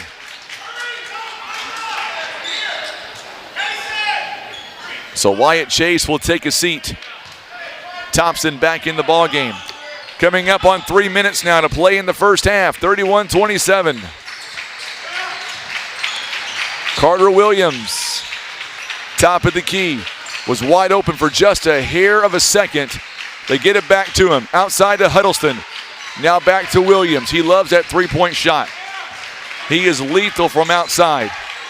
Heckenberg, good move inside to the big man, Hunter Huddleston. He's got 5 points. Oh, Croy went behind the back, and we're going to get a whistle and a foul coming up on Twin Rivers. Twin Rivers wanted a walk. They're not going to get the walk. They're going to get a foul on them, and that one's going to be on Hunter Huddleston, his first, team's 5th. We are live in Greenville on this Saturday afternoon.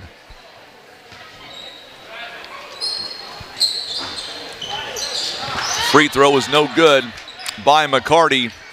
Hunter Huddleston with a rebound. We got here at 7:30.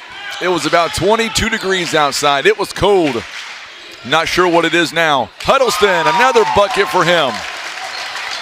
Boy, he has exploded here in the last couple of minutes.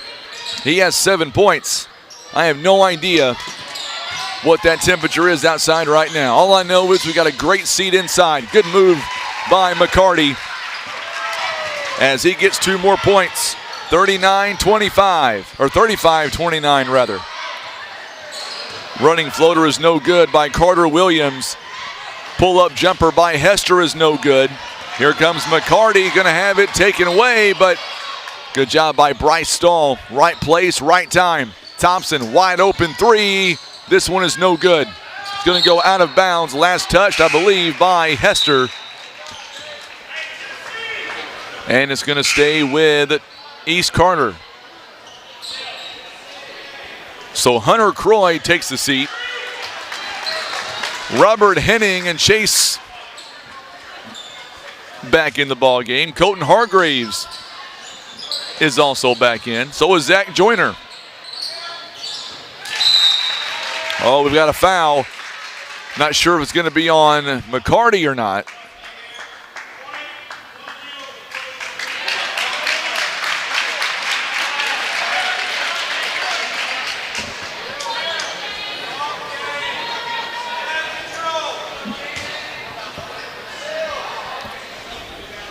It is 35-31. They call a foul on Heckenberg. And that is team foul number 9. Or correction, number 9 now.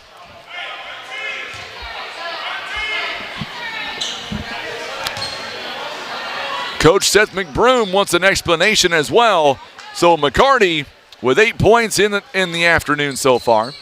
Misses that one, and Heckenberg on the rebound.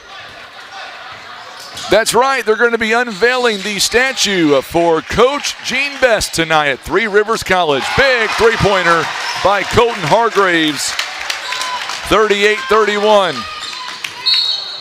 And we get a whistle here. Another foul coming up on Twin Rivers. Boy, very physical game. We all can agree this game right now is intense. That is the 10th team foul by Twin Rivers. So double bonus the rest of the way. Hester picks up the foul. McCarty with 8 points in the afternoon. He is 2 out of 6 on the line. So far, 8 points, a couple of rebounds. First one is up and good at 38-32. And we're going to see Chrisman back in the ballgame for Hester. On the other end, we'll see Thompson taking a seat. Bryce Stahl comes in.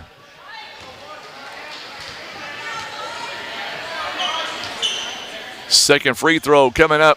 This one is good by McCarty. 38-33 now the score. Thank you, Diana. 42. But it feels like 36 here in Greenville. Here comes David Wiley. Wiley gets it in open space. It's no good. Rebounded by, oh, what a move by Colton Hargraves.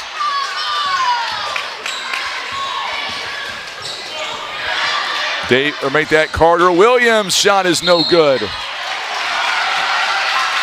And we've got a whistle here and a foul coming up over Twin Rivers. I don't think the fans like that one too much, Tim. You sat back in your chair and you went, I don't know. It's going to be a third foul on Heckenberg, though. So now Bryce Stahl will go to the free throw line. He's got 2 points so far today. So Stahl now on the free throw line. First one is up and no good. So we're going to see Heckenberg taking a seat. Brett Robards will check in with 41 seconds left to go. Second free throw coming up here for Bryce Stahl. It is up and it's good, nothing but net. 38-34. Told you this one might be the best game of the day. It's building up to be that.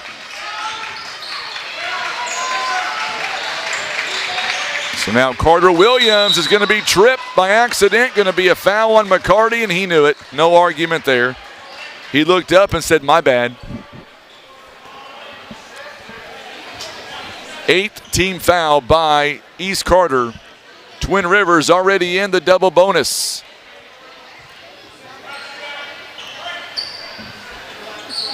So now going to the free throw line at Carter Williams. He is 1 for 2 from behind the three-point line today. His first free throws are coming up right now. And he rimmed out on him. It's no good. Brendan Reynolds now with 26 seconds and counting.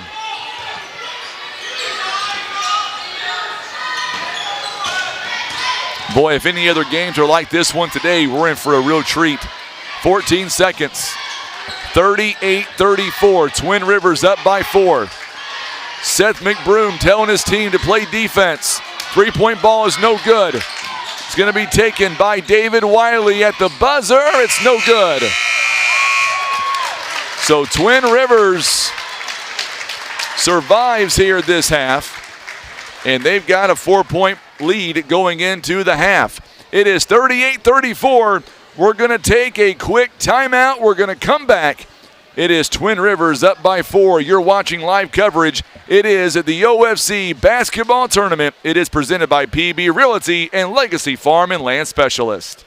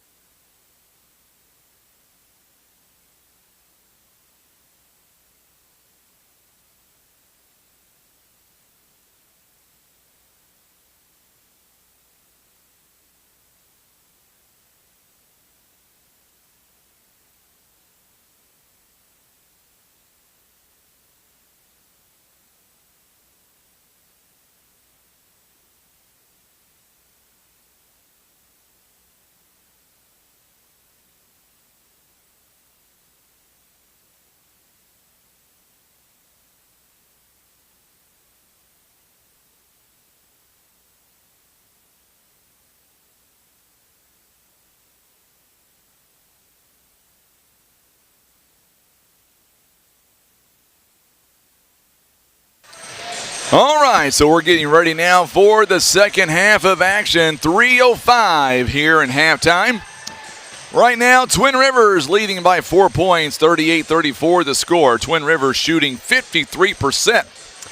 They are 3 out of 8 from the free throw line, also 3 out of 8 from behind the arc at 38%. Twin Rivers has been out-rebounded 12-6 right now. Twin Rivers 6 turnovers at 10 assists. On the other side, East Carter shooting the ball 48%. They are 12 out of 25, 8 out of 14 on the free throw line. And 2 of 7 from behind the arc. They've got 9 turnovers, 16 rebounds at 6 assists. And they've got 5 steals as well.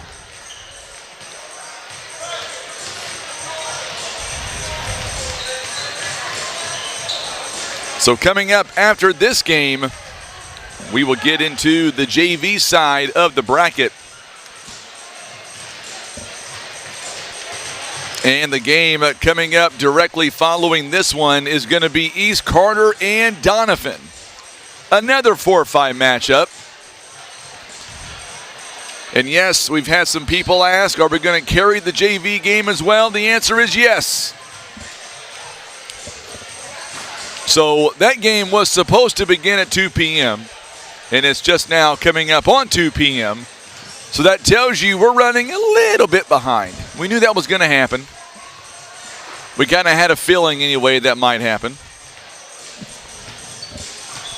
So Twin Rivers will get the ball to start things off in this second half.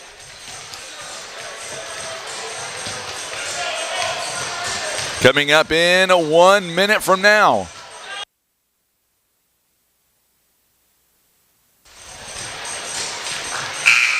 Big shout out to the Greenville administration allowing us to set up and do our ball games. Coming up following the next game, we're going to end the stream and restart a new stream. Just because of timing rules with Facebook and YouTube, we can't exceed so many hours. So we'll do that, but we'll give you plenty of notice before we do it. We may not want to do it now, right, Tim? That may be a bad thing if we did it right now. Be kind of funny. Yeah. Yeah, we'll end the stream and then get right back on, so we're not going to be off for very long. You shouldn't miss anything. So right now, East Carter with 4 guys on the floor. Wyatt Chase, Micah Thompson, Kaysen McCarty, Robert Henning. There's the 5th one. I wonder where he was going to come out. Brendan Reynolds comes out. And now we are officially underway here in the second half. Twin Rivers switches sides. They're going left to right. Joyner could not hang on to the pass from Hargraves.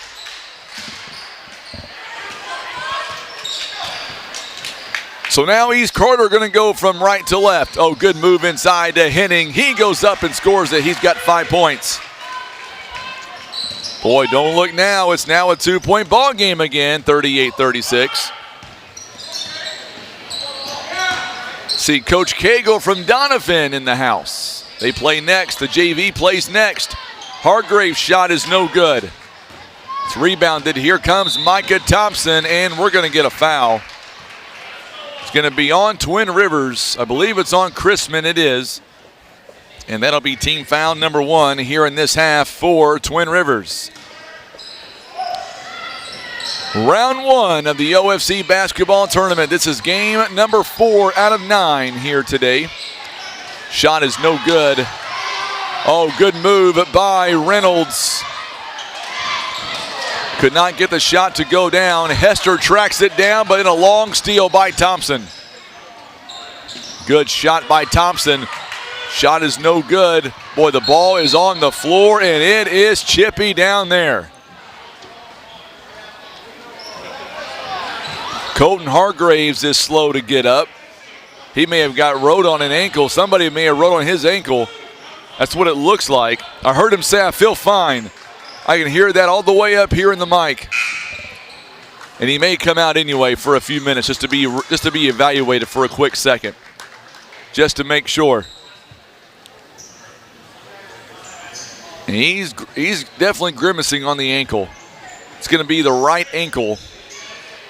We'll see how that transpires. That could be a big deal going forward.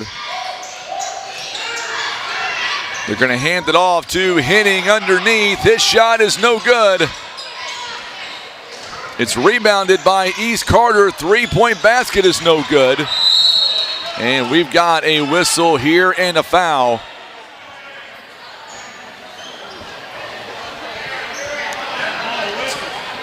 So the whistle was blown.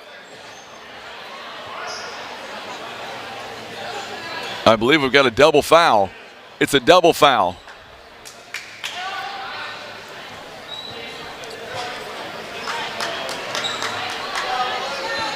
So Brendan Reynolds is going to be called for a foul.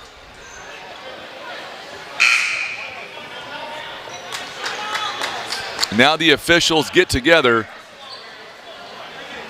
They're going to talk about it. It looked like from up here they signaled a double foul. I know Brendan Reynolds picked up a foul. I'm not sure about Twin Rivers, though. I'm not sure who the foul was on Twin Rivers. They did it so fast on the board.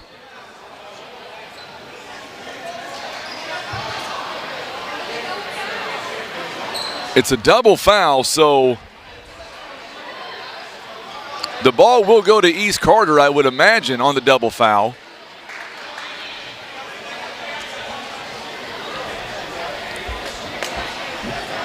So 2 team fouls for Twin Rivers. One, they're going to give the ball to Twin Rivers. I don't think that's correct. I mean, I'm not going to go against them, but a double foul, jump ball says it should go to a jump ball. But nevertheless, Twin Rivers gets the benefit of the jump ball. They're going to, Jagger Chrisman buries one from downtown. So he makes the most out of that one. Henning, he'll take a three, it's no good. Rebounded by Zach Joyner. Boy, this game, you got to feel Chrisman nearly lost it. Colton Hargraves gets it to Joyner, and Joyner goes in and scores. He's got 4 points now.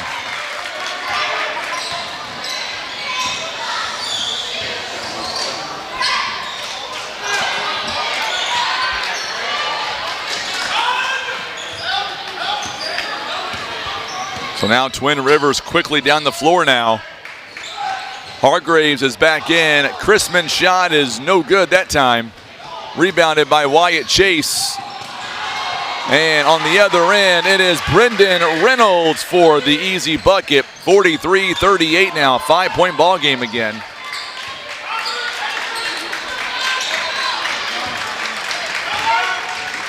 Chrisman is going to throw it to Carter Lewis, and nobody there. So Bryce Stahl back in the ball game as Henning and Chase will come out. Hunter Huddleston checks in the ball game. Also, Carter Williams does as well. Tucker Heckenberg is also in. Basket is no good by McCarty. And the ball is going to be rebounded by Huddleston.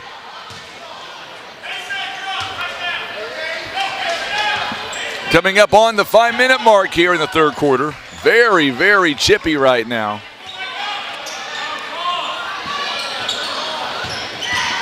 So now Lewis throws it away. Donovan, led by Daniel Cagle and Hunter Dilbeck, is headed back to the locker room. They've got next. Their JV is going to take on East Carter.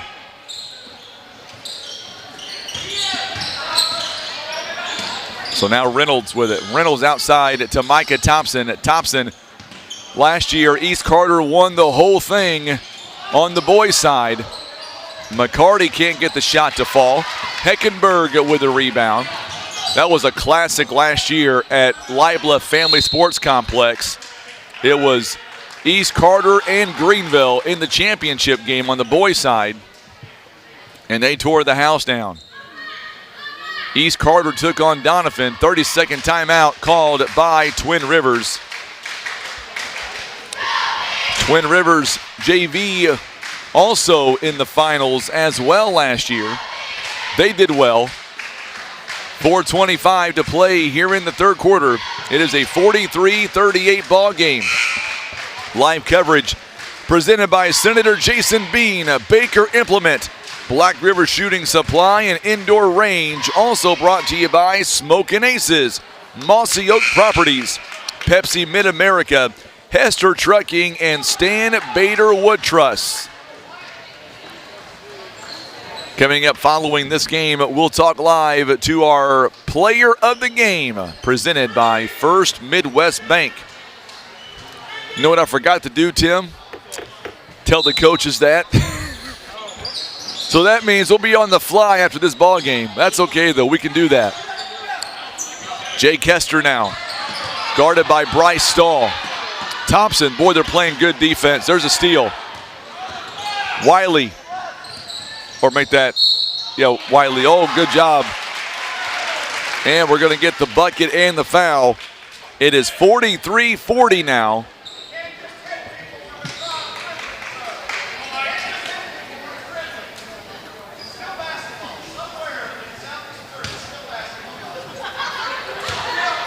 I can hear Coach McBroom all the way up here.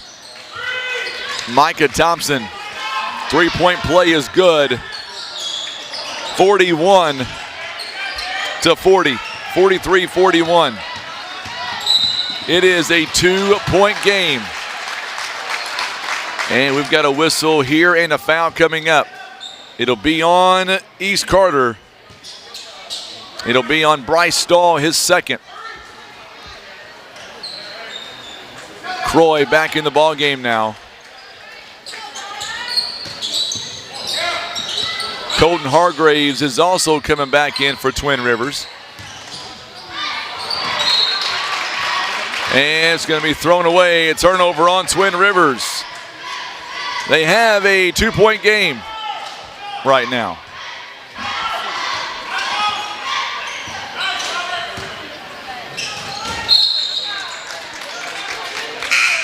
Henning is back in the game as well. We're going to see coming up is Luke Hester. He'll come in for Carter Lewis. Twin Rivers now on the floor. Colton Hargraves, Jake and Luke Hester. Tucker Heckenberg and Hunter Huddleston, and nearly a steal there. However, Luke Hester also stepped out of bounds. For the Redbirds, Wyatt Chase is back in. For McCarty.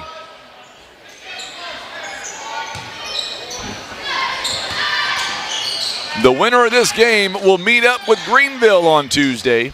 By the way, the Greenville varsity, they are traveling down to Kennett. Three-point basket is no good by Hunter Croy. Huddleston on the rebound. Back outside to Colton Hargraves. Oh, what a good pass. That is good ball movement right there. It all started with Colton Hargraves to Luke Hester, and Hester found a better shot by Hunter Huddleston. He's got 9 points. That's just great awareness. It won't show up on the stat sheet, but that's good ball movement. And now we've got a jump ball. It's going to go to Twin Rivers. Coach Penn said, "Are you sure?" So a turnover on East Carter. 45-41, 4-point ball game.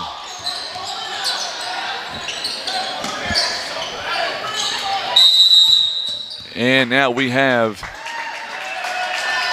I believe, a technical foul. It's going to be called on Coach Penn. It is a technical foul.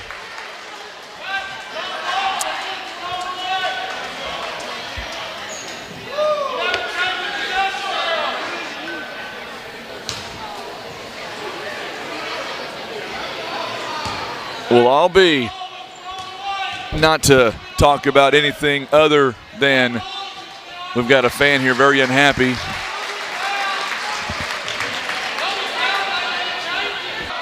Colton Hargraves knocks down the first one.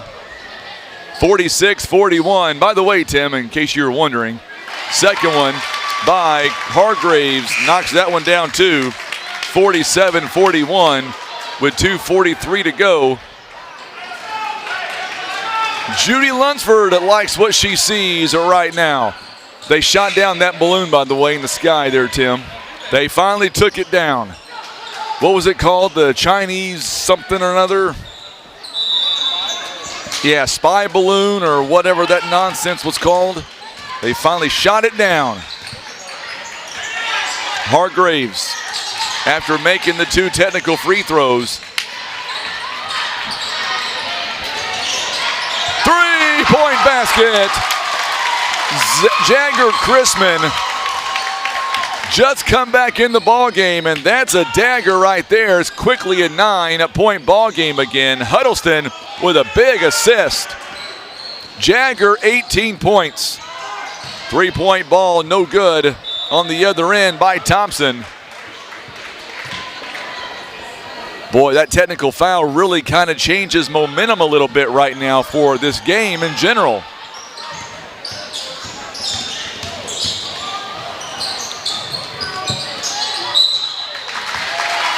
And now Henning is going to be called for the foul also. It's going to be his third. Team foul number 4 for Reese Carter. I told you this game is going to be the best one of the day. I think it will be. So now Luke Hester goes to the free throw line. He has not been there today so far. He'll get a couple. First one is up, and it's good, 51-41. 10-point game now. Stahl comes in the ball game.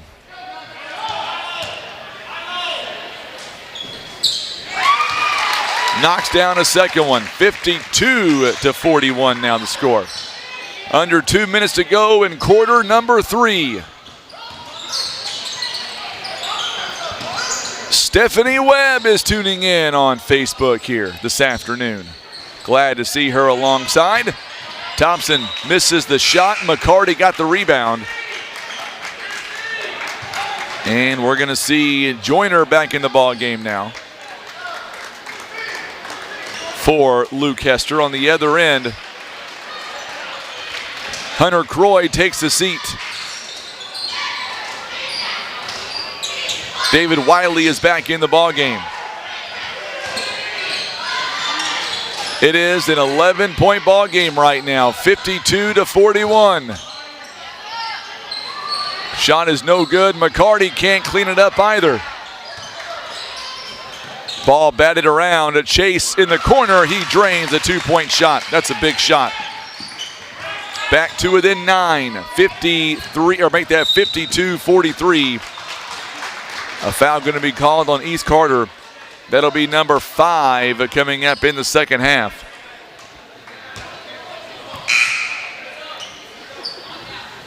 And that'll be on Thompson, his third. We're going to see Heckenberg taking a seat. Carter Williams now stepping in the ball game.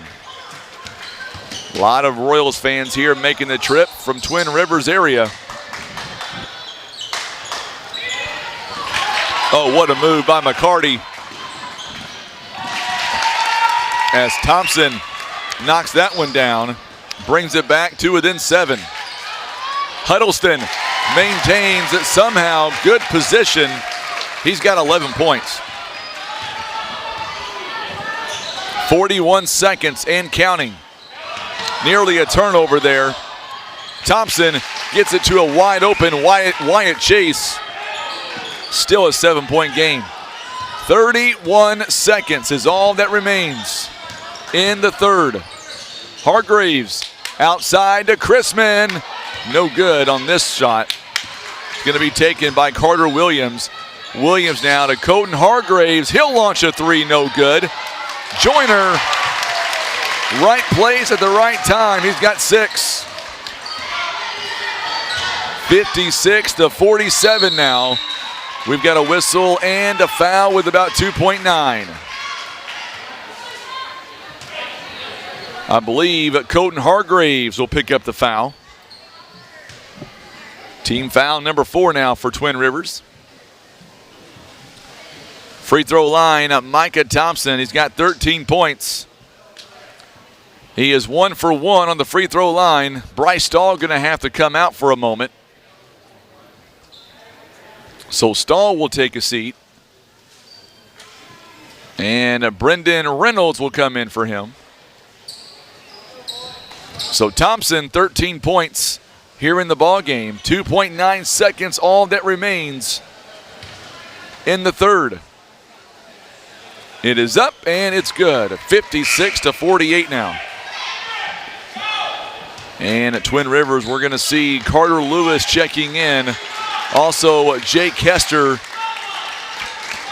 Tucker Heckenberg.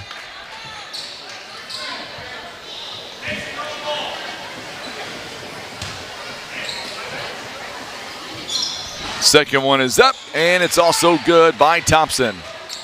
It is a 7-point game again. At the end of 3 quarters, we've got ourselves a barn burner, 56-49, and Twin Rivers leads by 7.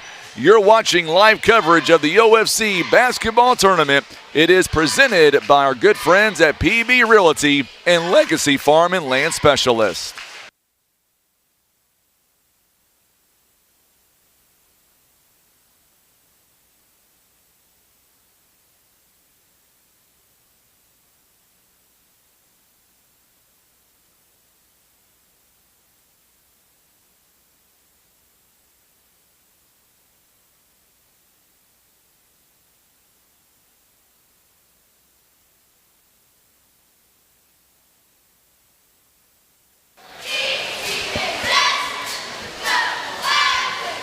Coming up next, we've got the JV side of things going on. Doniphan takes on East Carter, and that is the JV side. Big crowd here this afternoon on YouTube, also on Facebook as well. Make sure and hit that share button for us. Twin Rivers has 4 timeouts. The Redbirds, they've got 3 timeouts. It is East Carter basketball when we begin this 4th and final quarter. So East Carter inbounds. 3-point basket by Thompson is no good. McCarty with the offensive rebound.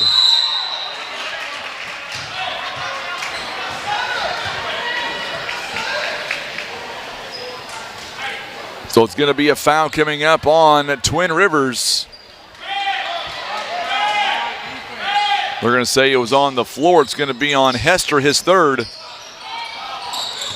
So now David Wiley. Wiley goes inside the paint. Awkward shot, but able to knock it down anyway. His 2nd bucket of the ball game. 5-point game again. And we've got a timeout called, this one by the Royals. We'll see if it's a 30 or a full. It's going to be a 30. So a 30-second timeout called by Twin Rivers. They've got 3 timeouts left. Our coverage all being brought to you by our good friends at Day One Chiropractic, Elite Trucking Academy at Countryside Chevrolet. Also being brought to you by Current River Ford, Whitworth Gift Chest Jewelers, First Choice Insurance, Russians Towing, and being brought to you by our player of the game as well, First Midwest Bank. We will have our player of the game coming up right after this ball game. We'll let you know who that is.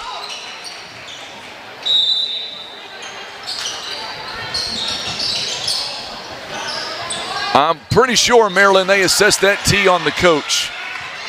I call it the bench just because out of respect, but I'm pretty sure that's where that technical foul came in. That's why Coach Penn is sitting on the bench right now. He's not able to stand up the remainder of the game. Just observation only. And we've got another whistle and a jump ball. Coach Seth McBroom puts his hands over his eyes. I can hear somebody ringing that WWE bell somewhere. It's going to be a jump ball. It'll go to Twin Rivers. So Twin Rivers now. Colton Hargraves, he gets launched out of a cannon. He's able to score that one. He's got 11 points. Big points for him, a 7-point game again. It's 58-51. The last time that these two played, it was a 4-point ball game at that time. It was homecoming night for Twin Rivers, and Twin Rivers won by 4. There's a big steal by Wyatt Chase. 58-51, the winner moving on. Offensive foul. That was kind of one of those, that was pretty simply called.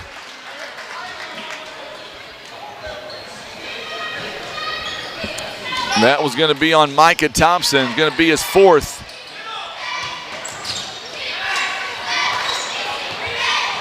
That's going to put Twin Rivers now in the bonus the next time around. Colton Hargraves going to be fouled, I believe, by McCarty. That's going to be his 3rd, and that's going to put Twin Rivers now on the 1-and-1 line. 7-team foul for East Carter. Twin Rivers in the ball game, 7 of 12 on the free throw line. They lead by 7. Hargraves is 2 out of 2 so far on the charity stripe today. Knocks it down. He's got a dozen now.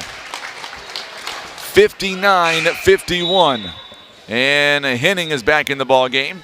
He'll come in for Brendan Reynolds.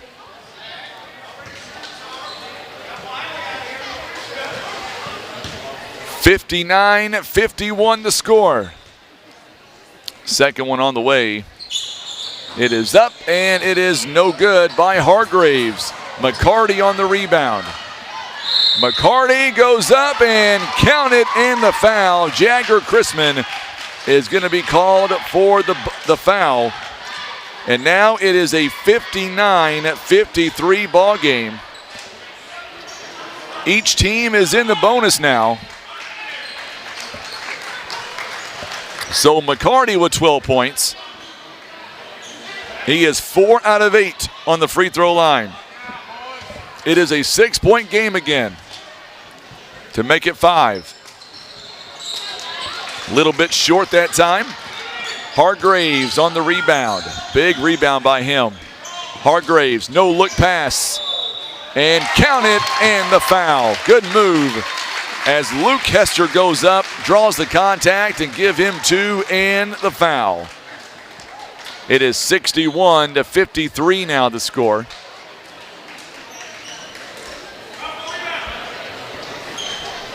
They give that foul to McCarty as well. It's going to be number 4 on him.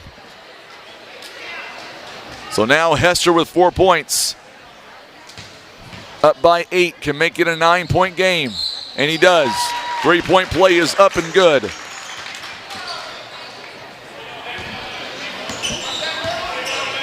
$62-53 now. David Wiley. Twin Rivers trying to get to Tuesday night. Offensive foul, Henning.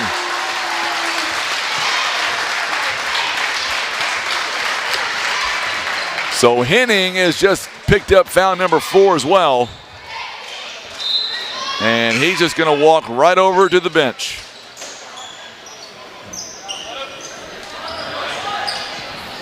Bryce Stahl back in as well. Hunter Croy comes in as well.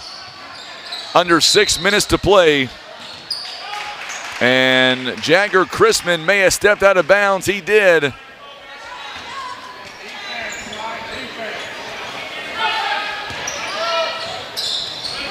Twin Rivers, big steal by Luke Hester. So now Colton Hargraves gets it to Joyner. Joyner now. Back over to Colton Hargraves. Long pass to Luke Hester. You betcha. That's a good move. He's got 7 points.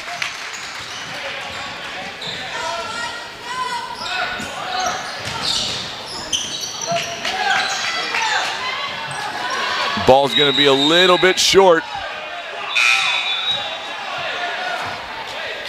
Ball's going to go out of bounds. Last touched, believed by Twin Rivers. Wiley takes a seat, as does Hunter Croy. McCarty is back in the ballgame, as is Micah Thompson. 5:16 to play. Long pass. Good job by Luke Hester, rather. 5:16 to play in the ball game. It is a 64-53 ball game. Winner gets Greenville on Tuesday night, 6 p.m. That time may not be right, actually. Nope, it is right. 6 p.m. on Tuesday. Colton Hargraves, believe he stepped out of bounds. He did. A turnover on Twin Rivers. Twin Rivers, that's their 16th turnover of the ball game. East Carter has 14. So varsity boys game, Twin Rivers, if they are able to hang on, they would take on Greenville Tuesday night, February 7th at 6 p.m. Thompson will turn it over as well.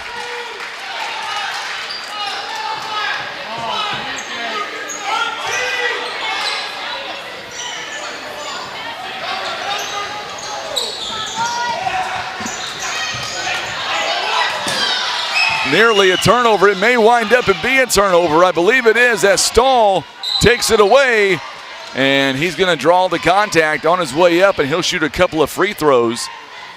Each team now is in the bonus, so Stahl going to go to the free throw line as Twin Rivers picks up their 7th foul of the half. That was going to be on Joyner. Stahl now with 3 points in the ball game, make it 4. He is 2 out of 3 on the free throw line. Hester comes out. Heckenberg is in. On the other end, Reynolds takes a seat. David Wiley is back in.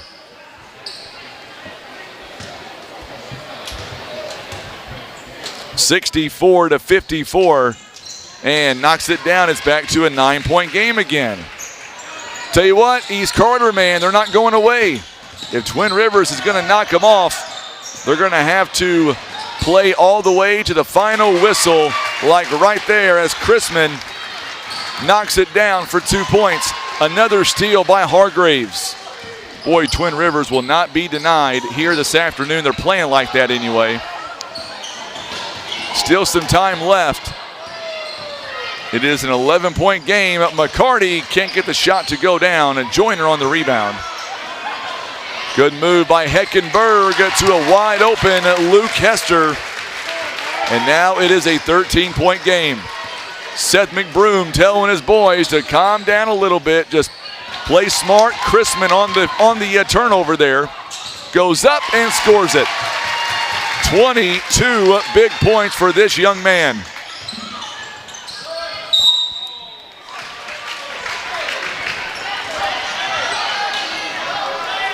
(70-55) the score. Chrisman, 22 points. And that's going to be Chrisman's 4th foul as well.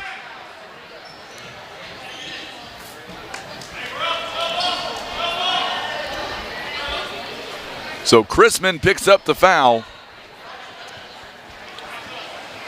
22 points, 1 assist. He has shot the ball very well, 64%. Bryce Stahl with a free throw. And Chrisman comes out, Hester is in. 70-56.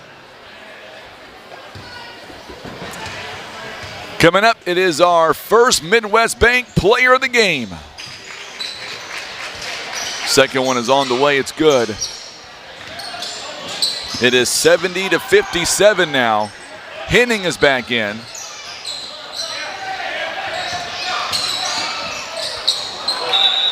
And going to go out of bounds on Twin Rivers and go right back to the Redbirds.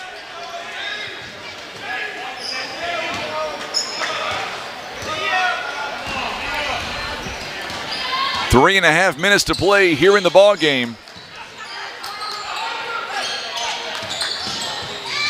Bryce Stahl inside the paint, throws it up, it's no good.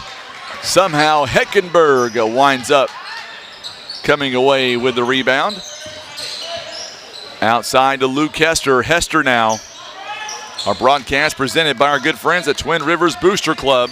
Also White Sanders Funeral Home, Mays Florist, and Dee's Country Kitchen. Proud supporters of East Carter and Twin Rivers. Joyner goes up. What a move by Joyner. He's got 8 points. And we've got a timeout here called on the floor. 72-57. It is a full timeout taken by Twin Rivers. They've got 2 left. We'll step away, a quick break. You're watching live coverage of the OFC basketball tournament. It is presented by PB Realty and Legacy Farm and Land Specialist.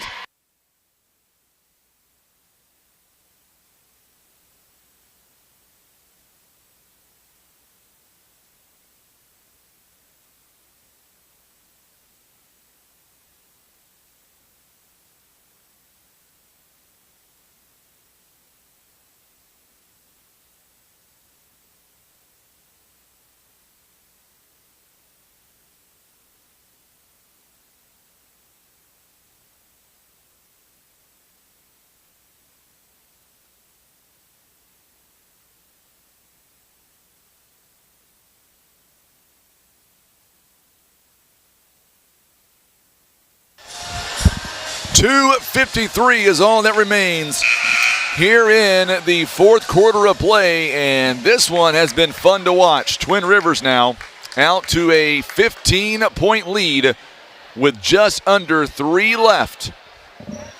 The winner of this game will move on to take on Greenville. Coming up in the next matchup, East Carter and Doniphan. That is a JV game coming up. And by the way, the winner of that game, you know who they get, Tim? They get Twin Rivers on Monday night as well. 3-point ball by Thompson is no good. Henning with an offensive board. He goes up and puts it in and scores. He's got 7 points here in the ball game. It is now 72-59.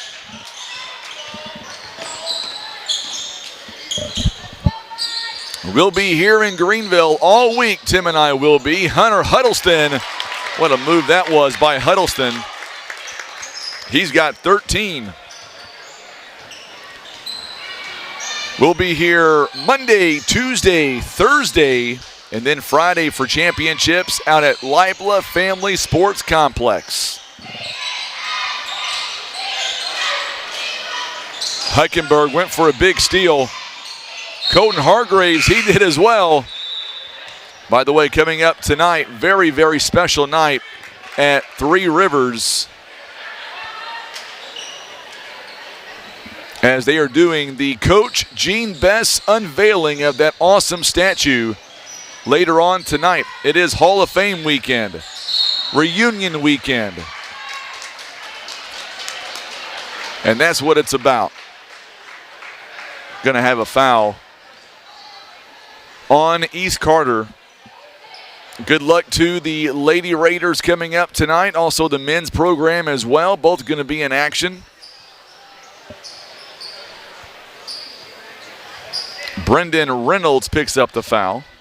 It's going to be a 2-shot foul coming up here. Heckenberg hasn't been there yet this afternoon.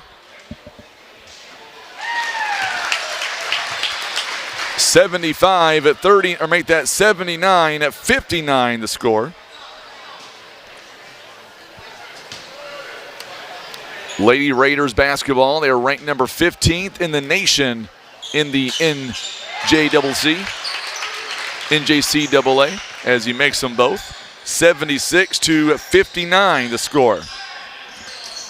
Coming up following this contest, we'll get a player on the air with us. It is our first Midwest Bank player of the game. Henning is going to get fouled. So as it stands right now, Twin Rivers is poised to take on Greenville, a rematch from earlier this year. And that'll be on Tuesday night. Foul going to be called on Huddleston.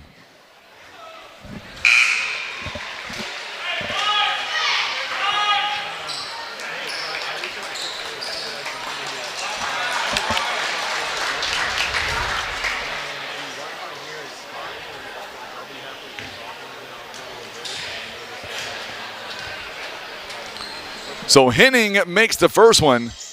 He makes the second one as well. He's got 9 points, 76-61 to score.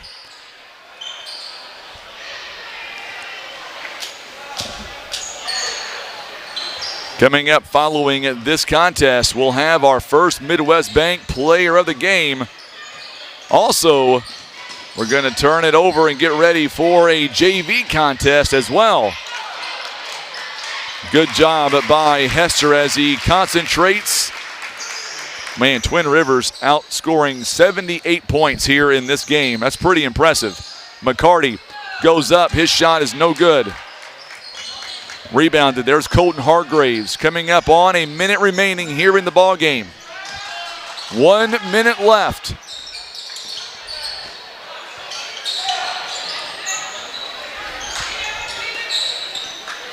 So now Heckenberg, Twin Rivers, nearly had a steal there by Bryce Stahl. Could not hang on to it. Coming up, oh my goodness, wait a minute. What do we have here? They're going to say it's out of bounds, and last touch by Twin Rivers. Ooh. Oh, they said a foul. That's what they're calling it. They're calling it a foul on Luke Hester. That's his fourth. And that is a 2-shot foul coming up. Stahl makes the first one. 78-62 now. He'll get one more. And he knocks them both down. 78-63 now. 41 seconds. Brett Robards in the ball game. Good move by Zach Joyner. So Zach Joyner with 10 points here in the ball game. 80-63 now to score. Coming up following this one, we'll talk live to a Twin Rivers player. It is presented by First Midwest Bank. Twin Rivers is going to move on, and they will take on Greenville in the semifinals on Tuesday. Congratulations to Coach McBroom and Twin Rivers. We're going to go down and get a player. We're going to come right back. You're watching live coverage presented by PB Realty and Legacy Farm and Land Specialist.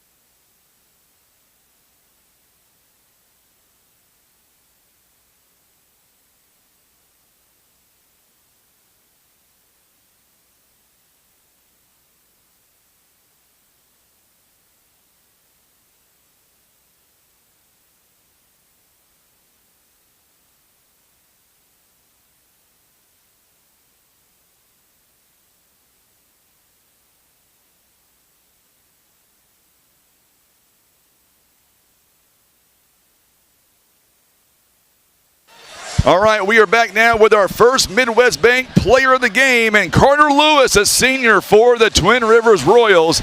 Man, first off, congratulations, Carter, and a much different feel than it was 2 weeks ago back at homecoming. Oh, yeah. What kind of adjustments were you guys able to make this time around and not play so close? Mainly pressure the ball, kind of stay down on defense, close out in the corners. We had a problem with that last game. One thing you guys did very well this afternoon, 11 of 17 free throw wise. Talk about some of your supporting cast here. Zach Joyner had a big game as well. Hunter Huddleston, they played big here this afternoon. Yes, I absolutely agree. They both had a good game. We needed them. I'm not exactly the tallest person ever, so we need them in those games. In the second half, you guys were out. You guys outscored East Carter 18-15 in the third quarter, 24-14 fourth quarter. What did Coach say at halftime that kind of changed things up a little bit for you guys? He said just keep putting the nail in the coffin, like he always says. Just keep going at them. Don't give up. Obviously, it was called very tight both ways, a lot of fouls. How was you guys able to adjust and just play through it? Just stay out of your head. Don't do anything stupid, get a stupid call or anything. Before today, was the mindset that you guys could get back to the semifinals and take on Greenville yet again? Yes. So now that you made it to this point, what will you guys – well, first off, the first time you guys faced off, it was close until halftime, and then Greenville kind of ran away with it. Is that correct? Yep, that's correct. So what will you guys do between now and Tuesday to get ready for this ever-important rematch? Oh, by the way, this time around, it's going to be on their home floor. Yep. We're going to just prepare for them like we always have, play them strong, do our best. All right, anybody you want to look in that camera and say hi to, Carter? Just want to go get ready for the next game. Yep, I'm ready. All right, thank you so much, Carter. Appreciate you, my friend. Good luck to you. We'll see you on Tuesday. See you. You betcha. So Carter Lewis joining us live here, our player of the game, presented by First Midwest Bank. And we're going to get ready for a JV game coming up in just a moment. We've got coming your way, it is Doniphan, it is East Carter. We're not done. We're going to take a quick timeout and come back and get set for the next contest it'll be the JV time between Doniphan and East Carter. You're watching live coverage. It is the OFC basketball tournament. It is presented by PB Realty and Legacy Farm and Land Specialist.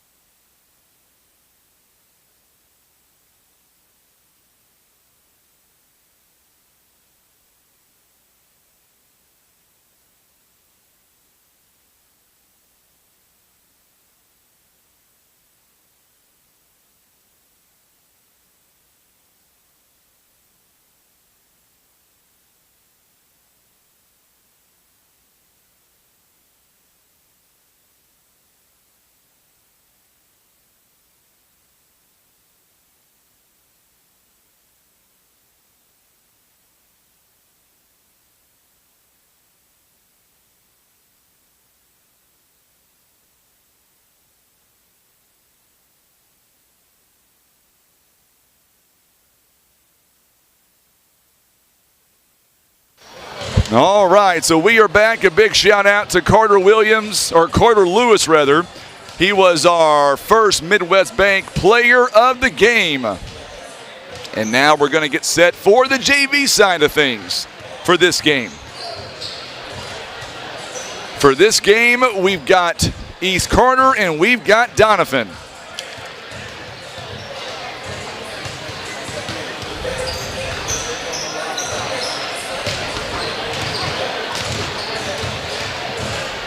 Trying to get everything ready. I tell you what, this is a 9-game marathon. It's been a lot of fun. I've had a blast. I will tell you the truth. Tomorrow, though, I will be worthless. I'll sit around and do nothing. No football to watch and no talking. Tim says no talking either. My wife will like that.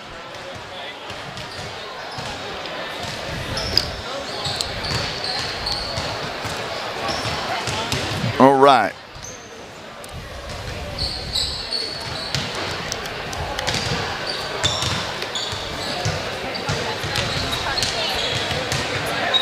So in this contest, this is the JV side of things. You've got the 4-seeded East Carter taking on 5-seeded Doniphan.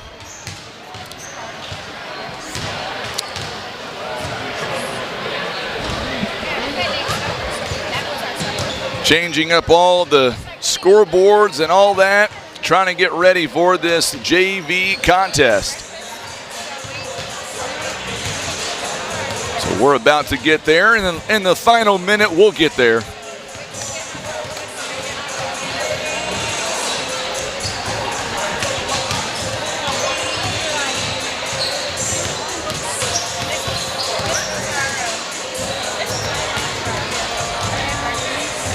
I've got old Brad Haygood right beside me too, superintendent of Donovan.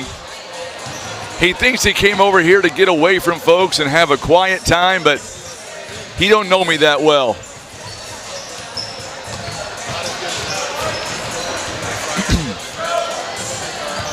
Coming up on a minute left to go here in the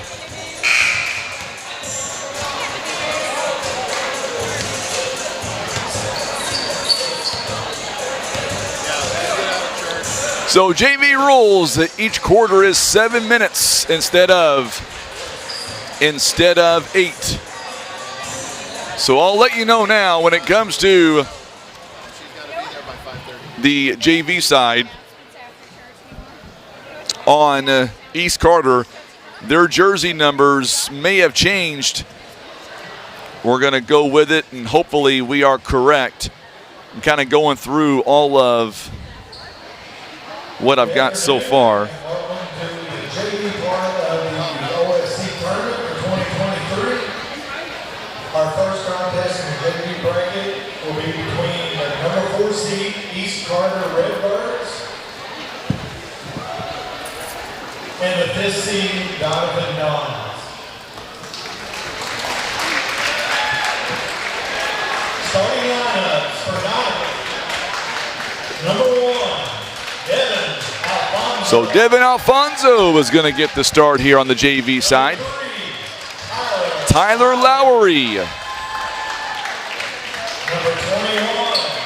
Lane Allen. Number 25, Harley Elliott. And number 51, And Trent Andrews.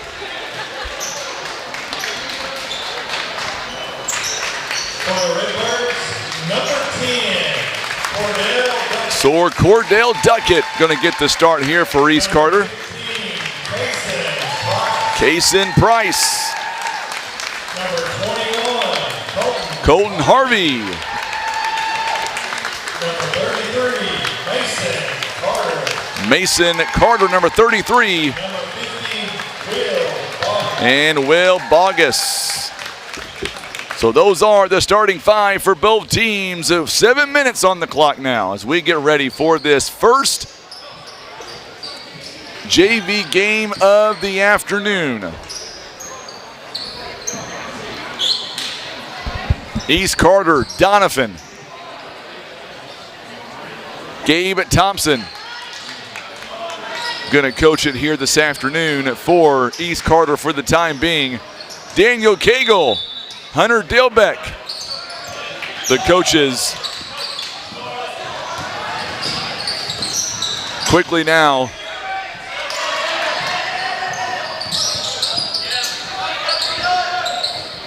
Big three-point basket there. Tyler Lowry. 3-0 now. Doniphan leads it by 3.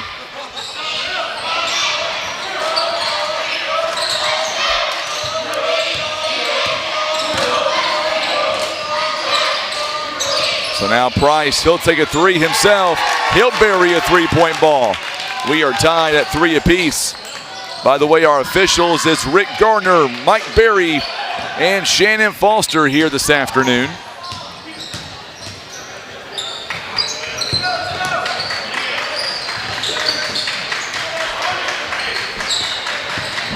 Lowry, top of the key over to Alfonso. Going to be taken away by Carter. Mason Carter now. Three-point basket up top of the key by Colton Harvey. And it is now a 6-3 ball game. East Carter, another steal by Carter. Boy, he has came to play. He's got a couple of points now. Quickly, a timeout called by Donovan. It is a 30-second timeout.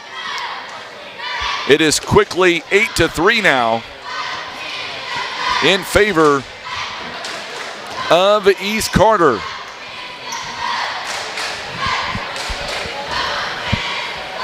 Our broadcast here this afternoon being brought to you by PB Realty Legacy Farm and Land Specialist.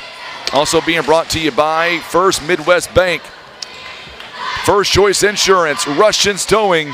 Also being brought to you by Scott Law Group LLC, Day One Chiropractic, Elite Trucking Company, also Mays Florist, and D's Country Kitchen. It is 8-3 now in favor of the Redbirds out of East Carter. So Doniphan with a quick timeout, and there's a turnover by the, they're going to say last touch by East Carter.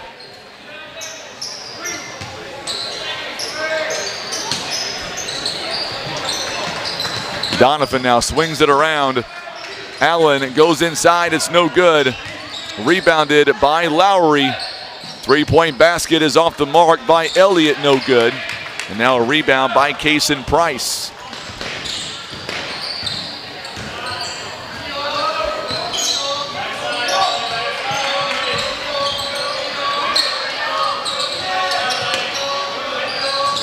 Three-point basket is up, it's good by Kason Price. That's his second three-pointer of the ball game. Quickly 11-3 now the score. Nearly a turnover there. It still might be a turnover. It will be a turnover as we get a steal here by Lane Allen. Correction, on Colton Harvey rather.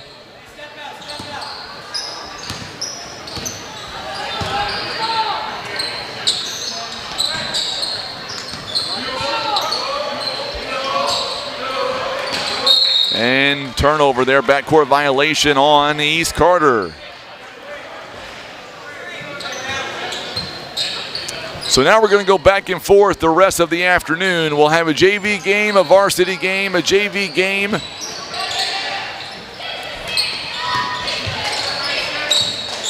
After this game, we will be cutting the feed. It is this game, isn't it, Tim? Yes, this is our 5th game, yeah.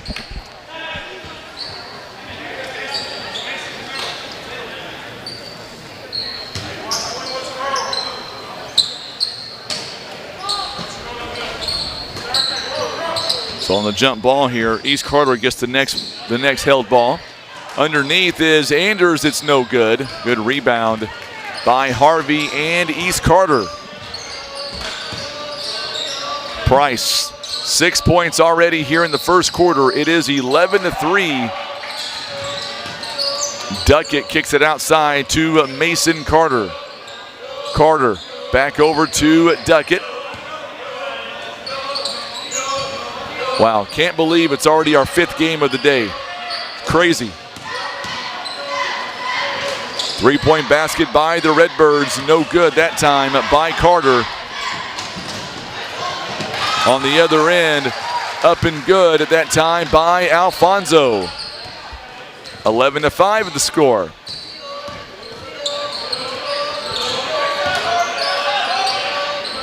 First JV game of the day. We've got 3 of them. Coming up at 4:30, it'll be Neelyville taking on Naylor JV. That'll be a good one. And then at the 7 o'clock game, Greenville and Clearwater. Three-point basket again is no good by Kason Price. Lowry gets it to Alfonso. Three-point basket by Elliott, rattles home. And just like that, it is now 11-8. 11-8 now the score. Three-point basket again by Price is no good. Rebounded this time by Harvey Elliott. Here comes Alfonso. He'll have it. No, it's going to be off of Alfonso. And we're going to see Faris Carter, Peyton Jackson, and Sebastian Ochoa coming in for Harvey and for Bogus. This is the first of 3 JV games here today. It is part of the OFC tournament, and we want to show the JV teams love as well. Terry Hinton says, let's go Dons. See the Neelyville cheerleaders starting to arrive as their teams are going to be playing coming up later on.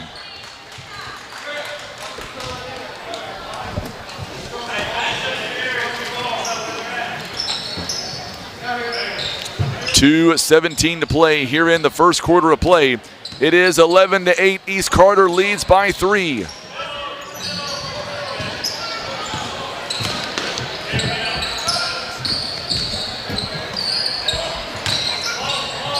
Carter goes inside. Going to have it ripped away by Lowry. Just like that on the other end, 2 more points for the Dons. It is quickly now 11-10.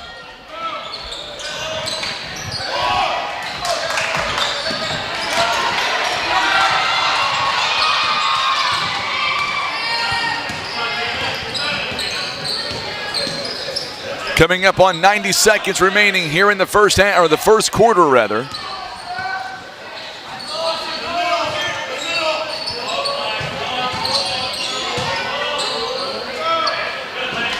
Boy, I'll tell you what, all of a sudden, as Mason Carter misses that shot, East Carter has gone cold. They are shooting 4 out of 8. They began shooting 4 out of 4. They are at 50%. Running floater is good for Lane, Allen, and Doniphan. They have come right back to take the lead. It is now 12-11.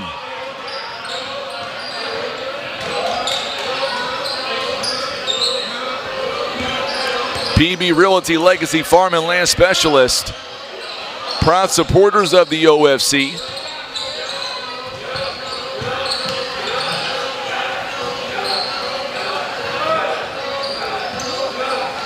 Doniphan in a 2-3 zone right now, coming up at 30 seconds remaining in the first quarter. Mason Carter now top of the key. Cordell Duckett, they work it over in the corner to Ochoa. 17 seconds. 1-point game right now by Doniphan. They lead at 12-11. They dump it off outside. Carter for 3 is no good. Somehow, though, Duckett on the offensive board. 3-point basket as time is going to expire by Price. It's no good. And that's how the quarter will come to an end. It's 12-11 in favor of the Dons. You're watching live coverage of the OFC basketball tournament presented by PB Realty and Legacy Farm and Land Specialist.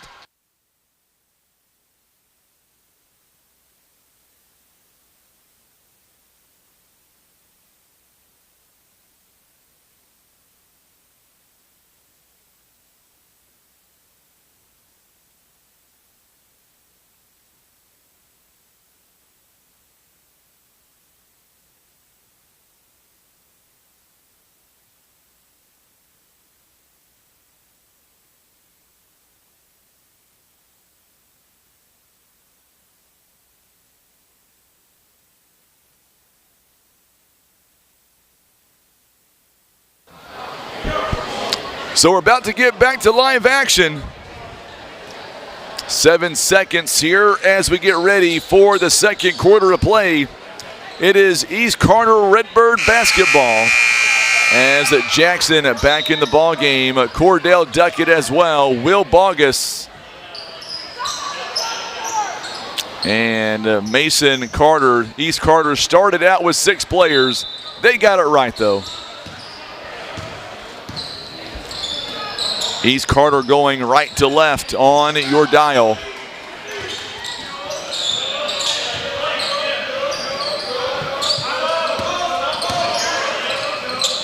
Three-point ball upcoming is no good by Price.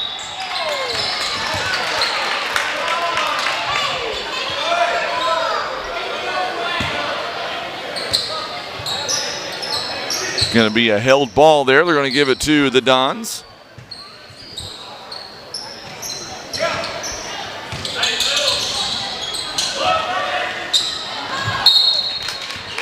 And a turnover on the Dons as well.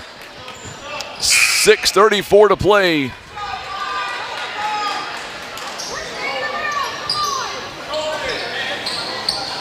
So for the Colton Harvey is back in the game.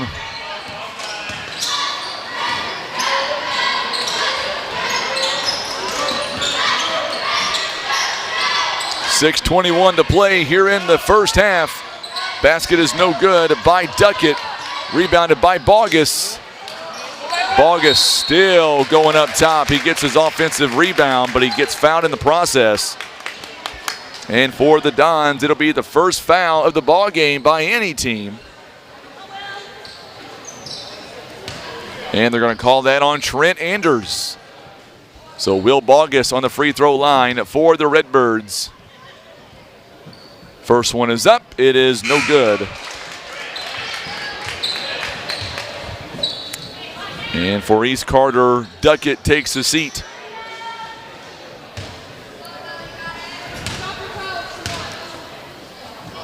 Second one coming up here for Bogus. This one he knocks down. We are tied at 12. 12-12 is the score. Torin Burkhart checks in for the, and we're going to get a whistle here, and out of bounds, a turnover on the Dons. So Lane Allen turns it over. 12-12 the score here in the first half. Neelyville players and fans are starting to walk in the building now. Bogus' shot is no good. It's going to go out of bounds. Last touch by the Redbirds.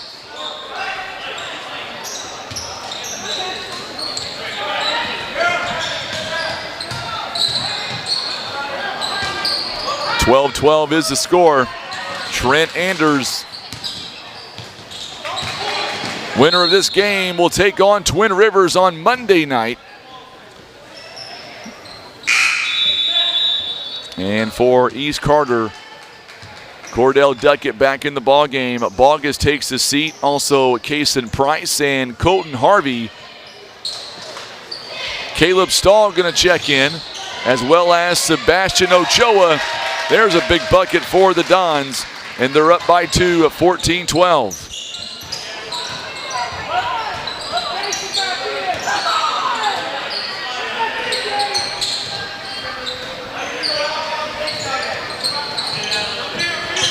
Devin Alfonso has 6 points of their 14.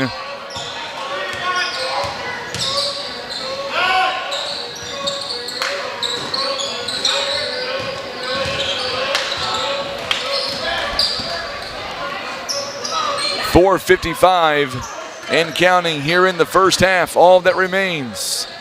2-point game. East Carter came out, exploded on offense. They have really cooled since.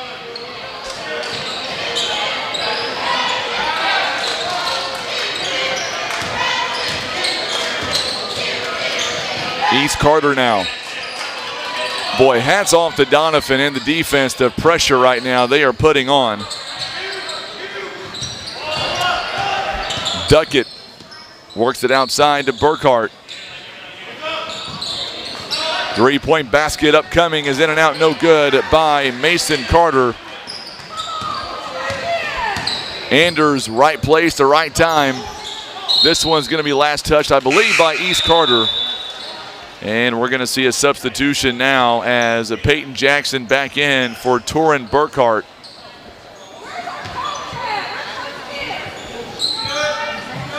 Yeah, a fan very unhappy somewhere down below us. And there's a whistle and a foul as Lane Allen goes up for two. He'll draw the contact, and a foul going to be called on East Carter. They're going to call that one on Caleb Stahl, his first. And Lane Allen goes to the free throw line for a two-shot foul. First one is up and good. And we're going to see Will Bogus back in the ballgame. Stahl and Carter takes the seat. Kason Price also back in the ballgame as well. It's 15-12. Second one is no good. It's going to go out of bounds. Last touch by the Redbirds. 4:01 to go here in the first half. It is a three-point game right now. They kick it outside, wide open to Elliott. His three-point basket is no good. Good rebound by Kason Price. And there's a steal by Alfonso. And Doniphan cannot convert. They're going to fall on top of it. It's going to go right back to the Redbirds.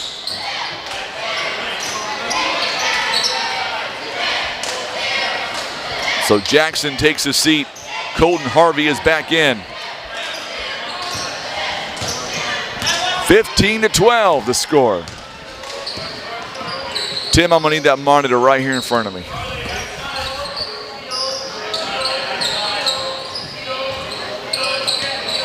.325 and counting here in the first half. Ochoa in the corner. Ochoa now. Long pass outside to Price. Now to Duckett.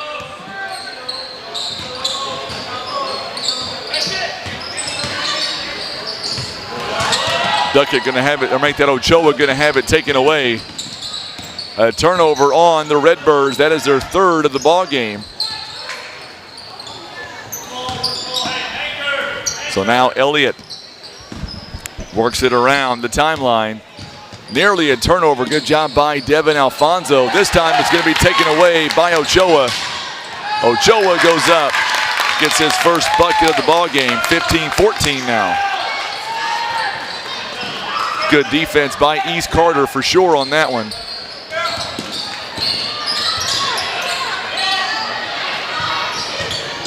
.227 in the first half. Nearly a turnover. Good heads up by Alfonso. And we get a whistle here and a foul coming up on Bogus, it looks like. Be the second team foul by East Carter. And they're going to call that one on Bogus. So on the free throw line, Lane Allen.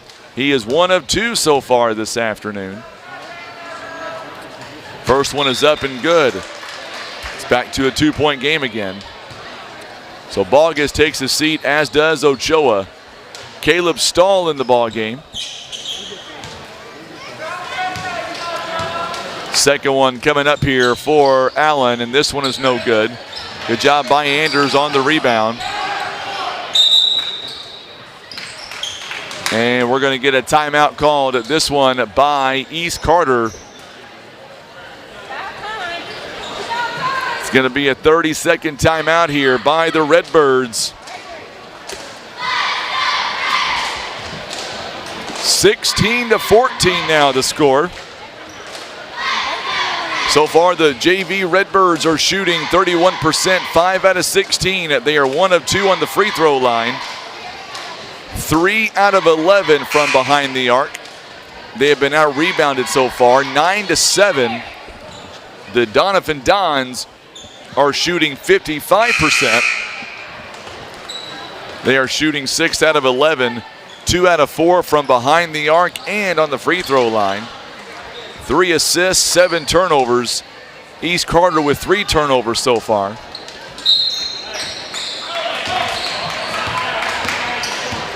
Back to live action now following the timeout. Each team has taken 1 timeout here in the ball game so far. 2-minute warning here in the first half. After this ball game ends its entirety, we will hit the end button on the live stream, but we're going to get it re-going for the next 4 games. You won't miss a moment. And if you do, we'll have Tim tell you every play what happens between the time that we lost you. Good shot by Carter, it's no good. Rebounded by Anders, and here comes the Dons. A 2-point game. I know Kennett and Greenville are playing here in just a few moments. That game may actually be underway. We'll check in on that game here momentarily.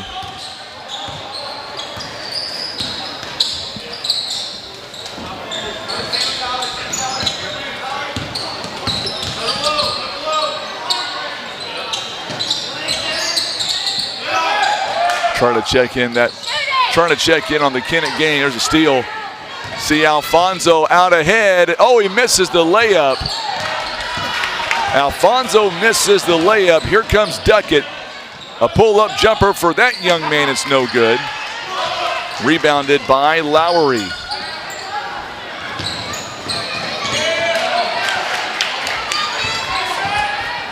So right now that game has just gotten started. And a turnover by East Carter. Ochoa going to come in for Caleb Stahl.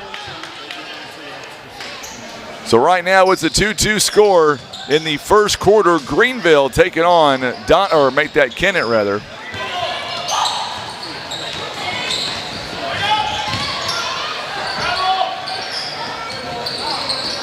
Shot is no good. Rebounded here by the Eagles, and there you go as Mason Carter goes up and scores 2. We are tied at 16.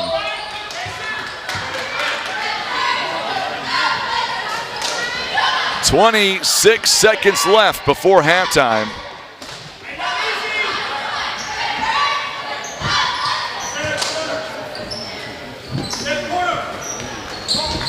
On the inbound, a 3-point basket by Elliott, no good. Here comes Mason Carter again, it's no good.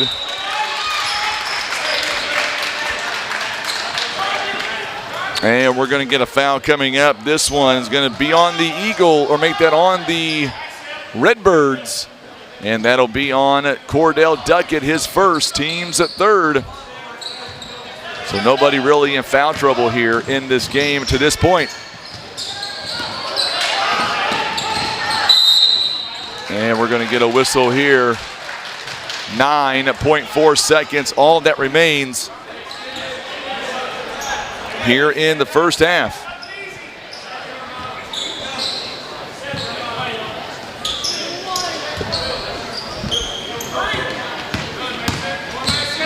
Duckett picks up his second personal foul. 3 seconds here. Oh, what a shot by Lane Allen. Ball game as we have reached halftime. So we're going to step away. We're going to reset and get ready for the second half. It is a 3-point ball game. When we come back, East Carter trails 19-16. You're watching live coverage of the OFC basketball tournament. It is presented by PB Realty, Legacy Farm and Land Specialist.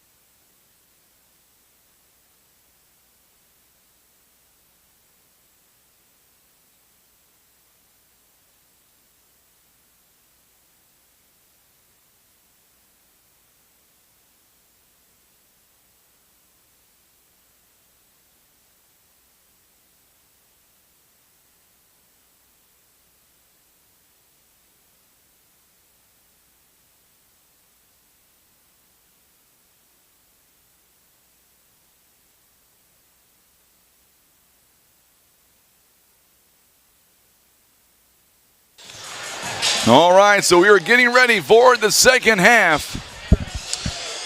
It is a 19-16 ball game. Brad Haygood right in front of us. Question of the hour, Brad. School Monday, yes or no? He says we're going to have school. He's hopeful we're going to have school. That's the $1,000 question today. He does a great job at Doniphan, superintendent over there. Known Brad for a long time.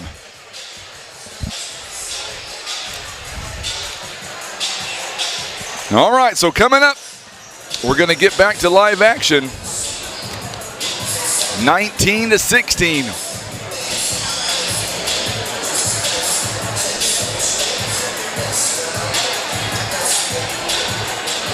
Following this game, we will be ending our stream, but not for very long. Give us the time to, got to get everything reset and ready for the next 4 games.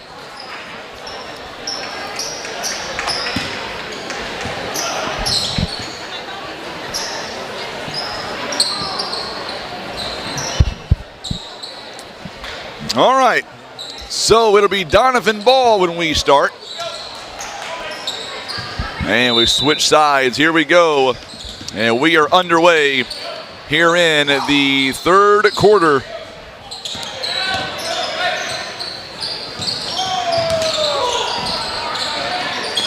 So for Donovan, there's a quick turnover there. Steal as Harvey, well, they're going to give right back to Donovan, so never mind on the turnover.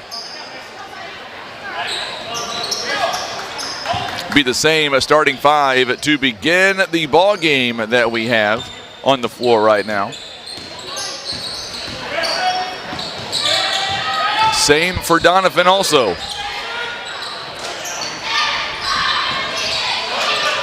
What a good move there on the offensive board.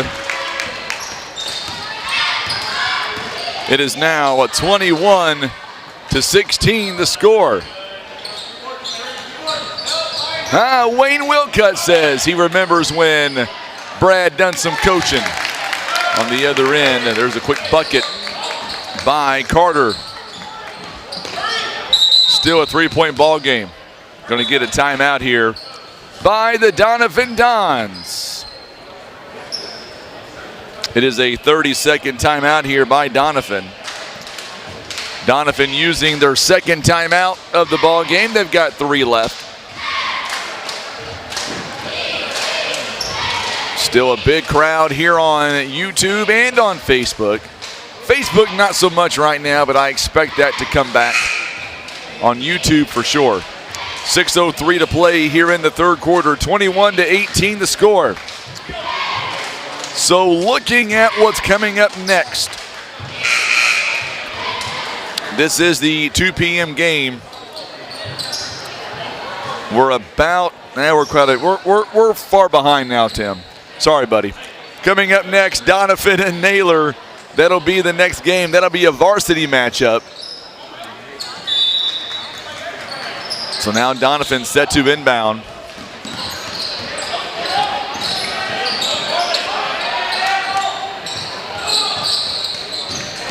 (21-18) the score. Doniphan going right to left. And a turnover there by the Doniphan Dons.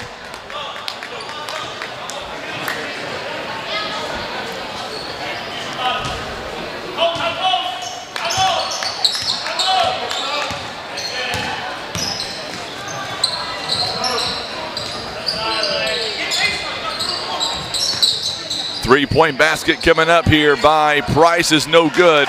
There's the offensive putback by Colton Harvey. 21-20 now the score. Three-pointer in the corner by Lane Allen is dynamite.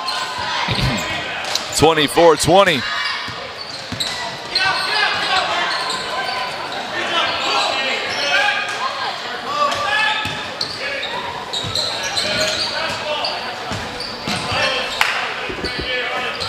3-point basket by Mason Carter, a little bit short that time, rebounded by Alfonso.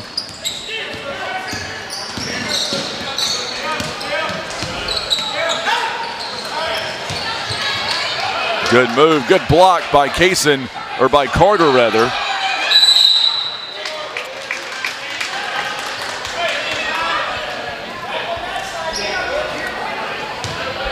(24-20) the score.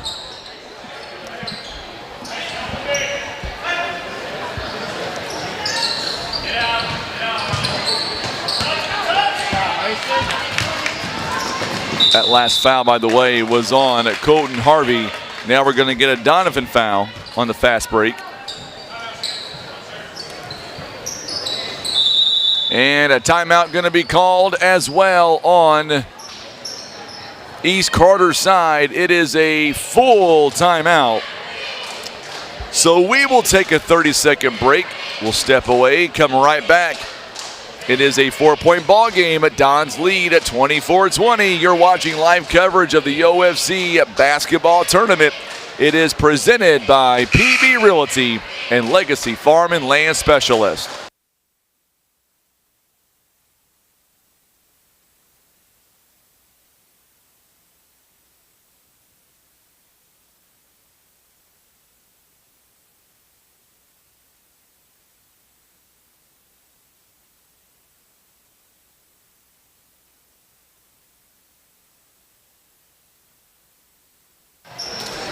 All right, so we're about ready to get started here.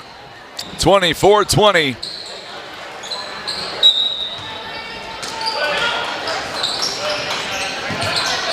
Oh, good job on the inbound there by Lane Allen. They get it right back, and they're going to throw it away. Turnover on the Redbirds. That is number 6 in the ball game. Doniphan's got 9.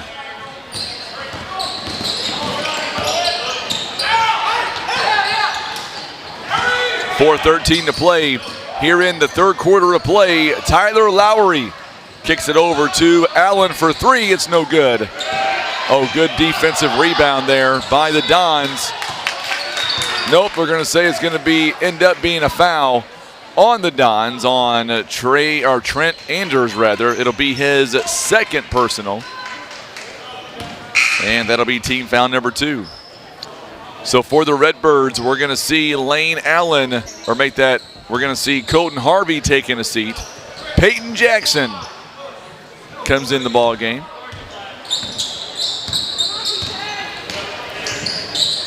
Several folks from Neelyville making the trip over here to Greenville.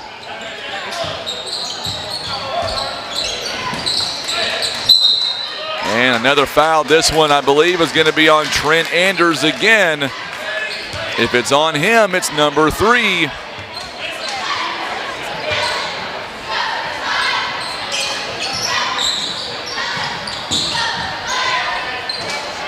Three ball in the corner, no good. Going to get a whistle here and a foul coming up. It'll go against the Redbirds.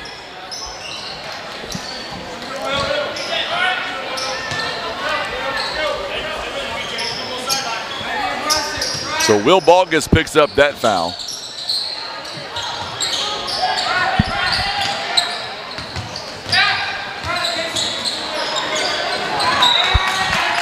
And a turnover by the Dons as well.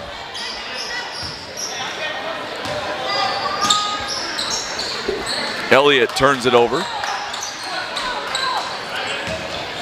It's a 4-point ball game right now. The Dons will lead at 24-20. 3-point ball is no good by Duckett. Here comes Elliott. Elliott, no look pass in the corner to Allen. Allen for 3, it's no good. Oh, Allen somehow gets open and gets his own rebound.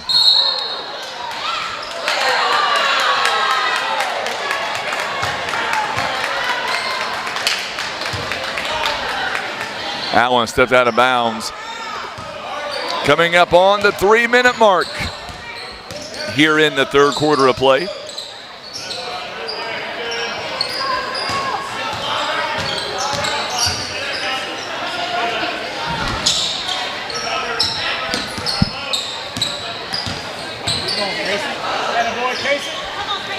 Kaysen steps in the lane. 2 points. It cuts it down a little bit. Bogus on the offensive board and the points. And we're going to get a travel on Alfonso. And that is turnover number 11 right now for the Dons. A 2-point ball game right now.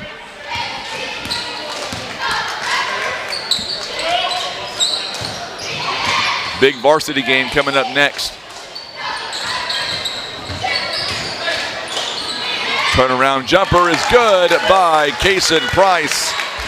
We are tied up at 24. He's got 8.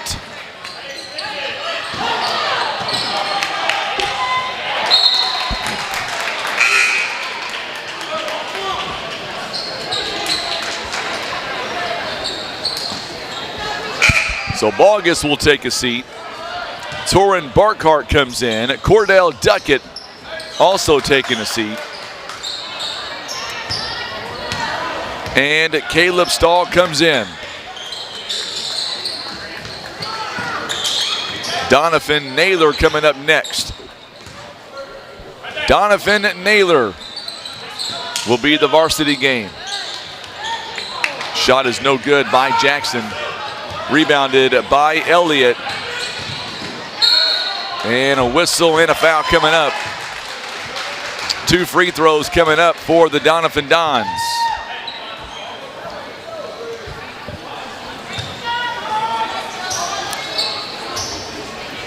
That'll be a foul on Peyton Jackson, his first, team's third. Elliott now to give the Dons a 1-point lead and misses that one. Will Bogus. Cordell Duckett. Also Sebastian Ochoa. Second free throw coming up. It is up, it's no good, he missed them both. Offensive board by Lane Allen, and he'll draw the contact, which means he's gonna shoot a couple of free throws.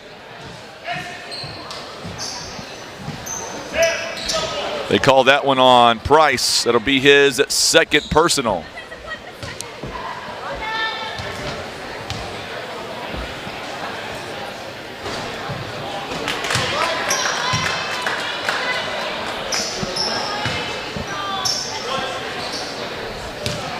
Three straight free throws missed by Doniphan. Allen misses both 4 in a row as Bogus gets the rebound. This could easily be a 4-point game.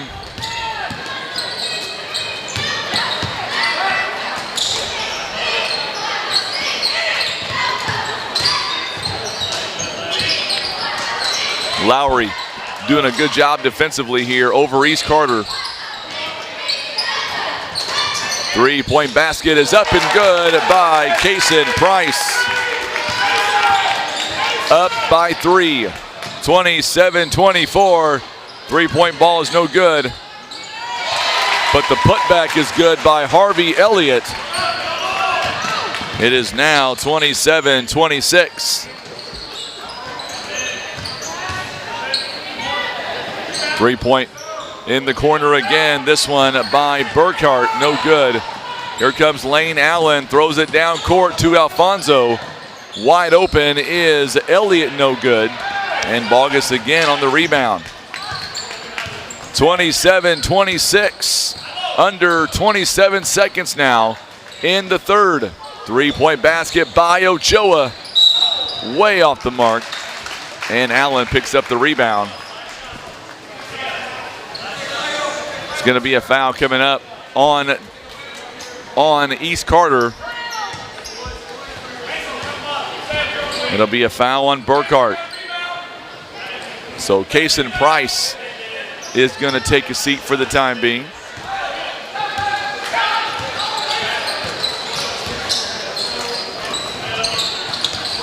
"12 seconds and counting. It's a 1-point ball game as we get ready for the fourth. What a move by Allen, and Bogus just stands there, takes the contact and all. we have played 3 quarters rather. It is still a 1-point game. You're watching live coverage of the OFC basketball tournament. It is presented by PB Realty Legacy Farm and Land Specialists. We'll be quiet and let you listen to the East Carter Lady Redbird cheerleaders.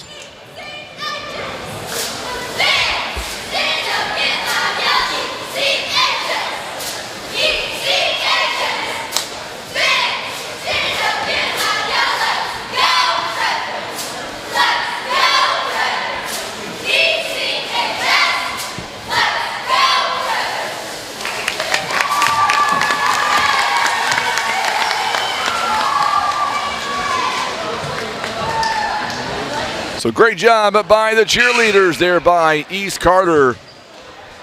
And we're about to get ready for the 4th and final quarter. It is a 1-point ball game. 27-26.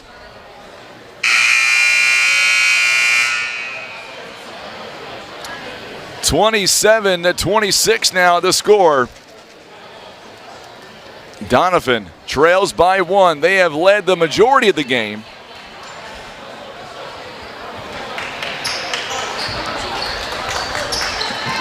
But not right now. Are you all right?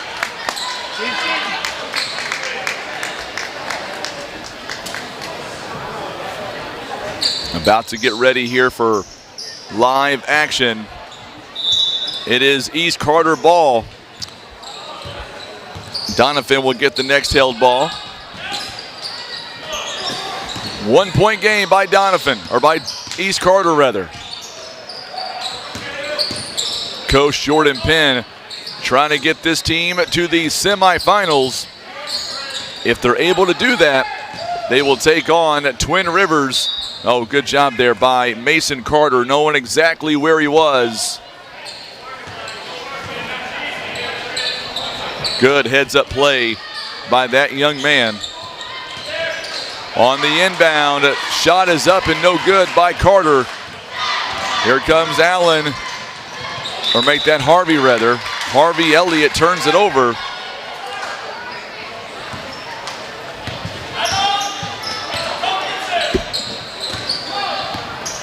.6:21 to play here in the 4th quarter.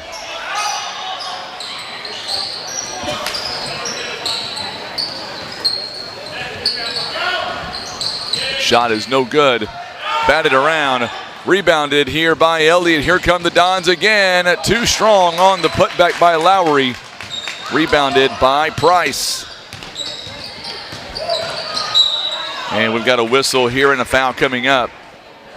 It'll be against the Doniphan Dons.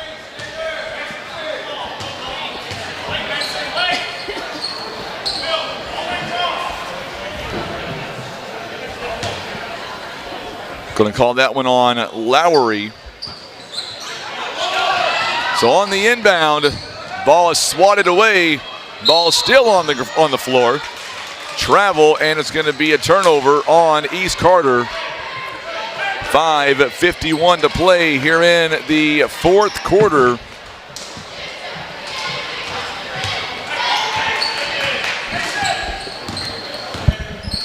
Coming up after this one, Naylor Doniphan varsity game. Oh, what a good shot. 3-point basket by Lane Allen. And that gives them a 29-26 lead.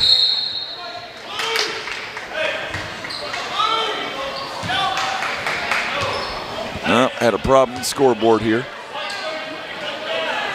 So scoreboard went away for just a moment. I'll get that back up. Not a big deal. Computer shut down. I'll get it turned right back on. We'll get it back. Duckett shot is no good. 29-27. Doniphan leads by 2. Shot is up and no good. Good rebound by Harvey Elliott. And he goes back up and scores. 31-27 to score.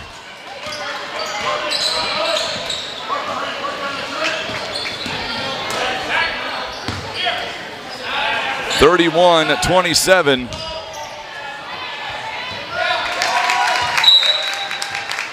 31-29 is the score now. There we go. Now the scoreboard is back. Timeout called on the floor. This one is going to be by East Carter. It is a full timeout.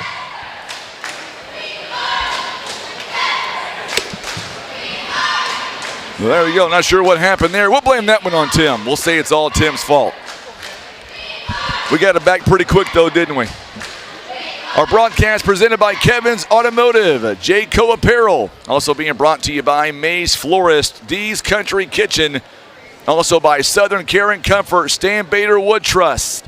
Also by Hester Trucking, Pepsi Mid-America, Mossy Oak Properties, Smokin' Aces, Senator Jason Bean. Also Baker Implement. And being brought to you by Barker's Towing and Automotive. 31-29 the score. Doniphan with 3 timeouts. East Carter, they've got 2 timeouts.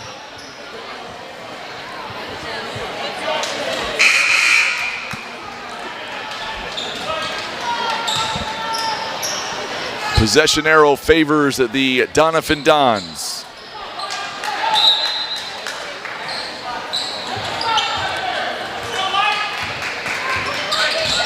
Here we go. Doniphan, Naylor, varsity coming up next. After this game, we'll have our first Midwest Bank player of the game. They will join us as well. And we've got a jump ball. It's going to stay with, if it's a jump ball, it's going to stay with Doniphan. It is going to stay with Doniphan.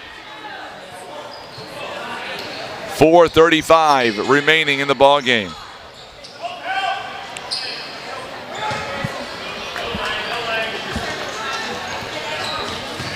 So Tyler Lowry now, 2-point ball game, 31-29.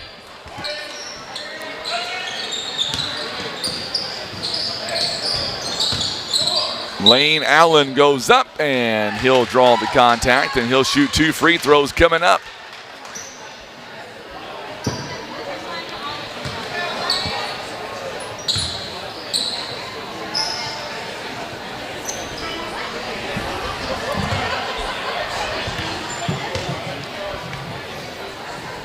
First one is on the way. It's up and it's good. 14 points. It is a 3-point game. Second one is no good.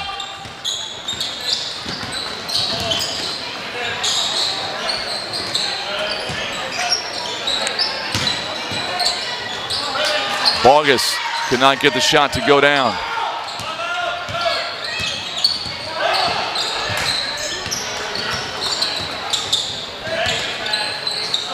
Under 4 to play, a 3-point ball game right now.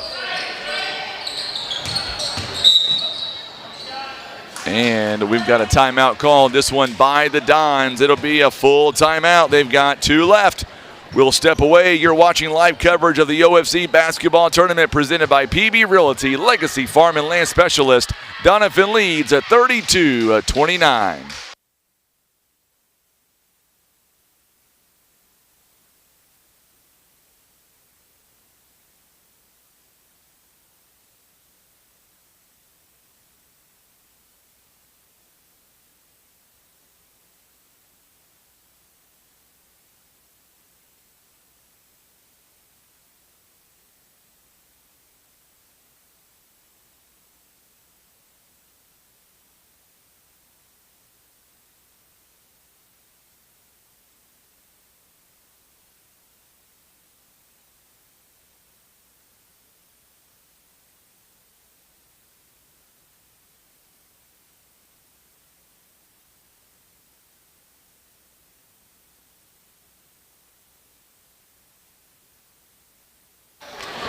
Also coming up after our interview on our player of the game, we will be ending our live stream feed, but we'll restart it up during the 10 minutes that we are given.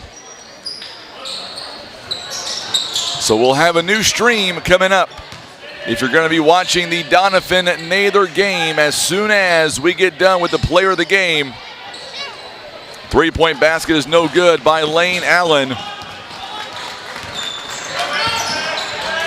Mason Carter, a big rebound. But if you're going to be watching that game, we will have a new stream for you.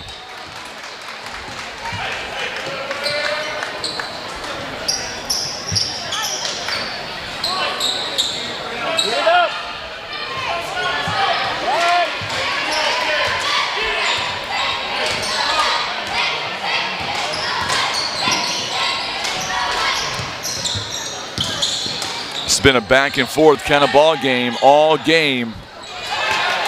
Like right there, a big turnover there as Price swats it away. Pull-up jumper is no good. Rebounded by Lowry, and wide open is Anders. 34-29.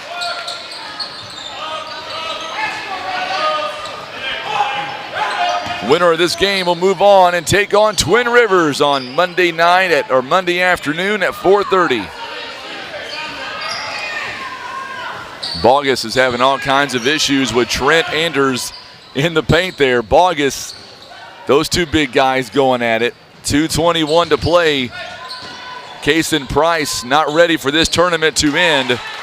Misses that shot. He's got 15 points, or make that 11 points in the ball game. Lowry going to be called for the offensive foul. Team foul number 5.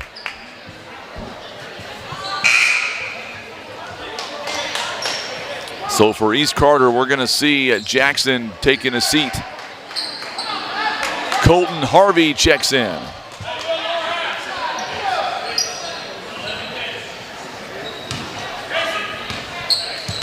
.207 to play. Coming up after this game, it is our first Midwest Bank player of the game. Still a lot of time left, only down by 2 possessions. They've got to get some points. As Bogus will drive the lane there and get the he'll draw the contact. Be a foul on Donovan. It is their 6th. Both teams are going to be in the bonus. That'll be the 4th on Anders. So Anders now with his 4th. Bogus on the free throw line. He's 1 of 2 this afternoon. First one, no good. These are big free throws now. Big free throws.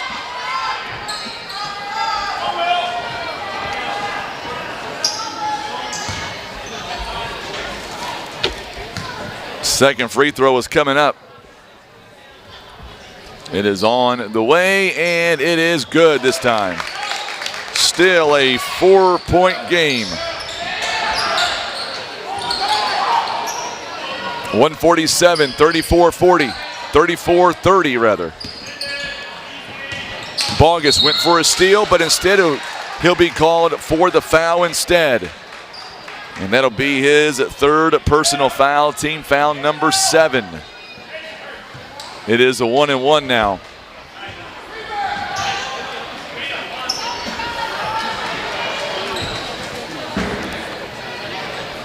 So Harvey Elliott at the free throw line. He is 0 of 2 so far. So 1-and-1, he makes that one. Back to a 5-point game again, 35-30.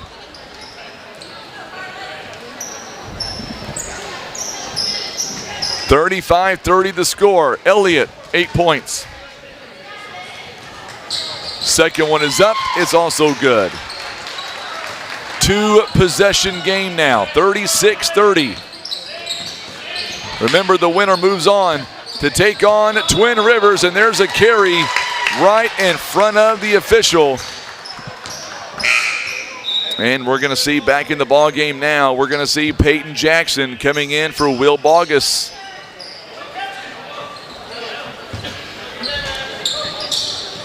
.90 seconds away from this game being done. There's a turnover. No good, and we're going to get a whistle here and a jump ball.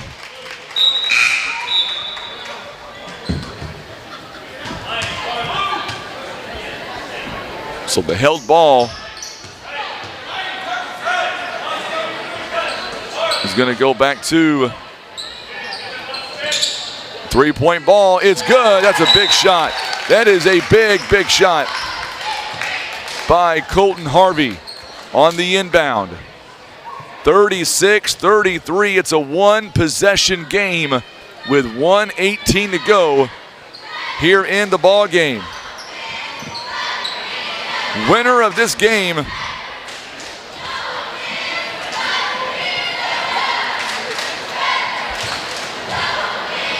will end up in play Twin Rivers coming up on Monday at 4:30. 1:18 to go in this game, and then we'll talk to our first Midwest Bank player of the game, and then we'll end up and end the video stream on this one, and then we'll restart the next one. Just because of time issues on Facebook and YouTube, we don't have a choice. 1:18 to go. It is a one-possession game between the JV East Carter Redbirds and the Doniphan Dons. Fouls are 7-6. So now here's the inbound. Donovan, their 5 players have gone the distance on the floor. Could have been, it's a good no call there by the official. Good no call, letting them play. Coming up on the minute mark. An offensive foul is going to be called against Lane Allen.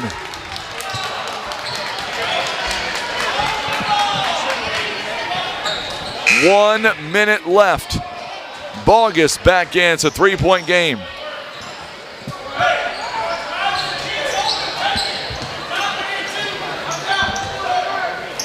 Three-point game. Here we go. You don't have to have a three in this particular set. You want the best possible shot available to you. Price. He's a good trigger man on the three ball. They go inside. That was a smart play. Bogus goes up for the 2. It is now a one-point game. 34 seconds.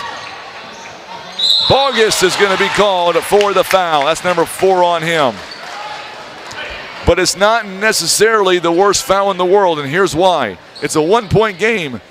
You're going to force Donovan to shoot 2 free throws. Harvey Elliott is 2 out of 4. He's got 9 points. So if he misses one of the 2, it's only a 2-point game. And at worst, he makes them both, and it's a 3-point game again. 14 points, or make that 10 points rather for Harvey Elliott. Once again, no matter what happens, and he misses that one. So like we were talking about, it's not the worst foul ever. It's only a 2-point game. Price goes up, we're tied. We are tied at 37 apiece. Donovan gonna call the timeout. Or make that East Carter rather with a timeout. It is their final timeout. So who would have saw that one coming? 37-37 is the score with 21 seconds left.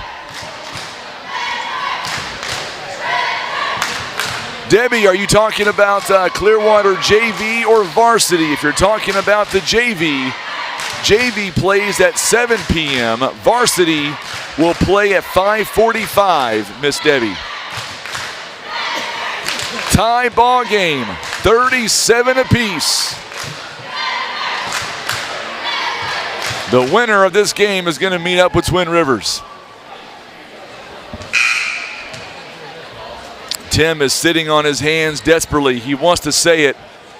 I know what he wants to say.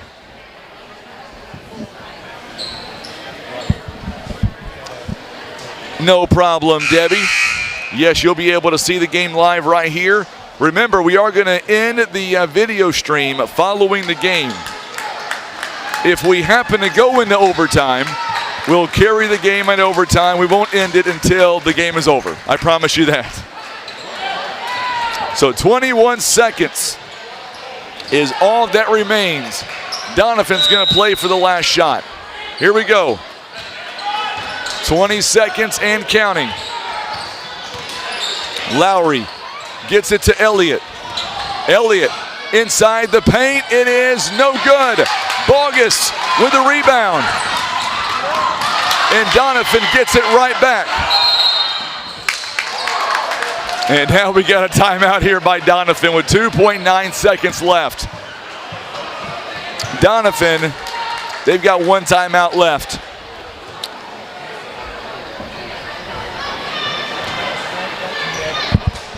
What a game. Jay, you can't. Tim's giving me this look. I wish I had that camera on his face right about now. 37. Hey, this is OFC basketball.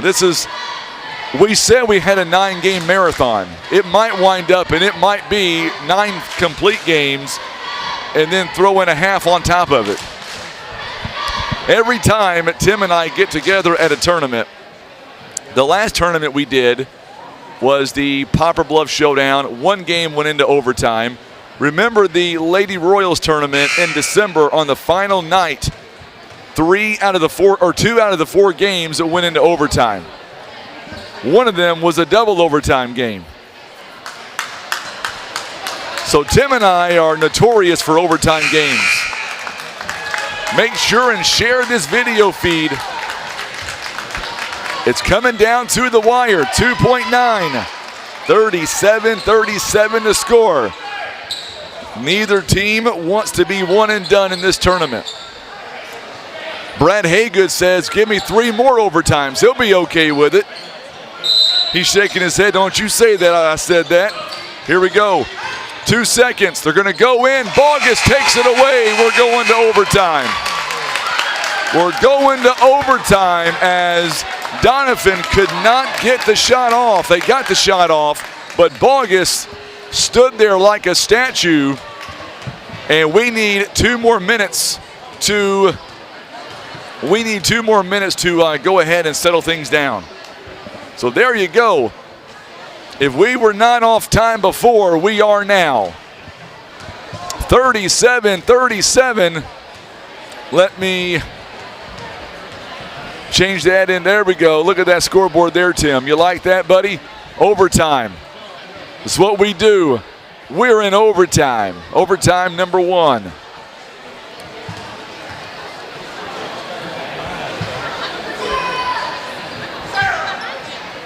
So we're going to add another timeout apiece back onto the board. Doniphan should have 2. East Carter should have 1.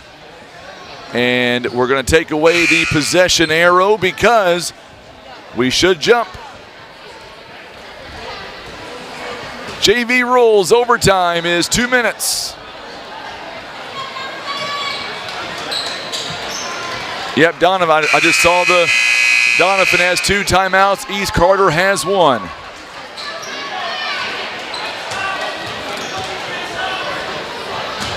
So we are in overtime. Well, 3 minutes rather in JV. So 3 minutes. So here we go. Jump ball, and it's going to go to the Dons. We are in overtime number 1 now. 3-point ball is no good. Rebounded by Carter. So now on the other end, Price. Boy, he is lethal from downtown also. 2:32 now to play here in overtime number 1, 37-37. Bogus kicks it back out to Price. Told you, he is lethal from outside. That's a big shot. That's a money shot right there. 40-37 to score. 40-37. Coming up, we'll do our player of the game presented by First Midwest Bank. 3 balls, no good. Rebounded, though, by Anders. They go inside. They go down low to him. Shot is no good. Bogus with a big rebound. 1:45. Still a long way to go in this one. 1:38 and counting. Doniphan, varsity, takes the floor next. Naylor's on one side. Doniphan on the other. Wide open three is no good. By Carter. Rebounded by Elliott.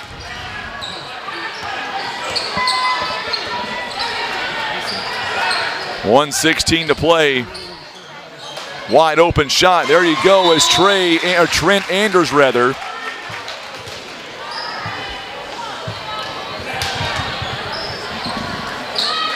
So 40-39 the score with 1:11 to go. And a timeout called here on the floor.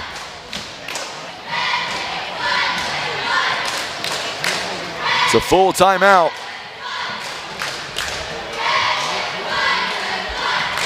So Donovan takes the full timeout with 1:11 left to play.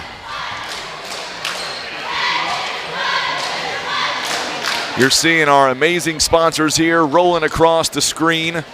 Sean, he's probably thinking about me back at the studio. I was going to say, Tim does a great job putting all that stuff together for me. 1:11 to go. The way this game was going, I just had a feeling that this game was headed toward an overtime. I just had a feeling it was going that direction.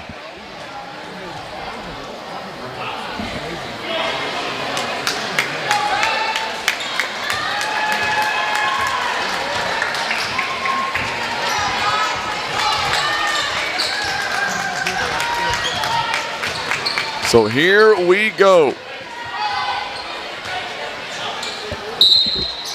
It is 4:01 here on. It is 4:01 on this Saturday afternoon. 1 minute to go. It's a one-point ball game. East Carter leads by 1. We are in game 5 out of 9. We started at 9 a.m. It don't seem like it, but it's been that long. 45 seconds. Donovan's going to have to foul at some point. Because right now, East Carter very content with playing keep away from the Dons. And it's working right now. 34 seconds. And you're going to get a foul here on Devin Alfonso. It's a 1-and-1 coming up. So Cordell Duckett, he has not been at the line so far today. It's a 1-and-1 coming up. 1-point game. And he makes it. 2-point game. 41-39 the score.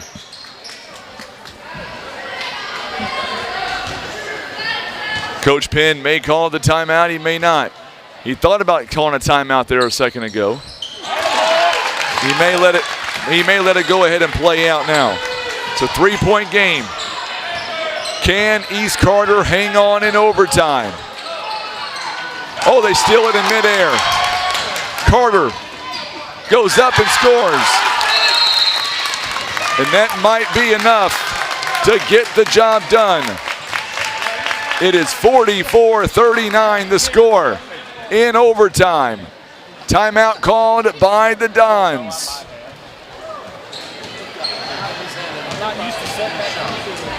.44-39 the score. Doniphan out of timeouts. East Carter has one. 16.4 seconds is all that remains in this game. It's a pretty good JV game, to be honest with you. Pretty good game.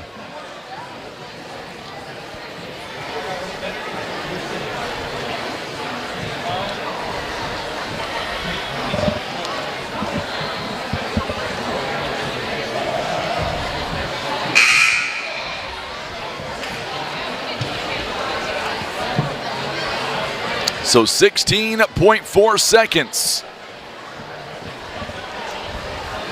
This isn't even the finale tonight. We still got 4 more games to go.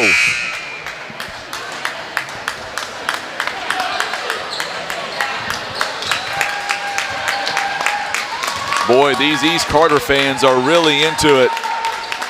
All these teams that know each other so well.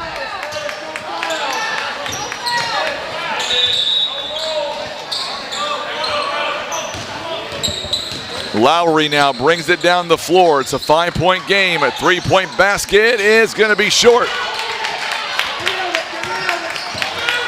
And that should be just about it.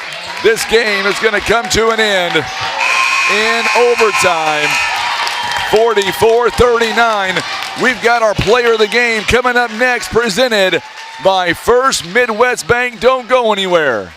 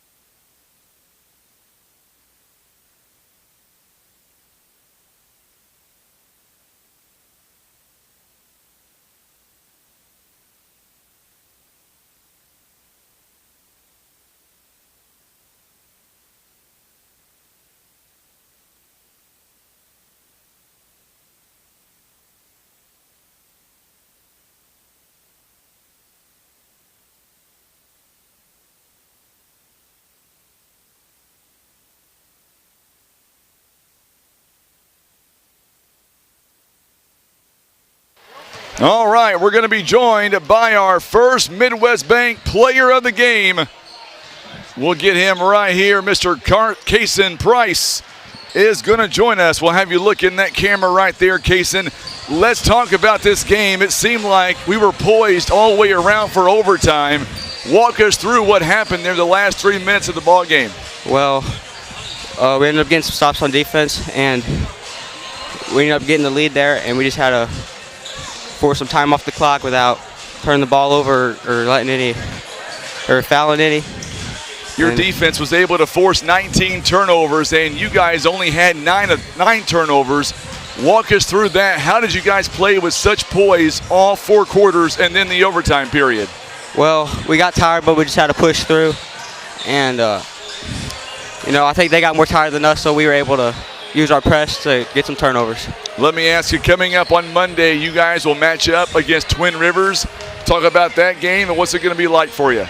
Well, it's probably going to be the same here. A good old battle there. It's whoever plays harder wins. You guys know each other so well. You guys are friends off the court as well. So what's it like playing in the OFC tournament, coming in here, getting a win like this here in overtime? Oh, it's fun. It's amazing. I love it. So do me a favor, look in that camera. Anybody you want to say hi to back at home? I was out of my mom, my grandma, and my brother and sister. All right, we'll see you Monday night against Twin Rivers, my friend. Thank you so much. Thank you. You bet you are. First Midwest Bank player of the game, Kaysen, doing a great job. Everybody's trying to get him to say hi to him. He did a great job. Appreciate him coming all the way up here. Kaysen Price, 16 big points, 5 rebounds, 4 assists. Our first Midwest Bank player of the game. All right, so what we're going to do is we're going to go ahead and end the video right now, and we'll get a new stream ready to go. It is Doniphan Naylor coming up next. You're watching live coverage of the OFC basketball tournament. It is presented by PB Realty, Legacy Farm and Land Specialist.